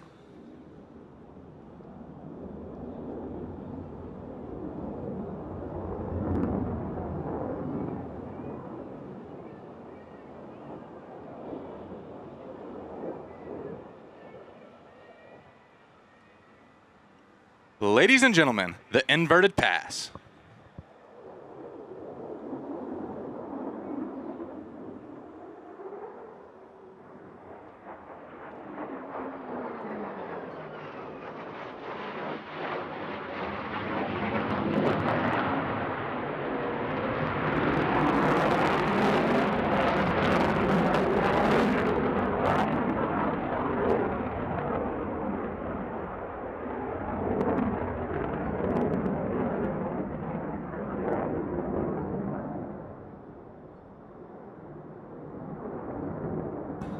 The ability to maintain slow-speed flight is crucial in combat. The potent combinations of sophisticated flight controls coupled with one of the most powerful fighter engines ever built make it possible to reduce the F-35 speed to less than 100 knots.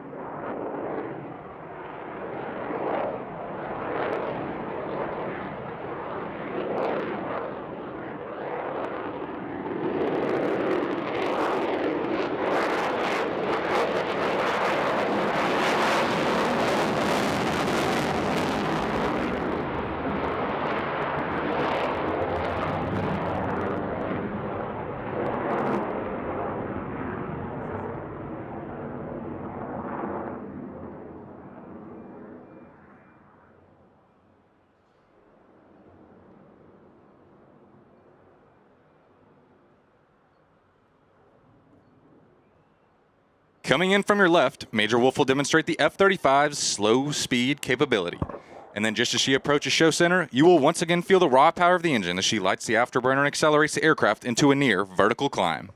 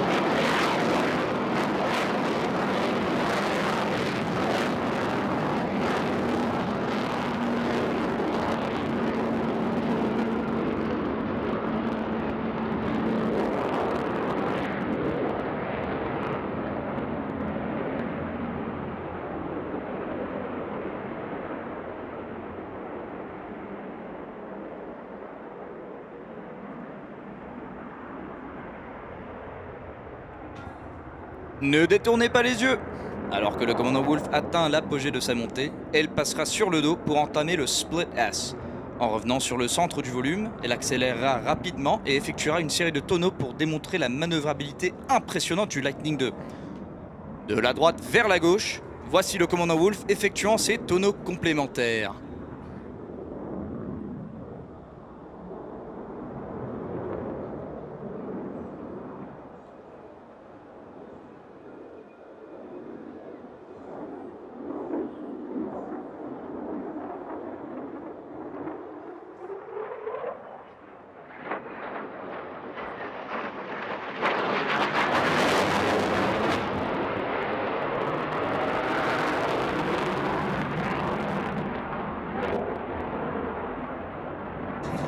En tant qu'avion de chasse de dernière génération, le F-35 possède des commandes de vol qui donnent au pilote un avantage distinct pour vaincre l'adversaire en combat rapproché. Alors que le commandant Wolf approche le centre du volume, elle changera de direction par plus de 135 degrés en moins de 3 secondes, glissant l'arrière de son F-35 à travers le virage avant de grimper puissamment en sortie de manœuvre.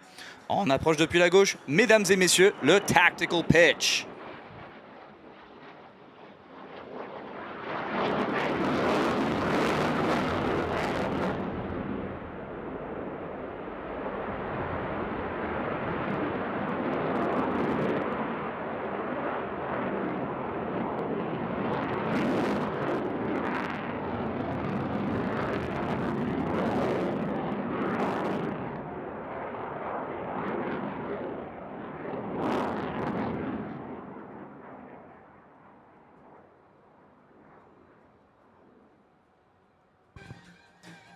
Nous espérons que vous avez apprécié aujourd'hui notre prestation concise d'une fraction seulement des capacités au combat du F-35.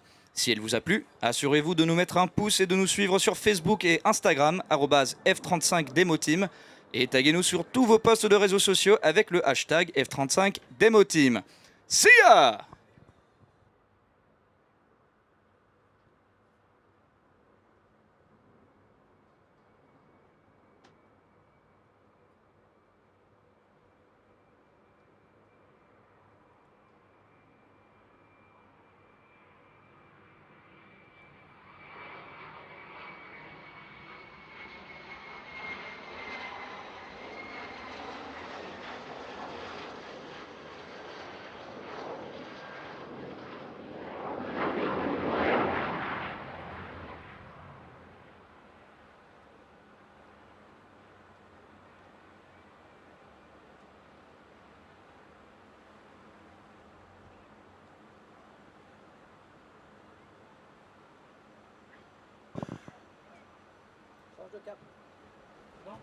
La défense d'un territoire, la protection de la paix, ça passe forcément par des muscles que l'on va montrer et qui vont faire réfléchir à deux fois avant de venir être importunés.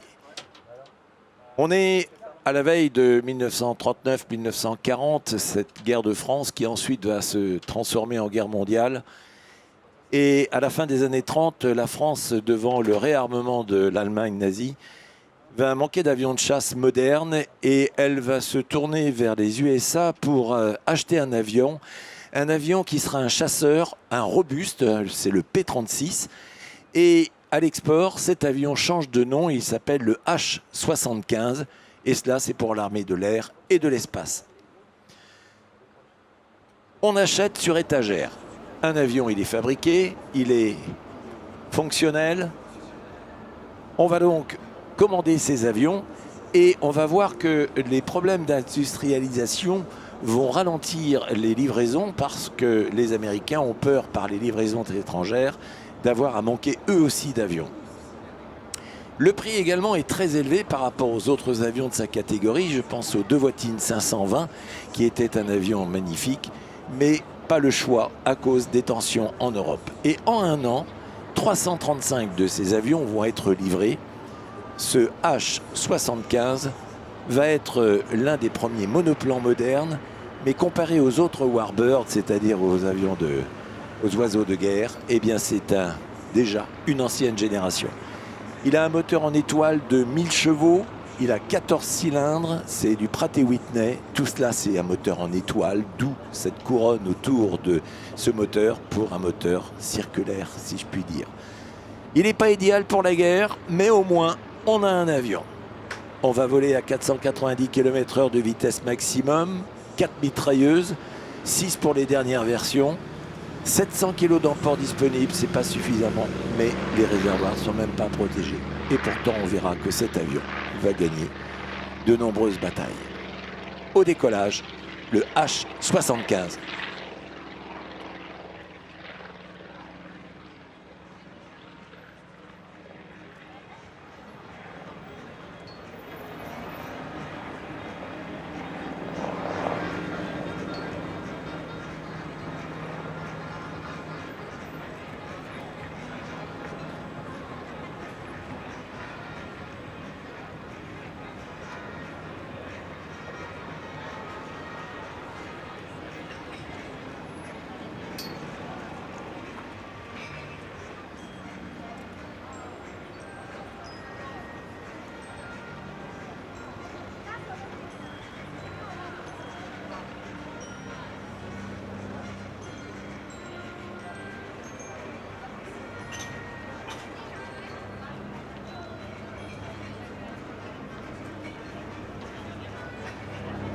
Cet avion qui prend de l'altitude, on imagine avant la guerre 39-45, des avions qui vont être livrés. On va même penser à un moment donné que 90 de ces avions vont disparaître coulés dans un bateau de transport. Non, on les retrouvera, ils seront en Afrique du Sud. En Afrique, tout simplement, pas en Afrique du Sud. On a des performances inférieures aux avions qui sont les Focke-Wulf, les Focke-Wulf 190, les Messerschmitt Bf 109. Et bien malgré tout, on va avoir de nombreuses victoires avec 275 victoires sûres et 96 probables. Pour qu'elles soient sûres, évidemment, les ciné-mitrailleuses doivent avoir enregistré, ou faut-il encore avoir des témoins qui peuvent prouver que l'avion que l'on a tiré était bien abattu. Ces avions, ils vont être récupérés par les Allemands et ils vont être utilisés contre les Français. Et on va se retrouver avec des Français et des pays annexes de l'Allemagne qui ont été envahis face à face. La guerre se termine, les avions ont été pour une partie détruits, ont été mis au fond des hangars et il y a un homme qui en 1970, il s'appelle Stephen Gray, c'est un Anglais, c'est un homme d'affaires mais il a été également pilote dans la RAF dans une première vie et cet homme va récupérer des épaves pour les remettre en état. Ça s'appelle la Fighter Collection. And the Fighter Collection, c'est en Angleterre, c'est sur un terrain prestigieux qui s'appelle Duxford. Stephen Gray, il a amené son avion à la Ferté-Alais. C'est chez un autre collectionneur auquel on rend hommage, Jeannot. Cet homme qui a suivi ce que son père avait débuté pour collectionner ses avions. Et puis, l'un des petits-fils de l'origine de celui qui a créé ce musée, Jean Salis. Eh bien, l'un des petits-fils disait à l'organisateur ici, mais moi j'ai un avion, il est au fond du hangar, il appartient à Stephen Gray et je suis autorisé à voler dessus. Et aujourd'hui, cette pièce de collection est unique au monde parce que c'est un avion qui a été récupéré, je vous l'ai dit, en piteux état, refait intégralement.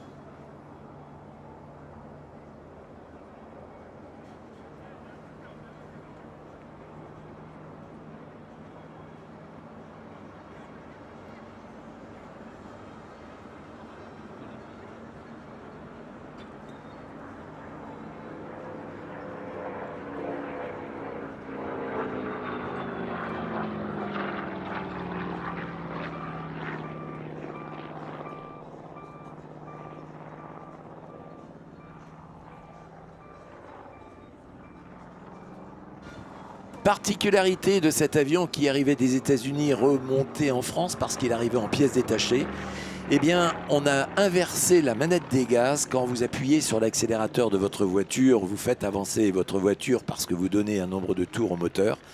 Eh bien, dans les avions, à l'époque, c'était la manette des gaz que l'on tirait vers soi pour faire avancer l'avion. C'était anti-ergonomique, d'où l'expression la manette dans la poche, la manette des gaz dans la poche.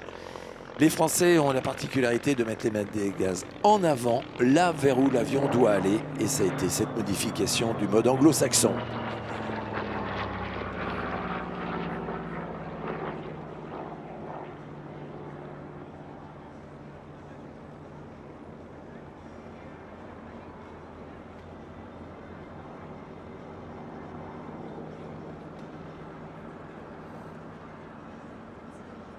Le pilote, il s'appelle Baptiste Salis. Il pilote tous les avions ou quasiment de sa collection. Une collection qu'il faut absolument que vous alliez voir, c'est à la Ferté-Alais, sur le plateau de Cerny.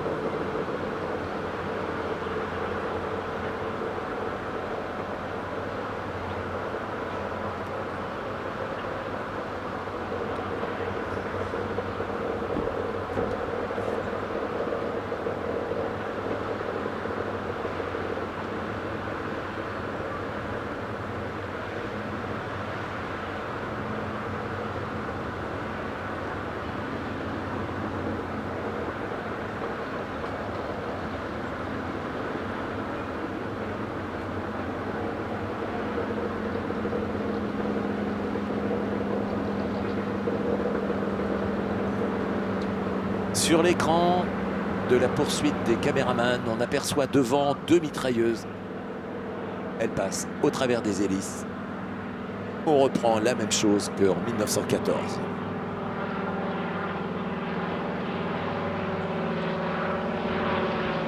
L'atterrissage du H-75. Curtis. Et on voit le pilote concentré, penché légèrement vers l'avant. Parce que tout à l'heure, quand il va poser son avion, eh bien, il ne verra plus rien devant.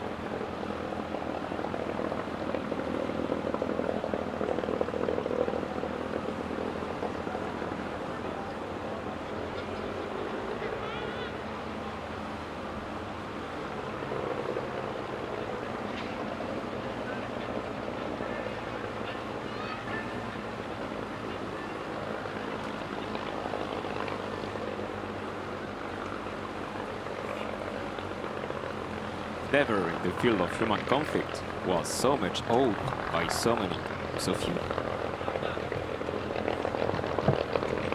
C'est en ces termes que Winston Churchill va exprimer la gratitude envers ces jeunes qui avaient entre 19 et 25 ans et qui ont quitté les études pour rejoindre les avions et ainsi préserver l'Angleterre de l'envahissement germain. Il disait donc que jamais, dans l'histoire des guerres, un si grand nombre d'hommes n'avait dû autant à un si petit nombre. Un avion qui est le représentant de la bataille d'Angleterre, qui va faire capoter l'idée de Hitler d'envahir l'Angleterre, cette Angleterre qui serait le point tournant pour pouvoir revenir en Europe, mais pas que. Et on va le voir dans quelques instants, avec au décollage un Spitfire Mark 14.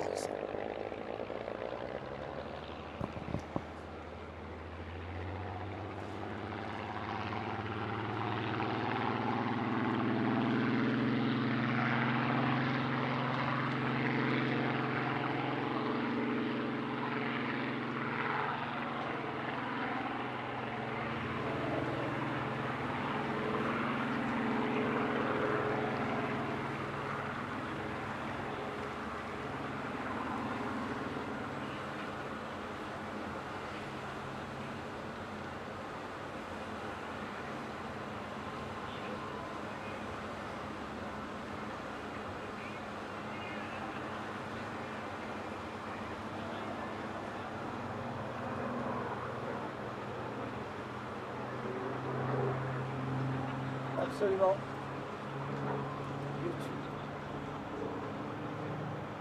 C'est donc par ces mots justes que le 20 août 40, le Premier ministre britannique va s'exprimer pour remercier cette poignée de pilotes de la Royal Air Force qui auront repoussé les attaques de la Luftwaffe allemande et permis de préserver l'Angleterre d'une invasion qui eût été fatale à la liberté en Europe. Ces jeunes, je vous l'ai dit, 18, 25 ans, ils sortaient des études, ils prenaient place à bord d'avions surpuissants et ils allaient repousser au péril de leur vie un envahisseur venu détruire avec des bombardiers les villes, mais également les structures britanniques, tout cela bien évidemment dans le but d'un débarquement en Angleterre. Alors une telle démarche bloquait toute possibilité à d'autres pays de se servir de l'Angleterre comme base de débarquement en Europe, un avion qui va donc symboliser pour l'éternité ce moment charnière crucial de l'histoire du monde, ce Spitfire, ou si vous le voulez en français, le cracheur de feu.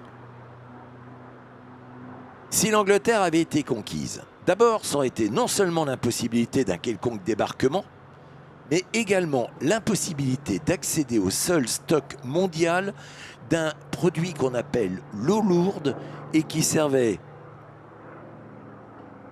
à produire quoi? Eh bien tout simplement la bombe atomique. Ces 185 kg d'eau lourde que la société norvégienne dans son usine hydroélectrique de Vemork, c'est près d'Oslo, avait produit bien avant le conflit. Et donc ce précieux liquide qui sert de ralentisseur dans le processus nucléaire n'aurait jamais pu rejoindre le Canada via l'Écosse. Non seulement cela, mais l'usine n'aurait jamais pu être également détruite par un commando et la fabrication de ce précieux liquide aurait continué à l'usage exclusif d'un régime qui voulait asservir la planète. Et là, nous allons réduire le son, éteindre la musique si vous voulez filmer, avoir le son de ce moteur Merlin Rolls-Royce.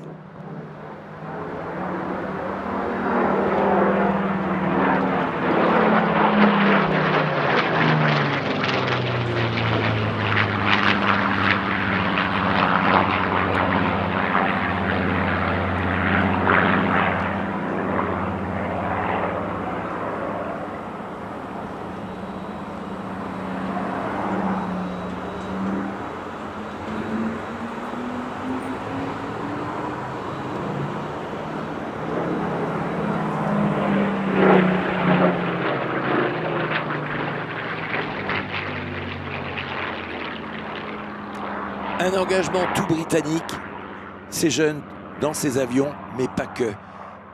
Cet avion est né d'un mécénat de Dame Fanny Houston. Elle était née d'une famille modeste.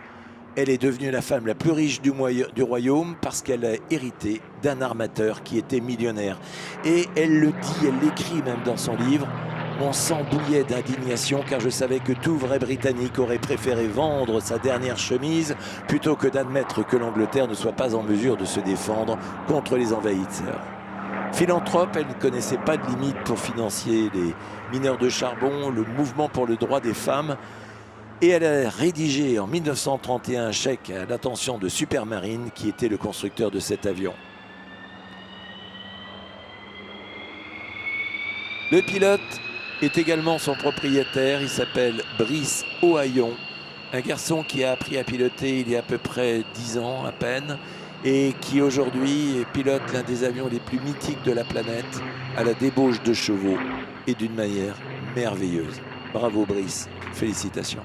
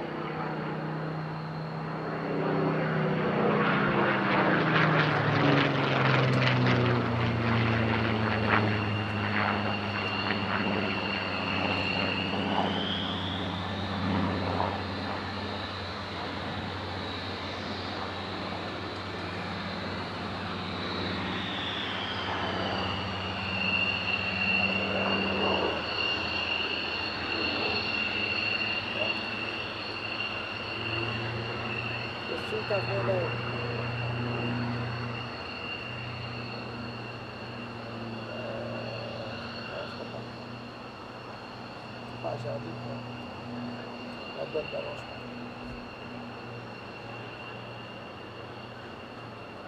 Non, je suis fort.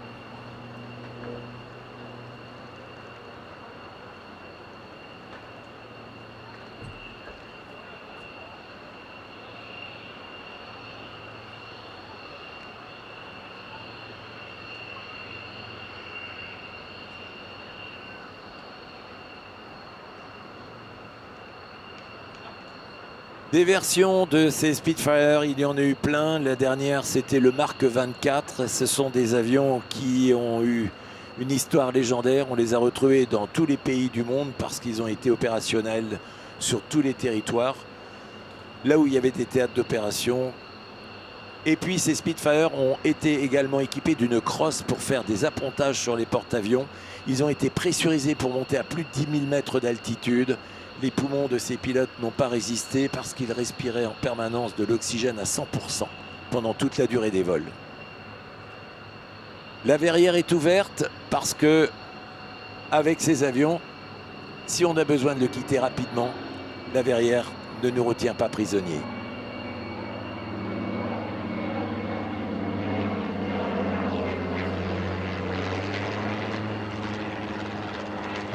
Un rétroviseur, c'est pour rechercher l'ennemi qui, derrière, va venir se loger dans les angles morts.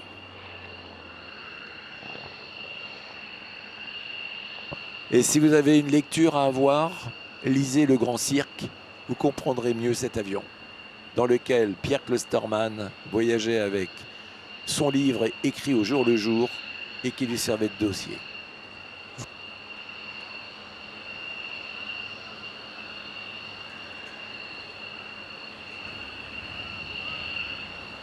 Et vous remarquerez la position du nez extrêmement élevée, 6 mètres de capot qui sont devant le pilote, et le pilote bien sûr qui ne voit rien.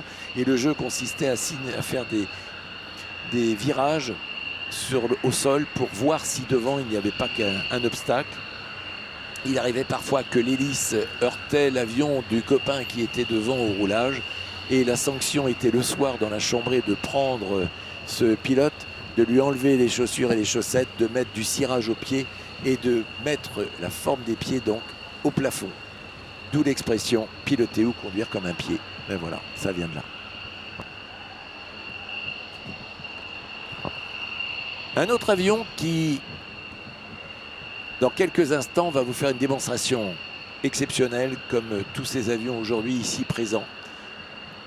Il s'agit du F-16 Lockheed Martin. Le F-16 Lockheed Martin que l'on verra après un autre avion qui s'appelle le Flamand MD 300. Merci François, à toi les commentaires.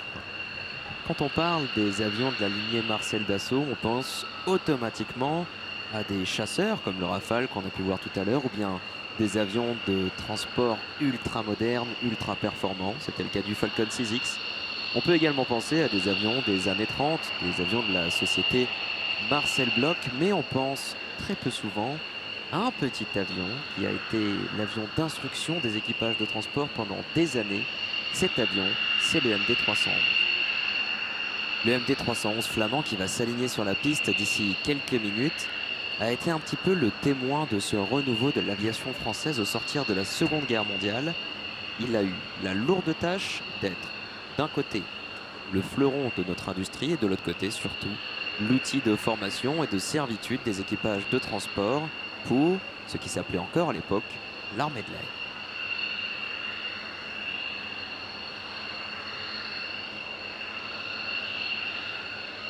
Et oui, au sortir de la Seconde Guerre mondiale, d'un point de vue tout à fait industriel, il fallait repartir de zéro et on a pu s'appuyer sur des gens qui, au-delà d'avoir des idées de conception, avaient des philosophies d'engineering, des philosophies de production et des philosophies pour l'avenir. La suite, on la connaît, on l'a vu tout à l'heure, des avions d'exception qui ont volé ici au Bourget. Mais alors cet avion, celui-ci, celui que l'on a sous nos yeux, c'est le numéro 260. Il a fait son premier vol le 10 décembre 1952, il y a 71 ans. Et vous allez le voir, les deux moteurs en V inversé, 6 cylindres, fonctionnent toujours aussi bien. Cet avion a été affecté à l'école de Francazal GE 316, l'école de navigation. C'est un petit peu ce que l'on retrouve aujourd'hui sur la base aérienne d'Avor, avec Dexingu, à l'époque on le faisait là-dessus. Et après, il a quitté l'armée de l'air en 1984, il a été exposé dans un musée aéronautique, les ailes de Lorraine, à Nancy, jusqu'en 2005. De nombreux musées aéronautiques composent notre territoire et nous avons cette chance de pouvoir préserver notre patrimoine aéronautique. C'est le cas là-bas, c'est le cas à Montélimar comme on l'a vu tout à l'heure avec le Bronco, et c'est également ici le cas au Bourget. Mais alors cet avion qui n'a pas volé pendant près de 20 ans, un jour il a été récupéré par une association, l'Amicale des avions anciens d'Albert, une association qui a travaillé d'arrache-pied pour le remettre en état de vol. Cette association a été fondée en 1998, elle est basée sur l'aéroport Amiens-Henri Potez, situé à Albert. Elle se compose d'une quarantaine de membres, tous bénévoles, dont une majorité de jeunes de moins de 30 ans. Oui, l'aviation, c'est aussi transmettre aux jeunes pour pouvoir perpétuer les traditions d'antan et le savoir-faire qui, lui, traverse les âges. L'objectif, maintenir en ligne de vol et faire voler des aéronefs anciens lors de meetings aériens, défilés ou bien films historiques. Car oui, cet avion est un petit peu une star de cinéma. Il y a seulement 2 ans de ça, il a tourné dans un film qui s'appelle La promesse de l'aube avec Pierre Ninet. Alors promouvoir, faciliter et organiser la pratique de l'aviation et des différentes activités qui s'y rattachent, notamment par des opérations de découverte de l'aviation auprès du grand public, c'est également ça, l'Amicale des avions anciens d'Albert. C'est comme ça qu'aujourd'hui, ils font voler cet avion immatriculé Fox Alpha Zulu Kilo Tango. Alpha Zulu, parce qu'on parle d'aviation de collection, mesdames et messieurs, au décollage, le MD-311 flamand.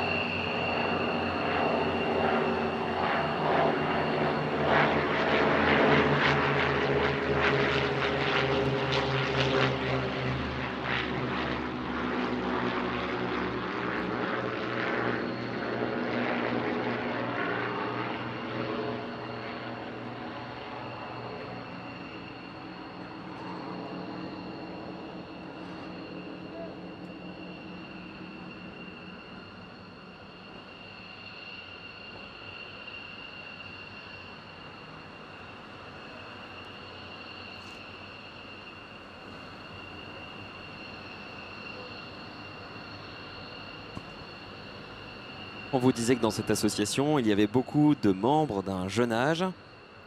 Eh bien, en 2010, on trouvait un jeune garçon qui avait 13 ans. Lorsqu'il est arrivé dans cette association, il était passionné par l'aéronautique, tellement passionné qu'il en est devenu technicien. Il a commencé à piloter en 97 et aujourd'hui, il a 43 ans. Cet homme, c'est Cédric Bonne et aujourd'hui, il est le mécanicien navigant de cet avion. La démonstration s'effectue à deux, un pilote pour piloter l'avion, un mécanicien pour contrôler les paramètres de vol. La passion n'a pas de limite et elle se présente sur votre gauche pour ce premier passage.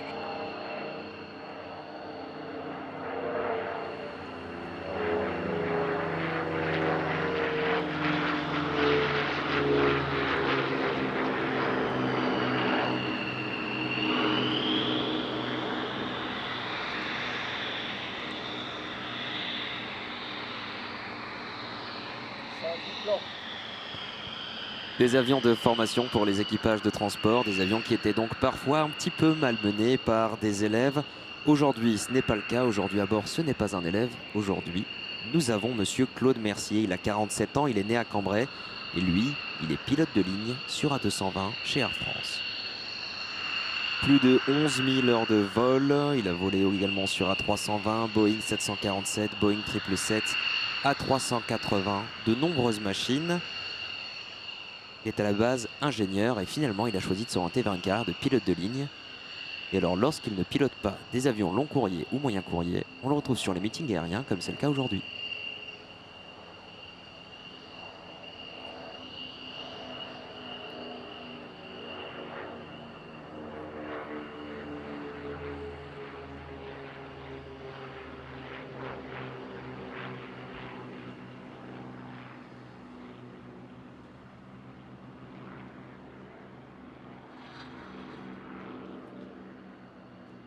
Un avion dans lequel il n'y avait pas de chauffage, sauf à l'arrière, il y avait du génitrol. Et le génitrol, c'était tout simplement un réchaud qui produisait beaucoup plus de fumée que de chaleur et donc très rapidement on s'est arrêté. Et puis cet avion, quand il volait à l'étranger, quand il faisait dans les pays chauds, on mettait une grande bande blanche sur le toit pour essayer au moins de climatiser un peu cet avion qui est bardé de verrières. C'est le cas de celui que vous voyez.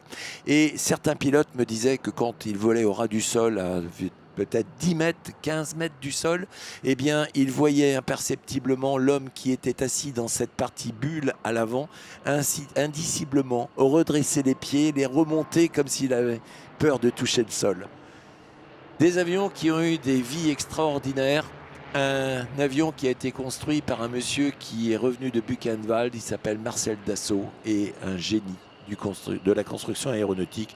Et ce génie, du reste, continue pour cette magnifique entreprise Dassault Aviation.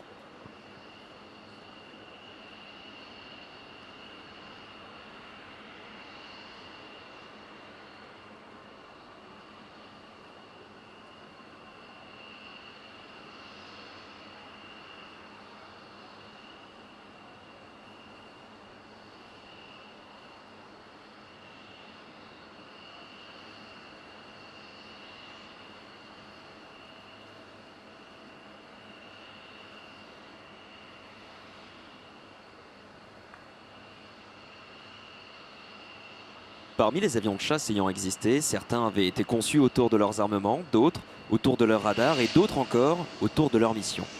Ce n'est qu'à partir des années 1970 que débuta la réflexion de recentrer la conception autour du pilote lui-même.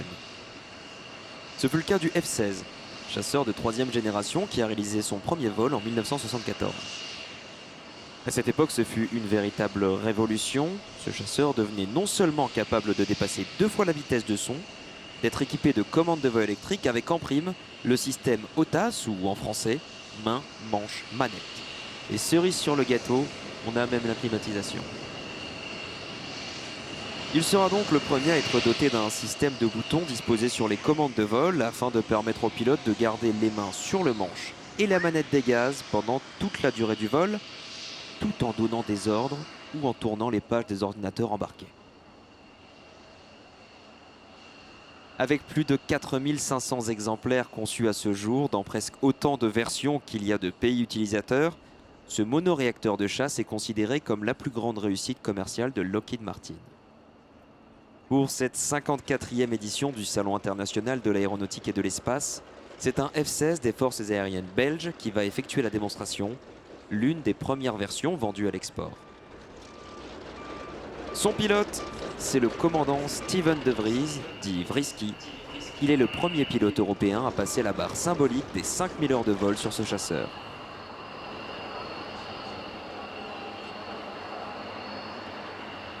Pour sa seconde année en qualité de démonstrateur, il a proposé d'orner son avion d'une vipère verte en hommage au nom guerrier donné à cet avion, le F-16 Viper.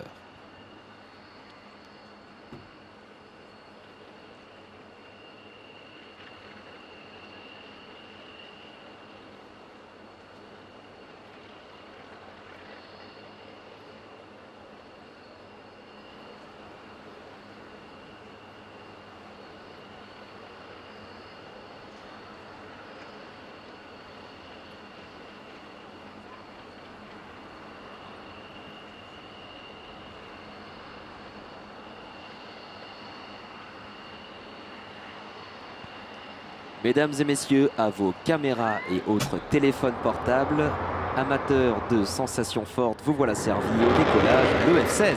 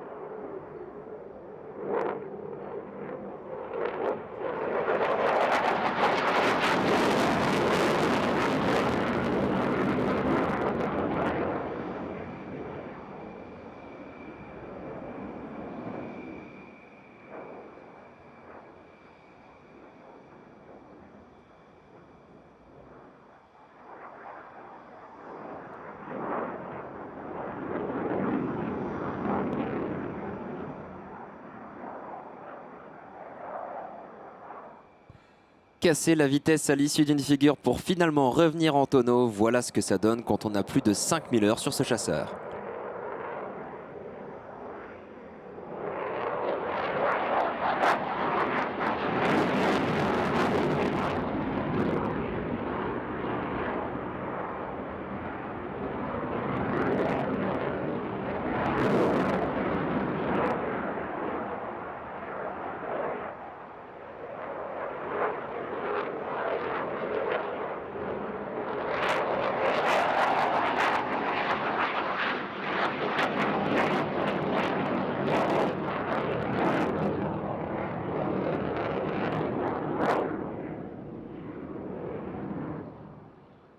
Et si vous regardez attentivement, vous verrez que sur la profondeur de cet avion, on remarque deux drapeaux, le drapeau belge d'un côté et le drapeau français de l'autre, les deux pays dans lesquels il effectue le plus de meetings aériens cette année.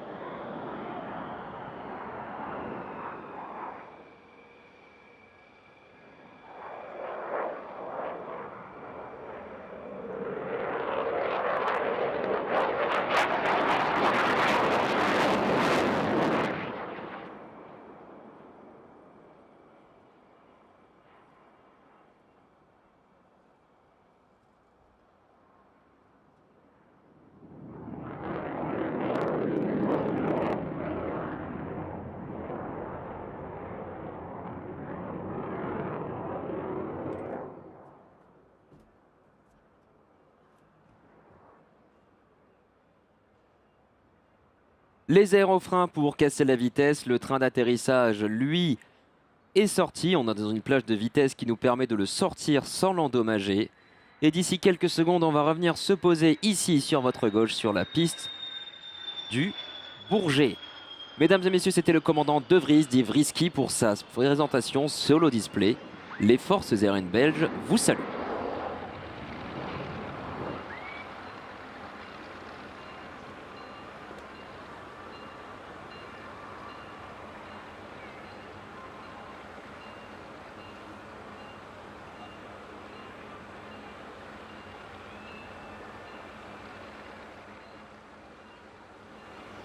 Et pendant ce temps, un FU-4 Corsair va s'aligner.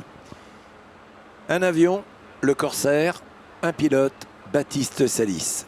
Depuis quelques décennies, l'ADN fait fantasmer tous les chercheurs quant à la possibilité d'isoler un gène, celui qui va augmenter la durée de vie des humains. Eh bien, il serait intéressant également que ces chercheurs puissent nous dire si le gène de l'aviateur existe ou pas, mais en tout cas, dans la famille Salis, c'est exactement le cas. Cette question me vient à chaque fois que je cite cette famille. Ils sont collectionneurs d'avions et à chaque fois qu'on va visiter le musée volant à la Ferté-Alais au nord d'Orly, eh bien, dans la famille Salis, on peut demander le grand-père qui fut Jean Salis, tour à tour, pilote, moniteur pendant la guerre de 14-18, pilote de démonstration, et oui déjà, pilote attitré du ministre qui pour la première fois était en charge de l'aviation naissante, collectionneur, récupérateur d'avions. À 59 ans, lui qui avait pour idole Louis Blériot va traverser la Manche avec le même avion, un Blériot 11. 20 ans plus tard, c'est son fils Jean-Baptiste Salis qui à son tour va traverser la Manche et toujours avec le même Blériot 11. En 2009, quasiment en cérémonie traditionnelle familiale, Edmond, l'un des 4 petits-fils Salis, lui aussi va traverser la Manche, toujours avec le Blériot familial, le Blériot 11. Cette saga d'aviateurs qui, de génération en génération, permet à l'aviation de collection d'exister pour le bonheur de tous, Eh bien aujourd'hui, nous avons Baptiste, il est l'un des 4 petits-fils. Il aurait dû être berger parce que c'était son souhait. Mais comme il était bercé au rythme des moteurs en forme d'étoile ou de ligne, il est devenu un aviateur qui pilote des machines fabuleuses avec un naturel désarmant. Avec la décontraction qui le caractérise, il va lui aussi traverser, mais là, ça va être la Méditerranée. Il va partir de Fréjus pour rejoindre Bizerte en Tunisie, à bord d'un Morane, un Morane Saunier Type G, le même avion que Roland Garros. C'était en 1913. Le modèle présenté, c'est un FU4, mieux connu sous le nom de Corsair, immortalisé par la série télévisée Black Sheep in English, tête brûlée en version française. Des ailes qui se replient, une crosse d'appontage pour se poser sur porte-avions. C'est donc un avion de l'aéronautique navale.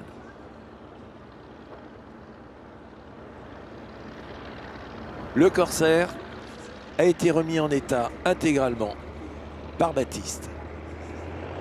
Parce qu'au-delà de piloter ces avions, ils les entretiennent eux-mêmes et les réparent eux-mêmes. Mesdames, messieurs, au décollage, le Corsair.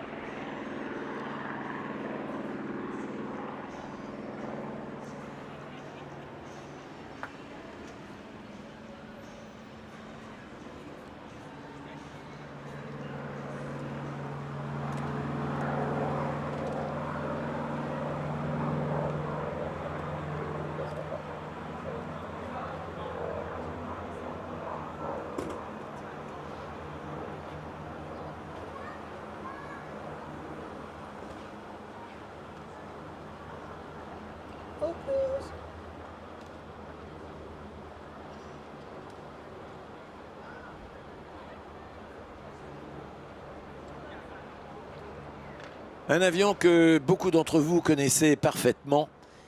Cet avion, en 1951, il va participer à toute la guerre de Corée, et ça à partir de 2 porte-avions différents qui étaient présents dans la baie du Japon, l'USS Boxer et puis le Valley Forge.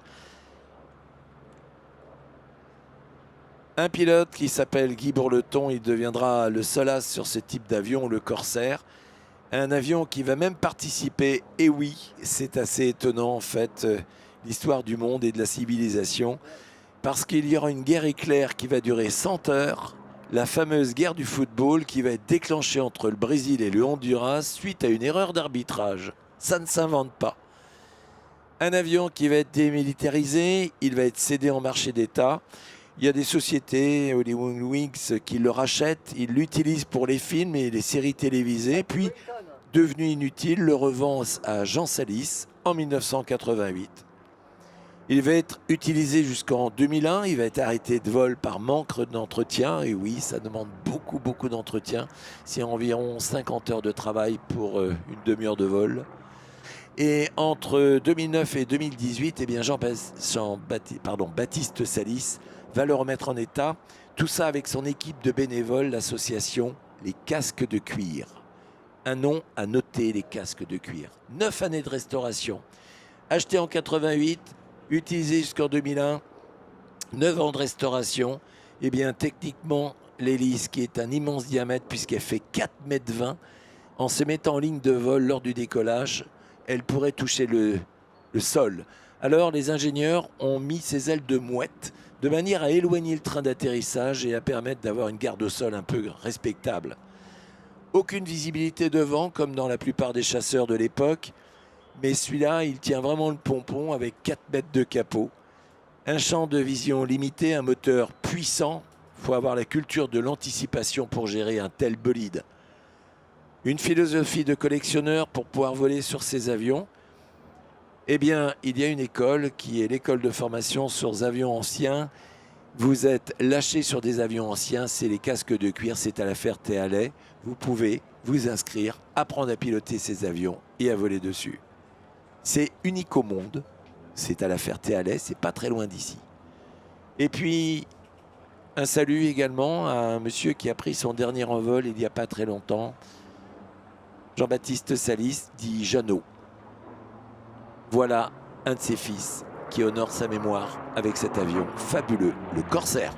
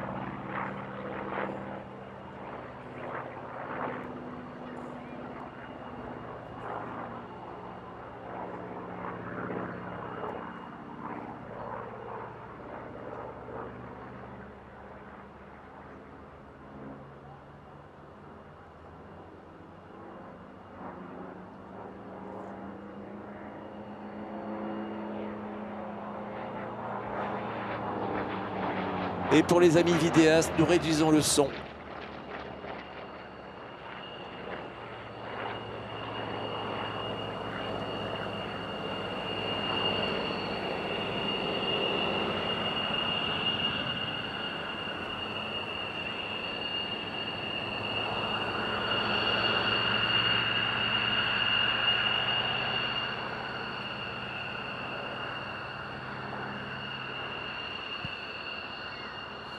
Rendez-vous au bar de l'escadrille tout à l'heure. Le pilote sort les trains d'atterrissage, les volets.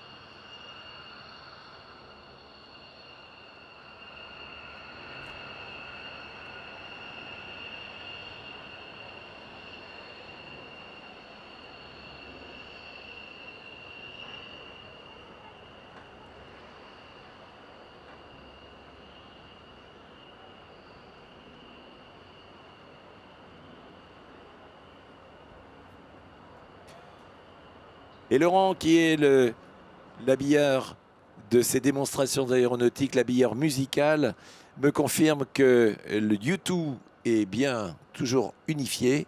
À un moment donné, on avait parlé de séparation. The Edge, qui est le guitariste, est revenu. Bono, c'est le chanteur. Et aujourd'hui, U2 est toujours ensemble.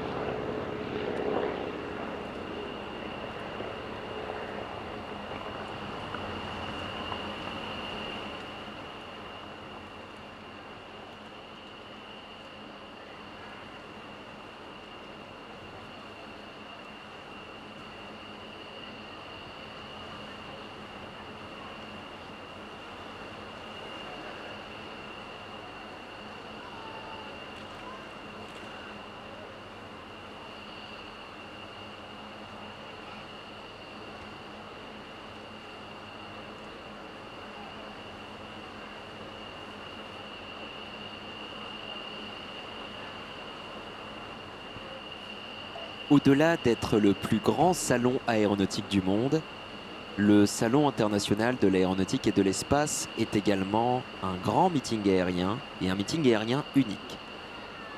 Quand on regarde sur notre droite, on voit des avions qui vont atterrir sur les différents aéroports parisiens. Quand on regarde sur notre gauche, on voit la ville de Paris, l'espace aérien le plus surveillé d'Europe. Alors évidemment, tout ce qui se passe au-dessus du Bourget est surveillé, tout ce qui se passe au-dessus du Bourget est contrôlé. Toutes les démonstrations aériennes sont faites en étant suivies par un radar qui pourra dire à la direction des vols si l'avion évolue bien dans ces zones ou non, mais ce n'est pas tout. Il y a un autre radar qui va scanner le ciel en permanence et figurez-vous que vous, public du Bourget, êtes aujourd'hui sous une véritable bulle de protection qui s'appelle un dispositif particulier de sûreté aérienne.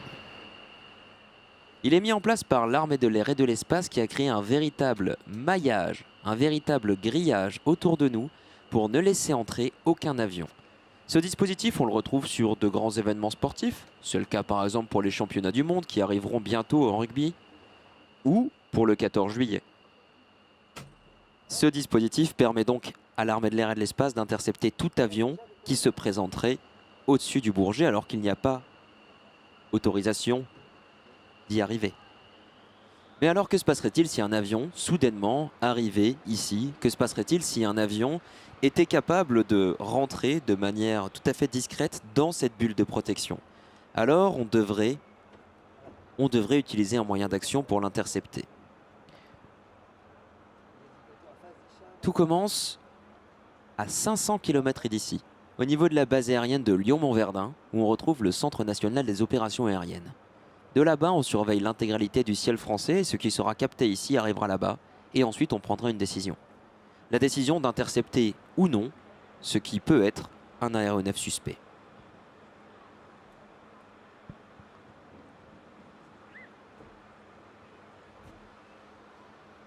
Alors à l'instant, un avion vient de pénétrer cette zone surveillée. Alors, comme peut le dire la Haute Autorité de Défense Aérienne, faites décoller la chasse.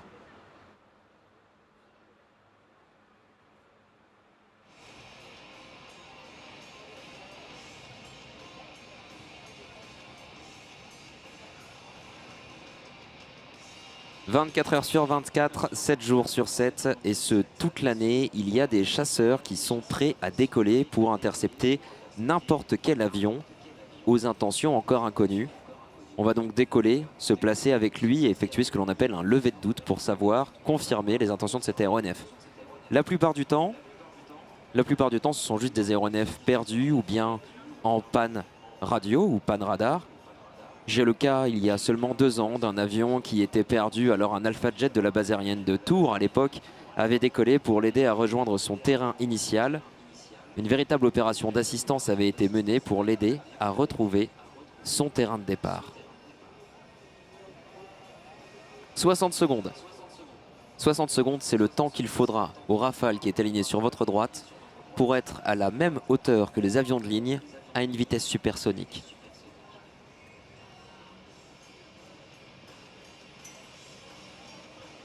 Il est en attente, il est en alerte. Le pilote a tous ses sens en éveil. Il sait que dans quelques secondes, il va utiliser l'intégralité des savoir-faire développés pendant sa formation. Formation riche, intense et complexe. Il va maintenant réaliser sa mission.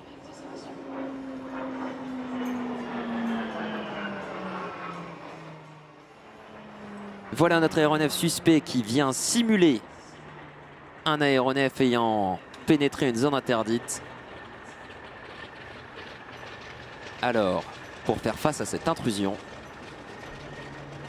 le Rafale qui se trouve au seuil de piste va mettre sa manette des gaz vers l'avant pour aller intercepter cet aéronef.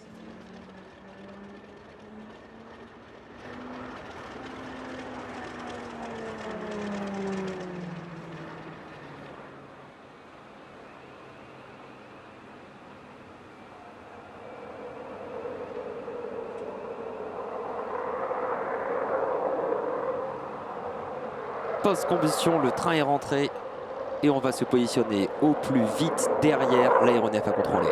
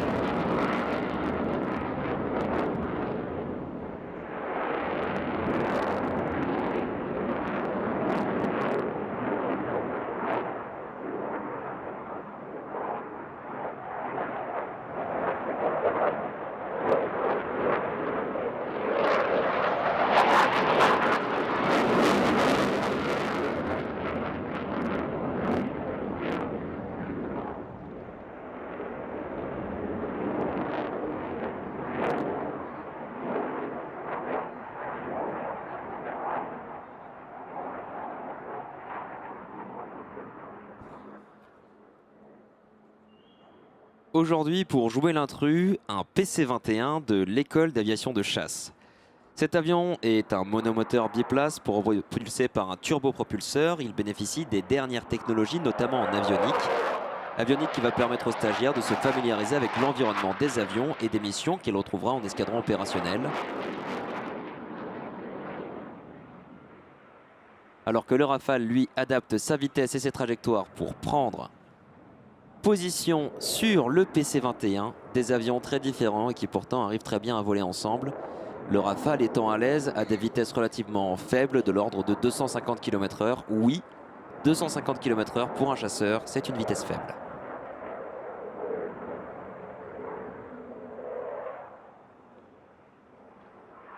Un battement d'aile pour interroger l'avion.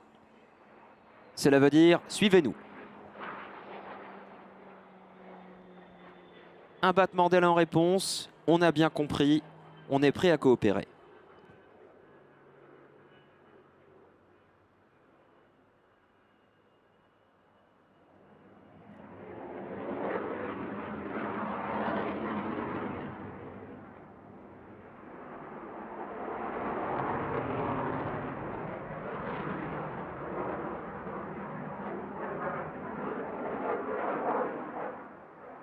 Donc le PC-21, c'est le dernier avion de formation entré en service dans l'armée de l'air et de l'espace. Il va former les futurs pilotes de chasse grâce à une avionique modernisée et surtout la capacité de faire de la simulation embarquée.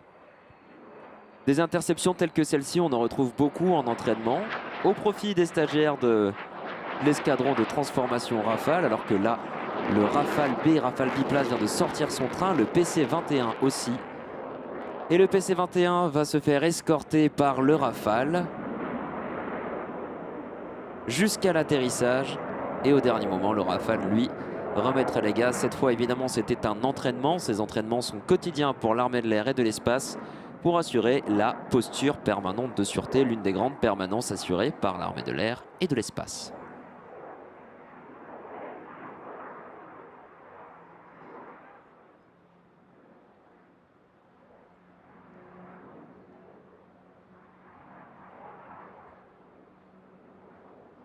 Le PC-21 a remplacé plusieurs avions d'entraînement dans un vrai objectif de rationalisation. Donc d'ici 2025, on aura gagné pratiquement 10 mois de temps sur la formation d'un pilote de chasse.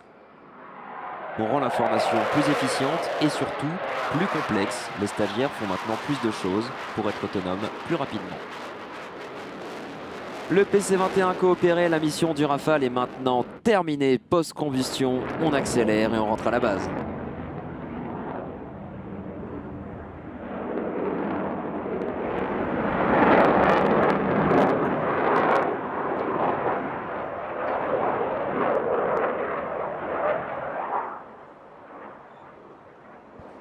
Ce tableau s'appelle MASA, mesure active de sûreté aérienne. Il était là pour illustrer ce qu'est une véritable bulle de protection. On remercie le PC-21 qui, après cette simulation d'atterrissage, va retourner sur sa base mère. Ça se passe dans l'ouest de la France, ça se passe sur la base aérienne 709 de Cognac, où sont formés tous les pilotes et navigateurs de combat de l'armée de l'air et de l'espace. Évidemment, si vous voulez en connaître davantage sur les cursus, figurez-vous qu'il ne faut pas forcément avoir un doctorat en mathématiques pour devenir pilote. Alors on vous invite à aller sur les différents stands d'information et de recrutement de nos forces armées aujourd'hui présents. Oui François, tu as raison, avec un bac, même littéraire, on peut prétendre à être pilote de Rafale ou pilote dans la marine nationale ou également dans l'aviation légère de l'armée de terre. Bien évidemment, ça reste un concours et donc à partir de là, il y a non pas à être le meilleur partout, mais à être le moyen constant absolument partout pour pouvoir être capable de réaliser des missions. Et puis, quand on devient pilote, on ne quitte pas forcément. On ne devient pas forcément pilote de chasse, on peut être pilote d'hélicoptère avec une technologie embarquée qui est souvent du reste demandée par les jeunes aujourd'hui. Et puis, ça peut être aussi des avions de formation au cours de la carrière qui vont être intégrés. Et au-delà du métier de pilote, il existe des dizaines de métiers en relation avec l'univers de la défense et l'aéronautique. Alors évidemment, tous ces métiers, on vous invite à aller les rencontrer. Oui, du reste, il y a un avion qui va vous présenter la capacité d'avoir à bord non pas que des pilotes, des mécaniciens navigants, mais également d'autres spécialités. Cet avion va voler dans quelques instants. Il s'agit d'un avion qui a été conçu, construit même au départ, uniquement pour aller rechercher des sous-marins. Et cet avion s'appelle l'Atlantique 2. À l'origine, on a mis Atlantique avec un C à la fin, parce qu'il était Atlantique 1. Et donc, il faisait partie de l'OTAN. Et puis, lorsque l'Atlantique 2 est arrivé, cette deuxième version, eh bien, c'est Mitterrand qui a eu le dossier entre les mains à signer. Et il pensait que c'était une erreur de frappe ou une erreur de gens qui ne savaient pas écrire. Alors, il a rajouté QE. Et comme on n'ose pas contrarier le président, eh bien, on laisse QE. C'est ainsi que l'Atlantique 2 va être présenté au nom de la Marine nationale dans quelques instants. Cet avion appartient à la flottille 23F basée à Lorient et l'équipage qui a été déployé à 3 reprises cette année en Méditerranée, notamment pour une mission de lutte anti-sous-marine dans le cadre de l'opération OTAN Noble Shield, en Côte d'Ivoire pour une mission de surveillance des pêches et de lutte contre la piraterie dans le cadre de l'opération Corimbe, et puis en Roumanie pour venir renforcer le flanc est de l'OTAN dans le cadre de l'opération Orion Shield. Pour l'anecdote, le pilote qui s'appelle Thomas et son copilote eh bien, sont amis depuis la première heure. Ils sont rentrés ensemble dans l'aéronautique navale et tous les deux font leur dernier vol aujourd'hui, puisque Thomas va rejoindre la formation pour former les plus jeunes pilotes sur ATL2.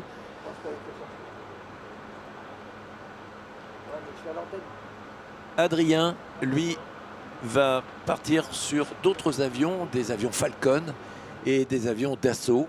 Ces fameux Falcon qui ont été la prise de tête de chez Dassault quand la Marine nationale leur a demandé de découper carrément les fuselages pour en faire des immenses baies de manière à de chaque côté pouvoir repérer les sous-marins, repérer les pêches, repérer également les naufragés et puis dans le fond de l'avion, c'est-à-dire dans le plancher, eh bien de le découper littéralement pour mettre une trappe et ainsi larguer du matériel de sauvetage qu'on appelle la chaîne SAR pour Search and Rescue.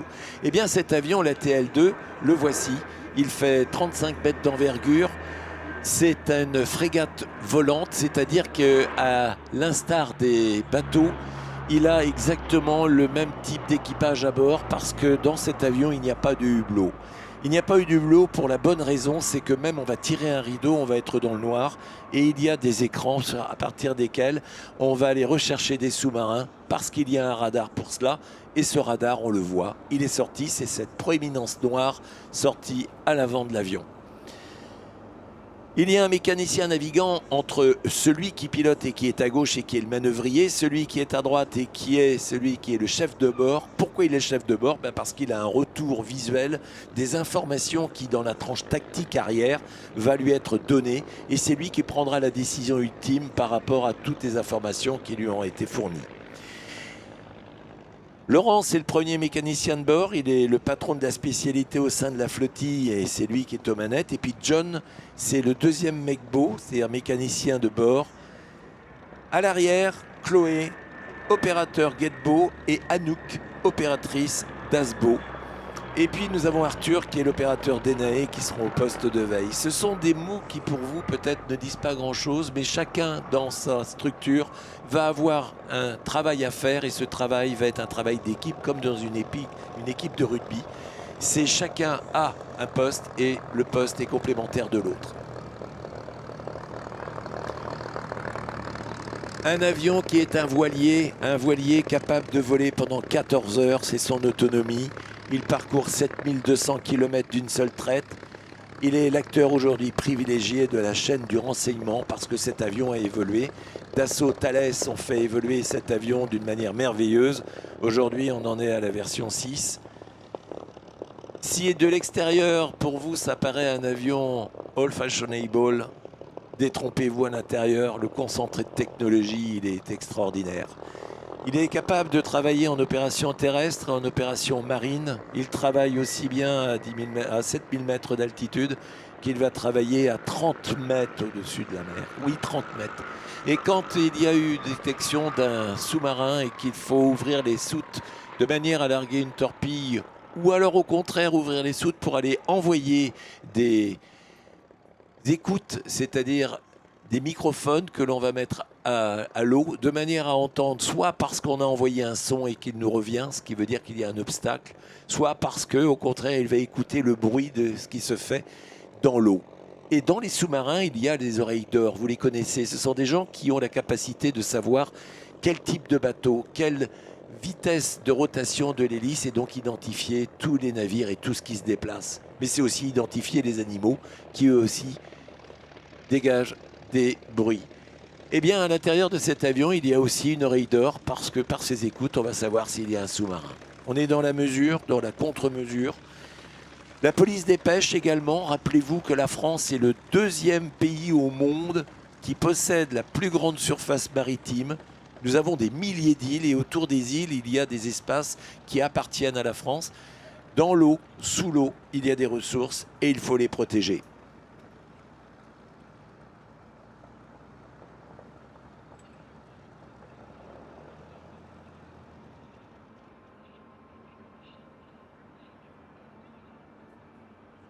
« 46 tonnes, 2 moteurs de pratiquement 6000 chevaux. Un avion également qui possède des aérofreins, et vous les voyez, ils étaient sortis tout à l'heure, on les voyait sur les grands écrans. Un avion qui peut réguler sa vitesse, justement, en la modulant. Et regardez le fuselage, un double 8. C'est ce que Airbus avait pensé faire également pour l'Airbus A380. Ils ont fabriqué un autre fuselage dont ils ont déposé le brevet.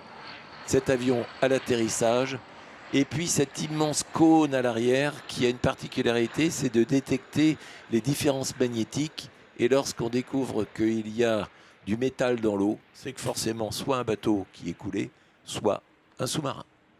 Mesdames, Messieurs, la Marine nationale a eu le plaisir de vous présenter l'Atlantique 2. Vous pouvez les retrouver sur les stands de Carpodium de la Marine nationale pour connaître tous les métiers. Nous vous souhaitons à toutes et au nom de la Marine nationale, nous vous saluons.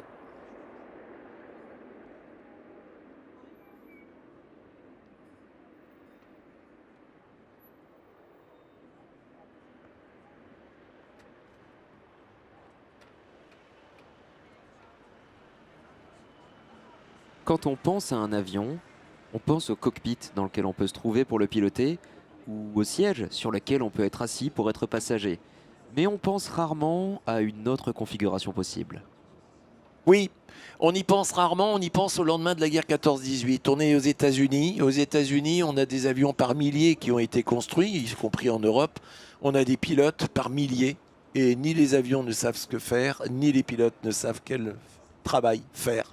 Certains retournent à l'usine, d'autres achètent à vil prix, on va dire aujourd'hui pour 10 $. Ils achetaient un avion et ils mettaient de l'essence dedans, ils se posaient au milieu d'un petit village, ils payaient un gamin pour aller chercher de l'essence toute la journée, et avec cela, ils permettaient à des passagers de faire un vol de 1, 2, 3 minutes. C'était juste un décollage, un atterrissage, les gens étaient ravis. Bien évidemment, ces avions parfois se retrouvaient à 2 ou à 3 dans le même village, ça se terminait à coups de poing. Il y avait donc malheureusement de la concurrence. Alors, pour que la concurrence se fasse meilleure, on passe dans les villages, littéralement à la hauteur des maisons, et on effraie la population, mais c'est surtout pour les informer qu'il va y avoir un spectacle. Et ce spectacle, eh bien, comme on est concurrent, on va s'associer. Et pour s'associer, on va mettre les avions l'un à côté de l'autre. Et il y a une femme, souvent, ou des hommes qui vont passer d'un avion à un autre. Il y a sur YouTube, si vous avez l'occasion d'y aller, c'est de voir cette femme qui est en train de changer la roue d'un avion après avoir mis la roue autour de son corps. Et donc, elle va remettre la roue et l'avion va se reposer. Plus qu'un décollage, Daniel et Emiliano nous font voyager dans un temps merveilleux. Imaginez, on est en 1920, au lendemain de la Première Guerre mondiale. Les avions sont nombreux, on vient de le voir. Eh bien, le wing walking était né, la tradition va s'installer, et 100 ans plus tard, ce ballet est toujours aussi bluffant. Au son inégable d'un moteur en étoile Pratt & Whitney de 450 chevaux, le Boeing Stearman, que vous allez voir dans quelques instants, va présenter une configuration classique.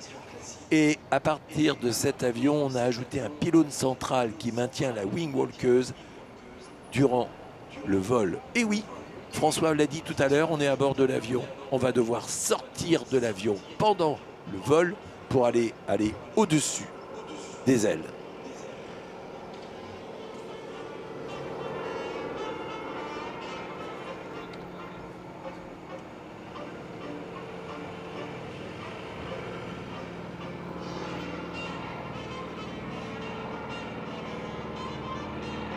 Et regardez sur grand écran, on va voir Daniel qui va se lever de son siège. Voilà, elle grimpe. Elle accroche le mât.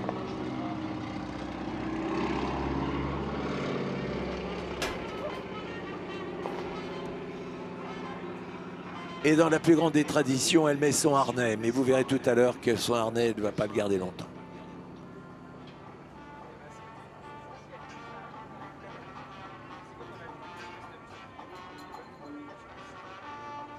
La vitesse de 150 km/h, imaginez votre visage à 150 km/h, c'est un lifting assuré. Des lunettes également, parce que la moindre mouche devient une percussion terrible pour les yeux, pour le visage.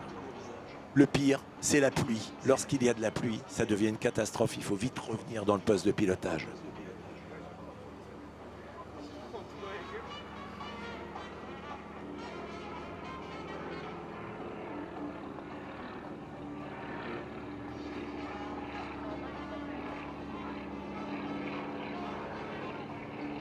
Emiliano Del Buono, c'est le mari, il est pilote.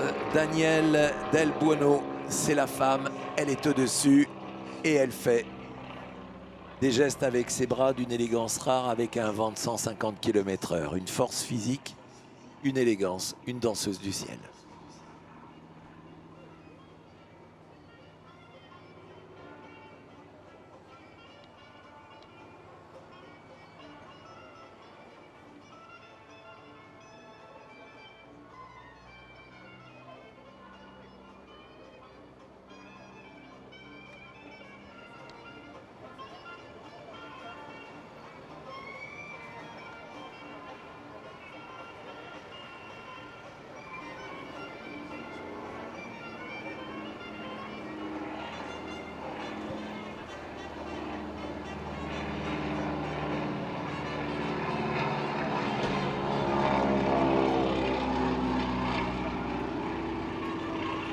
Et voilà Daniel qui vient de défaire son harnais. Elle va maintenant se glisser sous les ailes et elle va passer entre les haubans qui sont ces câbles métalliques qui relient les ailes les unes aux autres.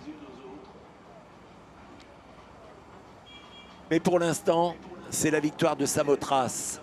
Elle est un pied sur le bord d'attaque, un autre pied sur le bord de fuite, donc à l'avant et à l'arrière de l'aile.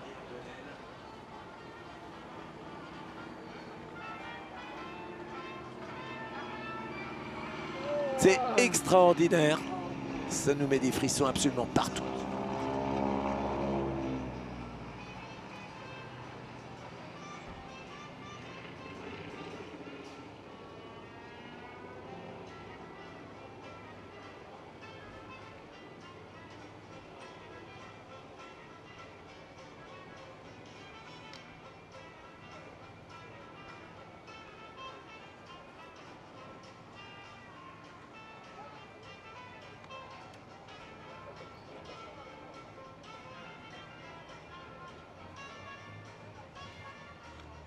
Ah.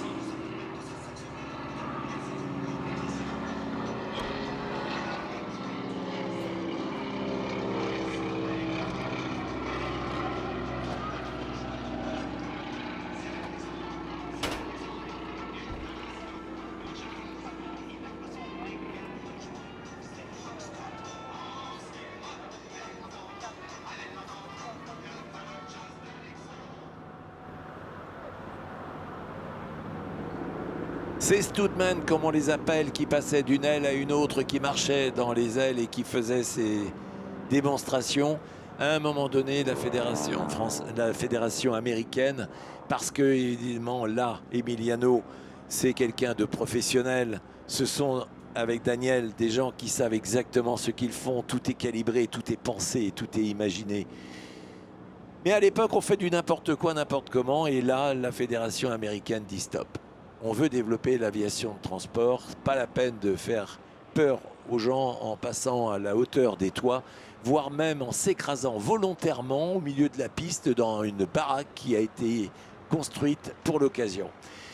Et c'est ainsi que l'on va revenir à une aviation qui sera parfaitement rééquilibrée et qui va redonner confiance au public, qui va monter dans des avions et traverser ainsi les continents. Daniel vient de sortir à nouveau de l'avion. Elle marche entre les haubans.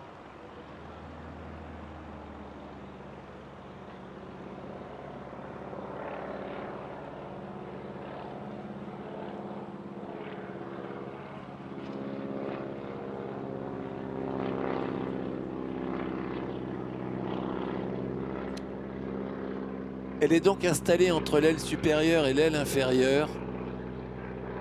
Le pilote, lui, a une contrainte aérodynamique. Il y a un freinage terrible. Il doit compenser ce pilotage. Et voilà maintenant qu'elle est allongée comme si elle était posée dans le vide entre ces deux ailes. Les photographes, les spotters, comme on le dit, eh bien ces spotters doivent s'en donner à cœur joie.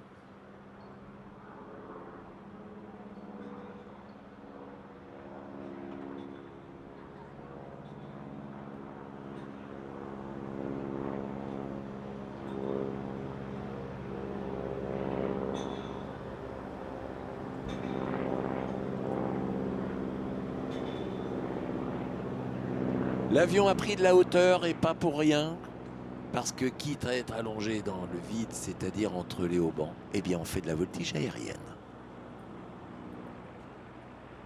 Vitesse 200 km/h.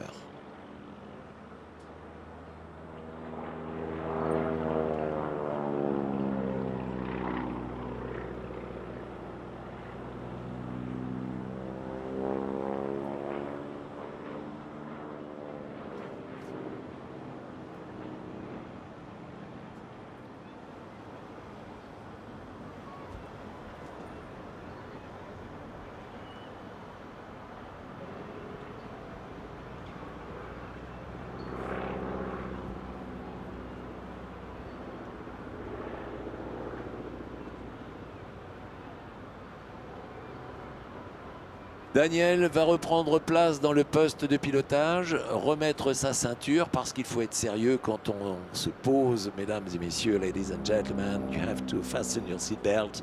Oui, vous devez attacher votre ceinture à l'atterrissage.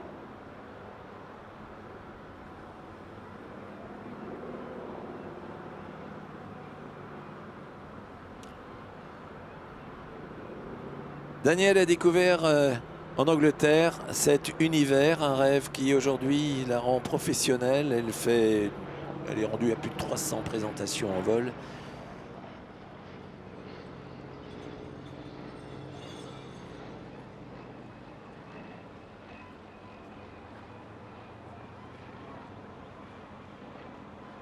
Emiliano, aujourd'hui, il est à la tête de son entreprise qui s'appelle 46 Aviation, pour laquelle il vole sur ce Stearman, mais aussi sur d'autres aéronefs, dont des Extra 330 au sein d'une équipe de voltige. Et c'est en Suisse.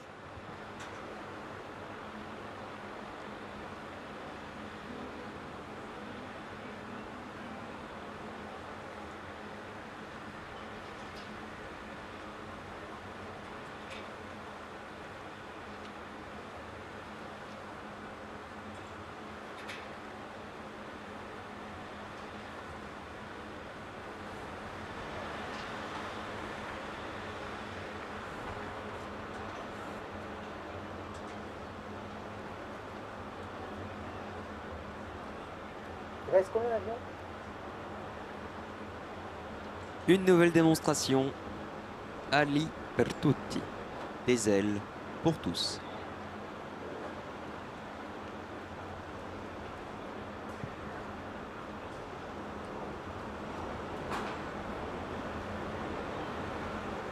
Certaines personnes, parfois, refusent le destin qui leur est imposé par les événements. Il y en a d'autres qui refusent la réalité. Et puis, il y a une troisième catégorie, ceux qui maintiendront coûte que coûte le cap vers leur rêve. Au travers de la démonstration de l'avion qui s'apprête à décoller, c'est d'abord une histoire d'humain.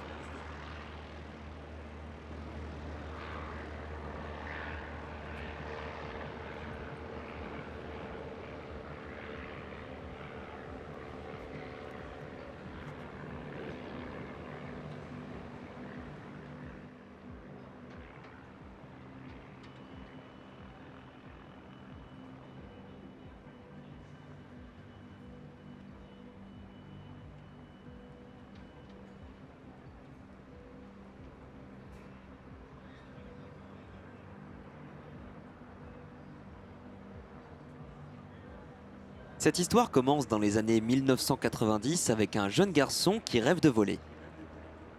Il a une vingtaine d'années et a reçu le goût du vol en héritage de son père, lui-même parachutiste et amoureux des arts du ciel. Cette attirance héréditaire vers la troisième dimension va très vite amener Paolo Pocobelli, c'est son nom, vers ses premières heures de vol. C'était avant d'être subitement frappé par un accident de la vie qui va le priver de l'usage de ses jambes. Désormais, Paolo se déplace en chaise roulante. Il habite du côté de Milan. C'est en Italie. Passé la douleur de l'événement, il imagine qu'il en est terminé de piloter un avion. À ce moment-là, le désarroi est total. Par un proche, il apprend qu'une personne dans la même situation que lui vole. Lui ne vole pas, mais elle vole. Alors, le conditionnel va se transformer en futur. Les interrogations, elles, deviennent des certitudes et de rencontre en rencontre, il se rapproche d'un propriétaire qui a adapté un ULM au pilotage pour personnes en situation d'invalidité. Le ciel s'éclaircit donc, Paolo va pouvoir revoler. C'est le jour tant attendu. Pour lui, c'est une renaissance, une nouvelle vie vient de commencer. Quand la passion redevient le moteur, tout s'accélère et quelques années plus tard, fort de plusieurs centaines d'heures de vol, il va signer, ici même, à Paris en 2011, la création de son association Ali per tutti.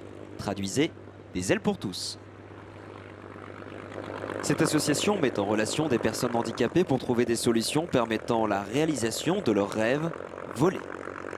Et c'est ainsi qu'aujourd'hui, à force de volonté, de constance mais aussi de rencontres, Paolo a le plaisir de vous présenter le Cap 10 BK. Cet avion, c'est un avion de voltige adapté au pilotage des personnes en situation de handicap. Si l'extérieur de l'avion est inchangé, l'intérieur, lui, a été totalement modifié pour permettre au pilote d'actionner l'ensemble des commandes de vol uniquement avec ses deux mains. Ces commandes portent le nom de malonnier pour main ou maniabilité. C'est à Dijon, dans l'entreprise Air Projet, que furent développées ces commandes. Il sera l'avion de la première certification par un organisme d'État agréant une machine portant ces modifications. Cet avion a été piloté par Dorine Bourneton pendant tout son développement dans le but de proposer un aéronef fiable, viable et accessible pour tous.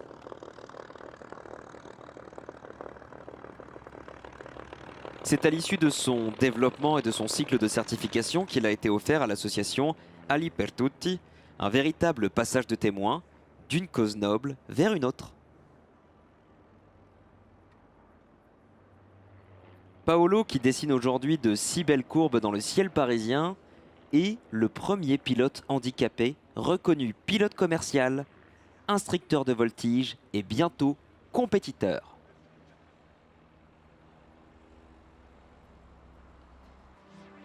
Alors, Comme le dit si bien Paolo Pocobelli, avec un sourire sur son visage, n'abandonnez jamais, ni vos rêves, ni vos ailes.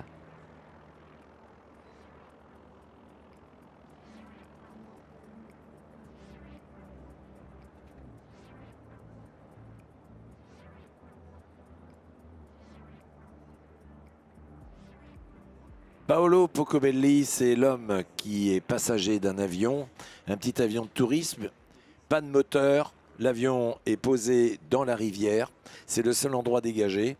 Et Paolo, qui est un nageur depuis sa plus tendre enfance et un très grand nageur, n'a aucune difficulté pour retrouver la surface de l'eau, sauf que le pilote, lui, est resté coincé dans son avion. Alors à ce moment-là, Paolo s'en rend compte et malgré le fait de son handicap, il retourne au fond de l'eau, il va détacher le pilote, il sort le pilote et il le ramène à la surface, il va le sauver. Paolo Pocobelli, il est décoré de la plus grande médaille que l'on puisse recevoir en Italie, l'équivalent de notre Légion d'honneur ici en France. Et la Légion d'honneur, eh bien, c'est Dorine Breneton qui elle aussi a été la femme qui a fait de la voltige aérienne. Guillaume Ferral, c'est celui qui était l'instructeur. Savoir être handicapé, c'est avoir le sang qui malheureusement ne circule pas dans les jambes comme nous on le fait en contractant nos muscles ou en remuant nos pieds ou nos jambes. Et donc ça demande une préparation physique énorme, ça demande une tenue vestimentaire tout à fait particulière et puis un blocage également des jambes. Ça ne se fait pas comme ça, n'importe comment. Et là, l'évolution que vous voyez en voltige, là, mesdames et messieurs, ça s'appelle la force morale.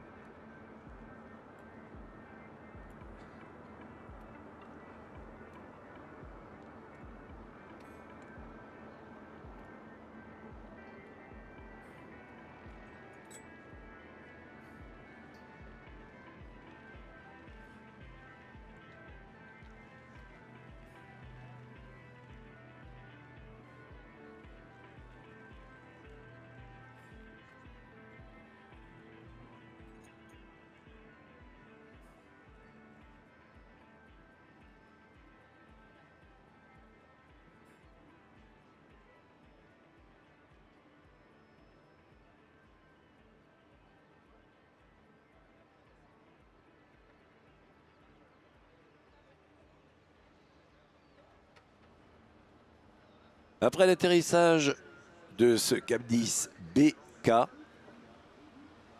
un avion jaune, c'est un DR400.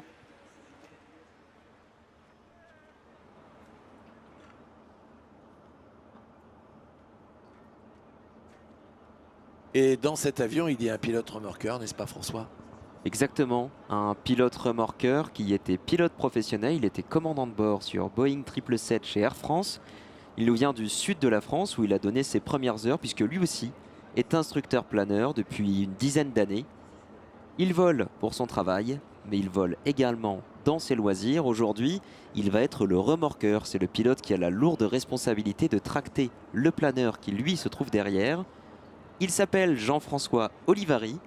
Il a une petite cinquantaine d'années. Il va tracter ce planeur et au-delà d'être pilote sur DR400, il pilote d'autres avions comme par exemple dans le sud de la France, un gros bimoteur qui s'appelle le Nord Atlas, dernier de son type encore en état de vol.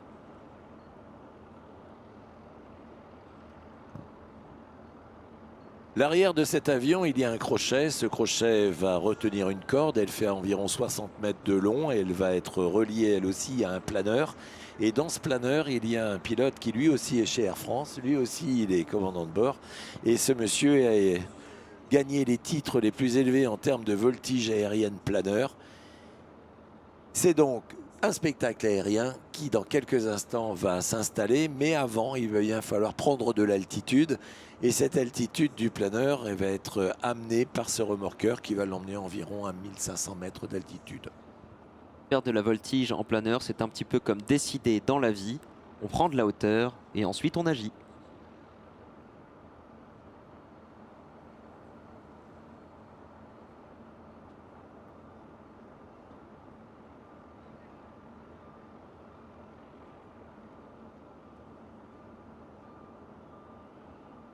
Le vol en planeur, c'est au-dessus de vos têtes, mesdames et messieurs, il y a des nuages. Ça s'appelle des cumulus, ils ont ces formes tout arrondies, toutes rassurantes, et ils sont à des altitudes relativement basses, et ils peuvent évoluer entre, on va dire, 1000 mètres, 1500, 2000, 2500 mètres. Ils ont été formés par des masses d'air qui ont chauffé au sol parce que le soleil a rayonné sur un hangar, a rayonné sur une plateforme noire qui pourrait être un parking, et cette bulle d'air a pris de la hauteur et elle monte pour rejoindre une altitude à laquelle il a une transformation, on appelle ça l'ISO 0, et cette transformation fait que les molécules d'eau apparaissent et donc le nuage se crée, du moins visuellement. Bien évidemment, l'air s'est refroidi. En refroidissant, les molécules d'air redeviennent plus lourdes, elles redescendent. Le planeur, comme les oiseaux, vont chercher ces colonnes ascendantes et de colonnes ascendantes en colonnes ascendantes, eh bien, ils vont parcourir des kilomètres. Et il n'est pas exclu aujourd'hui que, compte tenu de la météorologie, des vélivols aient réalisé des 500 voire des 1000 km en planeur. Sans utiliser bien évidemment une seule goutte d'essence, sauf pour le remorqueur. Nicolas Ononce, des ailes rigides de son planeur, parce que si vous regardez les planeurs habituellement, eh bien, ils ont des ailes qui sont souples, qui ploient sous la force gravitationnelle lorsque c'est en virage ou lorsque le planeur fait un passage. Il y a du reste de magnifiques photos sur Internet, si vous avez l'occasion, allez-y. Nicolas Ononce, il a enregistré des images avec une caméra GoPro et vous pourrez les retrouver également sur YouTube. Le décollage, le planeur va décoller en priorité, il est plus léger. Il va se mettre légèrement au-dessus de l'avion qui est devant lui et il va maintenir cette position comme le ferait une patrouille.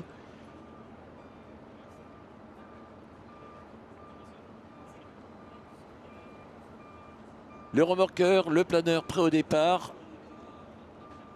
On pourrait avoir également un treuil. Ce treuil est limité en hauteur. On monte à 300 mètres, 300-400 mètres, ce qui est déjà beaucoup.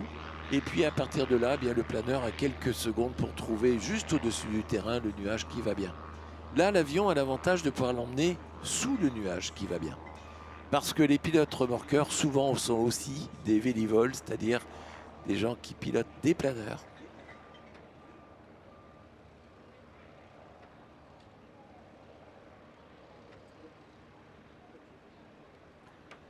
Des records du monde de distance, ce fut le cas dans les Andes avec un pilote allemand qui a utilisé les ressauts du vent sur les montagnes et ce vent orographique va permettre aux pilotes, en longeant les montagnes, de parcourir plus de 2200 km, ce qui est absolument énorme. Il faut savoir que les planeurs ne volent pas la nuit, donc on a intérêt à partir très tôt pour pouvoir se poser avant le coucher du soleil. Il y avait dans le temps des gens qui faisaient des records du monde de durée, et c'était dans les Alpes. C'était des records qui n'avaient pas grand intérêt parce que tant que le vent souffle, eh bien, il y a un ressaut, et tant qu'on est dans ce ressaut, on tient en l'air. Et je crois que ça a été 52 heures, et c'était 2 femmes qui étaient les record women de ces durées.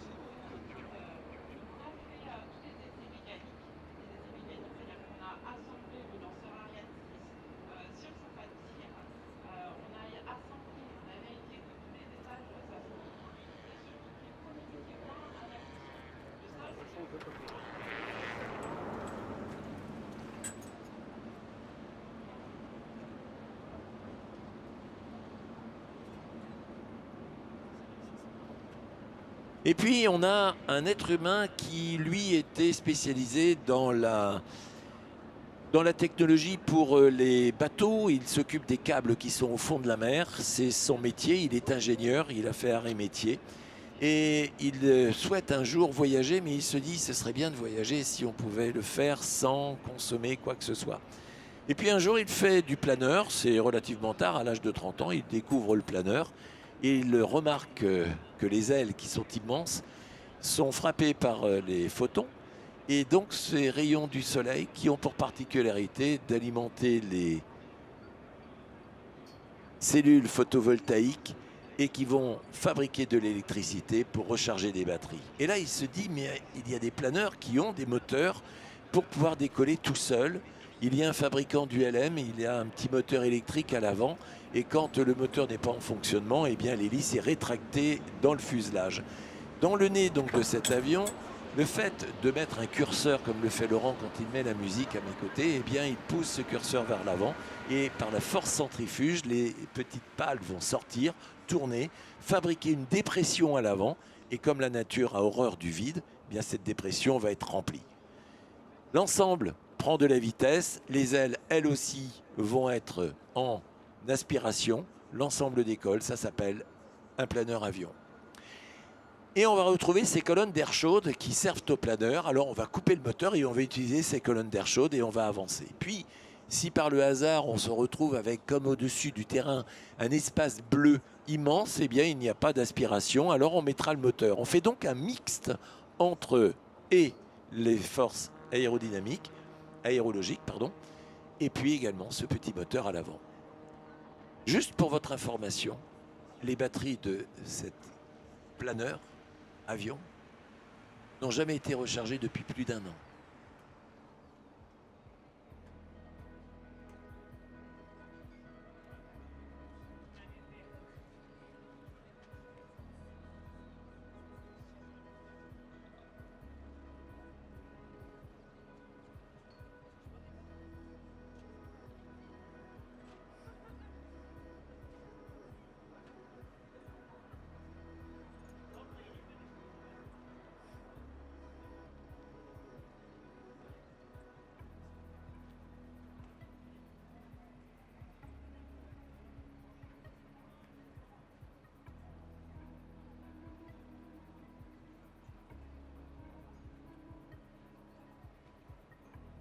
Jean-Baptiste Loiselet, cet ingénieur, comme il le dit lui-même, je suis un généraliste et je suis devenu le spécialiste de chaque chose que j'ai pu faire sur ce planeur parce que quand il achète le planeur, c'est à une condition, c'est qu'il fabrique lui-même les ailes pour pouvoir, 1, rigidifier les ailes, 2, faire passer les câbles électriques qui vont bien, 3, pouvoir y mettre des panneaux photovoltaïques.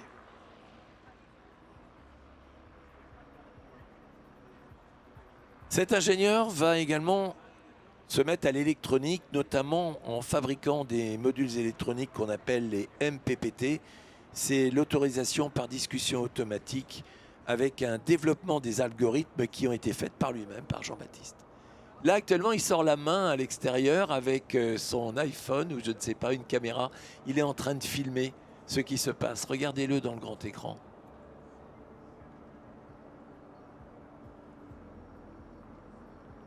Et l'interface graphique qu'il va réaliser va analyser en permanence la prise en main de la maintenance des batteries.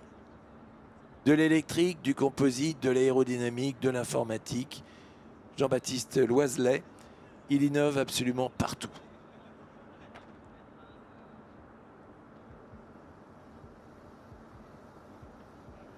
C'est donc un pilotage malin qu'il va faire et durant l'été 2022, il va se faire un tour de France à zéro impact. Il va faire 2600 km à vol d'oiseau en 17 étapes. Il ne va utiliser que du vent et du soleil. Sa définition ultime de la liberté, le premier aéronef parfaitement fonctionnel dont le vol est réellement 100% durable.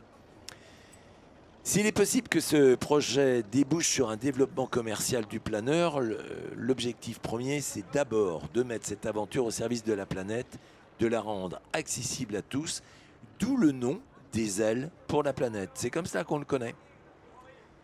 La première action envisagée est un nouveau tour de France des solutions, c'est-à-dire rencontrer des gens qui ont des idées innovantes et donc de rencontrer ces gens-là pour pouvoir améliorer le système. Ça, c'était pour 2023, mais 2024, il espère avoir fabriqué 3 planeurs solaires biplaces, et non plus pour faire autrement que de se promener, mais de vous emmener, vous, public, pour découvrir l'environnement. Cette patrouille va sillonner le ciel toute l'année, des missions pour l'environnement, des missions également au service de l'environnement. C'est ça la grande nouveauté. Rêver d'aéronautique, c'est possible. Des ailes pour la planète, c'est l'occasion de montrer qu'aéronautiquement, eh bien, l'écologie et les avions peuvent être compatibles. Un bel exemple d'engagement personnel, puisque vous serez vraiment étonné si je vous dis que Jean-Baptiste a mis sur la table ses 15 années d'économie. Et oui, sa carrière professionnelle en stand-by, son intégrité psychologique, comme il le dit, tellement il s'est mis à phosphorer, mais aussi tout cela pour l'engagement en faveur de l'humanité durable. Pour développer la suite, que ce soit la série documentaire, que ce soit pour la patrouille des planeurs biplaces, Jean-Baptiste cherche des partenaires, des sponsors mécènes, ceux qui partagent la philosophie de cette aventure. Comme il le dit, je ne sais pas dans quelle mesure, dans quelle manière c'est possible de le dire, mais si on arrive à avoir ce genre de choses, eh bien, c'est plutôt chouette.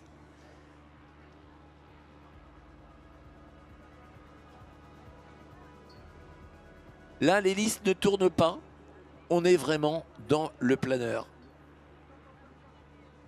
Il spirale comme le font les oiseaux. Et ce qui est absolument génial lorsqu'on spirale, c'est d'avoir soit une buse, un aigle. Il est en bout d'aile. Il nous prend aussi pour un autre oiseau. Et il vient voler avec vous de concert.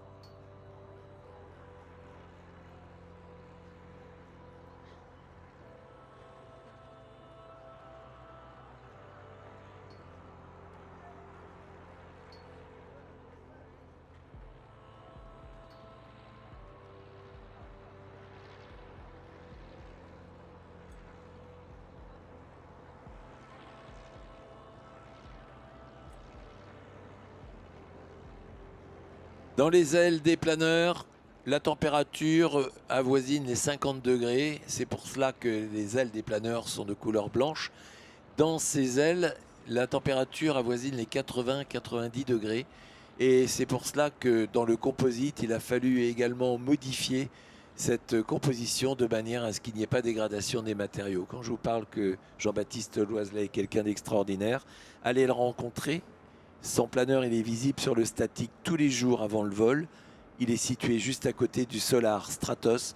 Cherchez le stand Innovavis, des ailes pour la planète.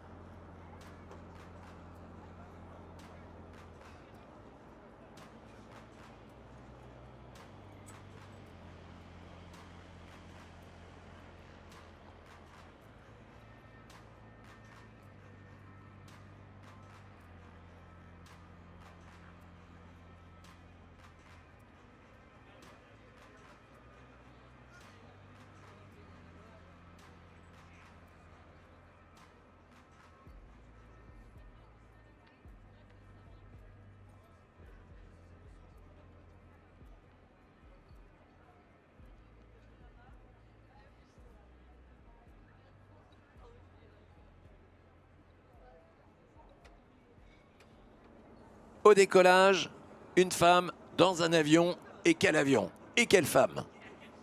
Un avion surpuissant, un avion, il n'y a que 2 exemplaires au monde actuellement en exploitation. Cette femme, elle est aux commandes d'avions de ligne régulièrement. Et quand elle n'y est pas, eh bien, elle est en haut des podiums, de tous les podiums, puisqu'elle est 3 fois championne du monde de voltige.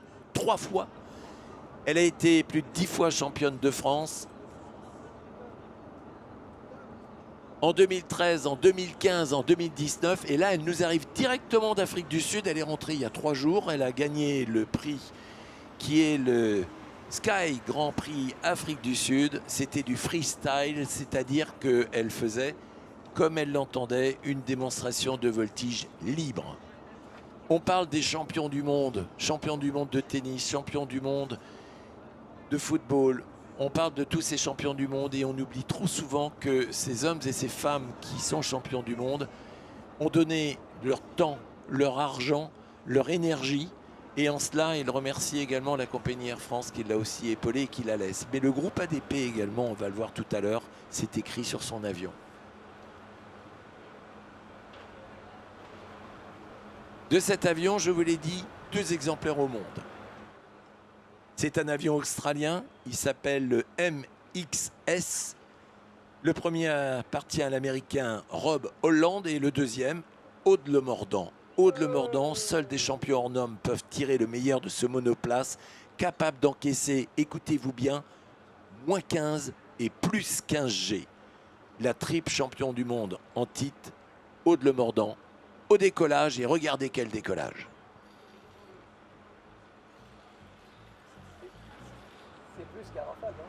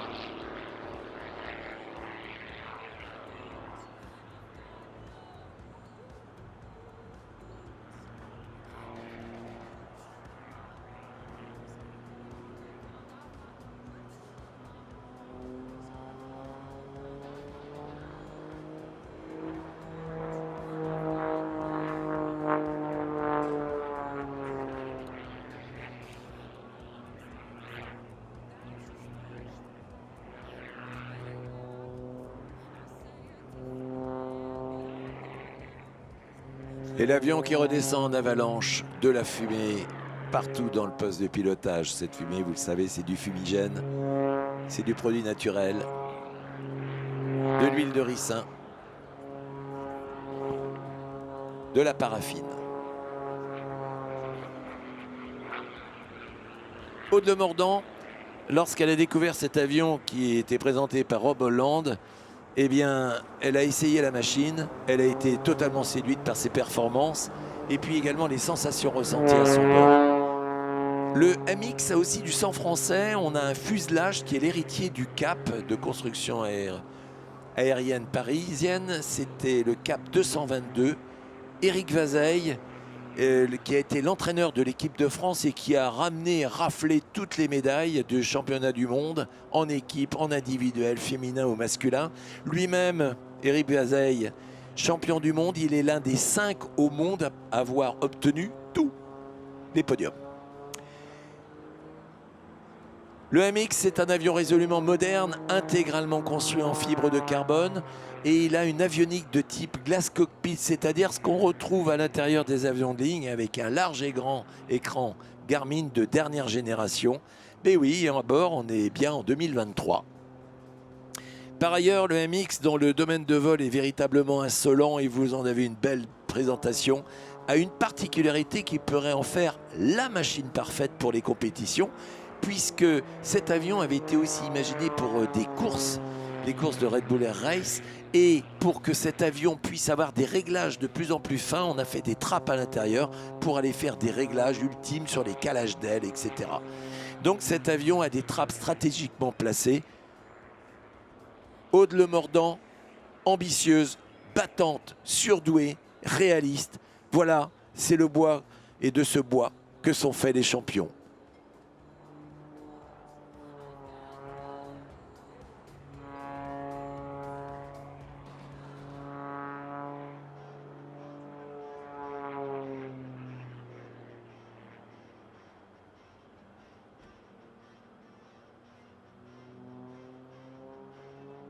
Le talent au bout des doigts, une tête parfaitement bien faite. Elle diplômée de la prestigieuse école nationale de l'aviation civile que vous connaissez, l'ENAC. Aude Le Mordant fait du remorquage de planeurs, de la surveillance de pipeline et puis de l'instruction en aéroclub. Et elle rentre chez Air France à 21 ans. Elle devient à 22 ans l'une des plus jeunes pilotes de ligne sur Airbus A320. Sa formation l'amène à découvrir la voltige aérienne, qualification de voltige planeur, qualification avion. Elle se lance dans la compétition et elle gravit rapidement tous les échelons. Elle s'octroie ensuite 2 années parce qu'elle a la naissance de sa fille. Et puis en 2018, eh bien, c'est son retour à la compétition où elle redevient championne de France. Membre de l'équipe de voltige de France aérienne, Aude Le Mordant décroche son 3e titre de champion du monde. C'était en 2019 et c'était une première. Dans la foulée, elle accumule les victoires mondiales. Elle est sacrée championne du monde également par équipe.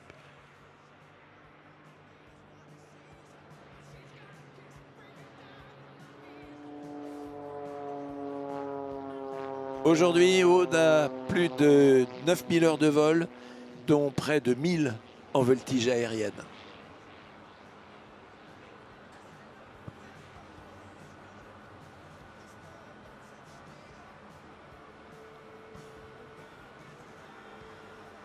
Et puis un sponsor, Aéroport de Paris. Nous sommes ici sur un des terrains d'Aéroport de Paris.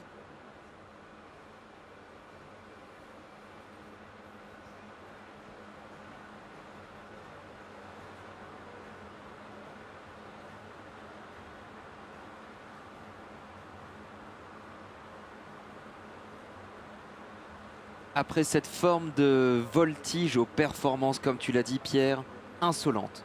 Ce terme convient parfaitement à la démonstration que l'on vient de voir, une démonstration de voltige, presque une démonstration de puissance. Après ce type de voltige, une voltige qui est tout aussi exigeante, la voltige planeur. On en parlait juste avant.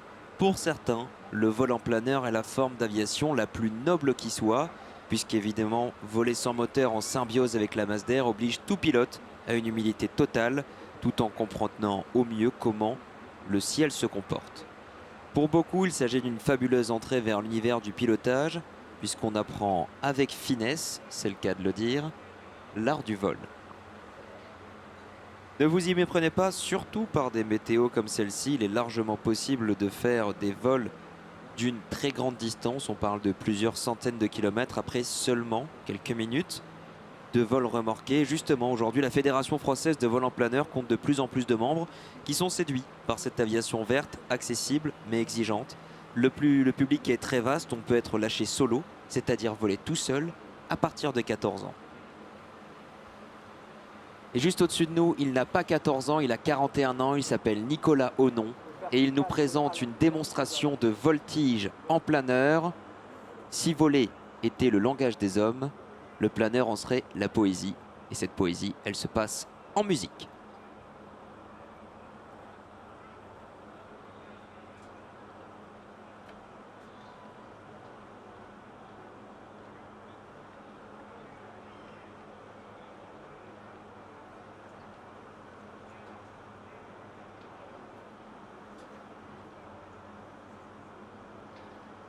Je vous invite à lever les yeux vers le ciel pour l'ultime présentation de cette journée aéronautique.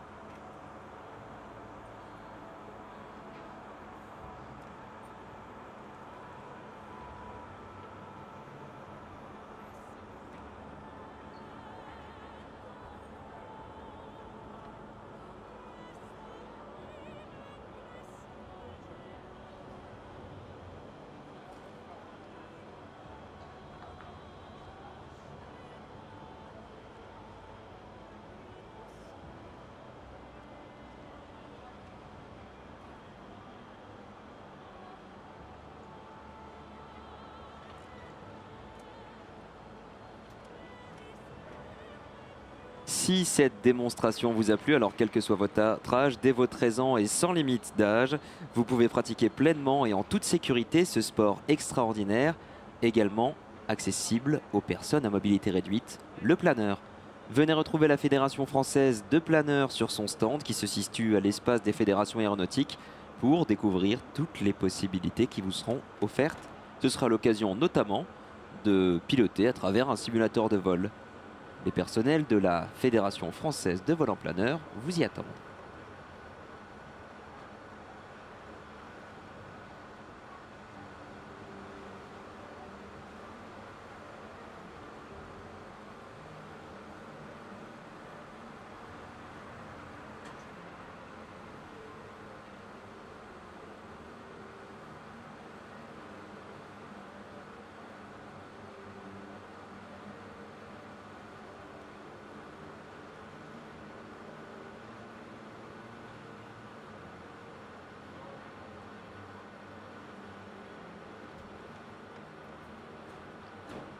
C'est sur ces notes de piano de Roberto Cacciapaglia que s'achève cette démonstration qui elle-même clôture cette journée de présentation aéronautique.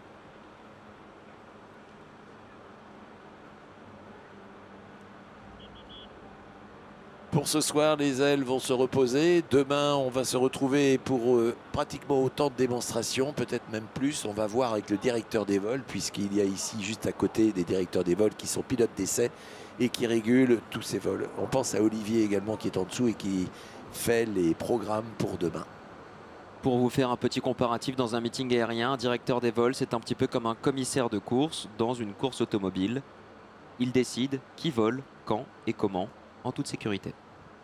Oui, le maître mot, c'est la sécurité. Alors, nous vous remercions d'avoir été spectateurs. Ça dure encore un certain temps puisque vous avez du temps encore avant de partir. Continuez à regarder les stands, à profiter de toutes les animations qui sont ici présentes. Et bien évidemment, nous vous demandons d'être prudents sur la route. Elle appartient à tout le monde. Soyez respectueux comme les gens dans l'air et de l'aviation savent le faire. Merci, bonne soirée, à demain.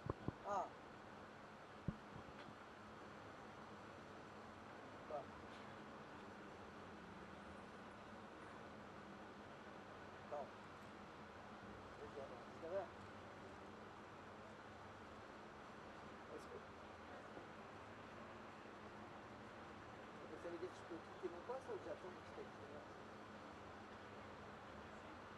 Parce qu'il faut que j'aille au chien. Ok, ça marche. Ben, je quitte mon poste, je reviens à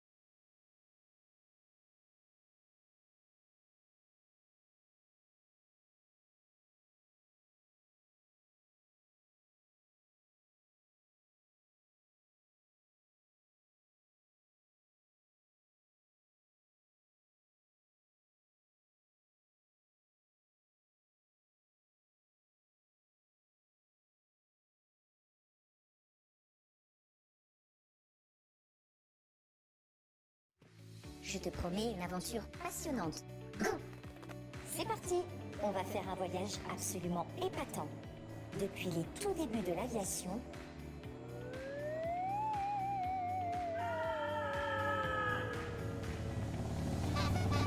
jusqu'aux sensationnelles sorties dans l'espace.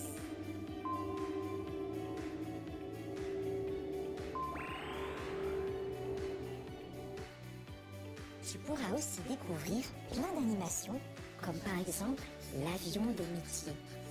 C'est en effet un lieu idéal si tu rêves de participer à la construction d'un avion ou de devenir pilote.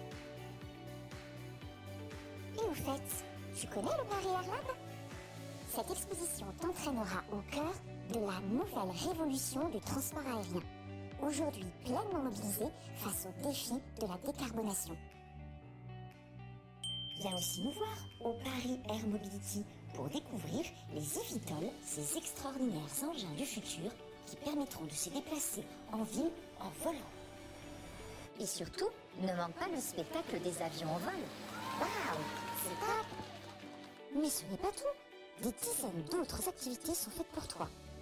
Tu pourras te prendre en vidéo dans les photobooths 3D, t'amuser avec des casques de réalité virtuelle, essayer d'échapper à mon insoluble escape game, et enfin, te trémousser avec moi pour la fête de la musique.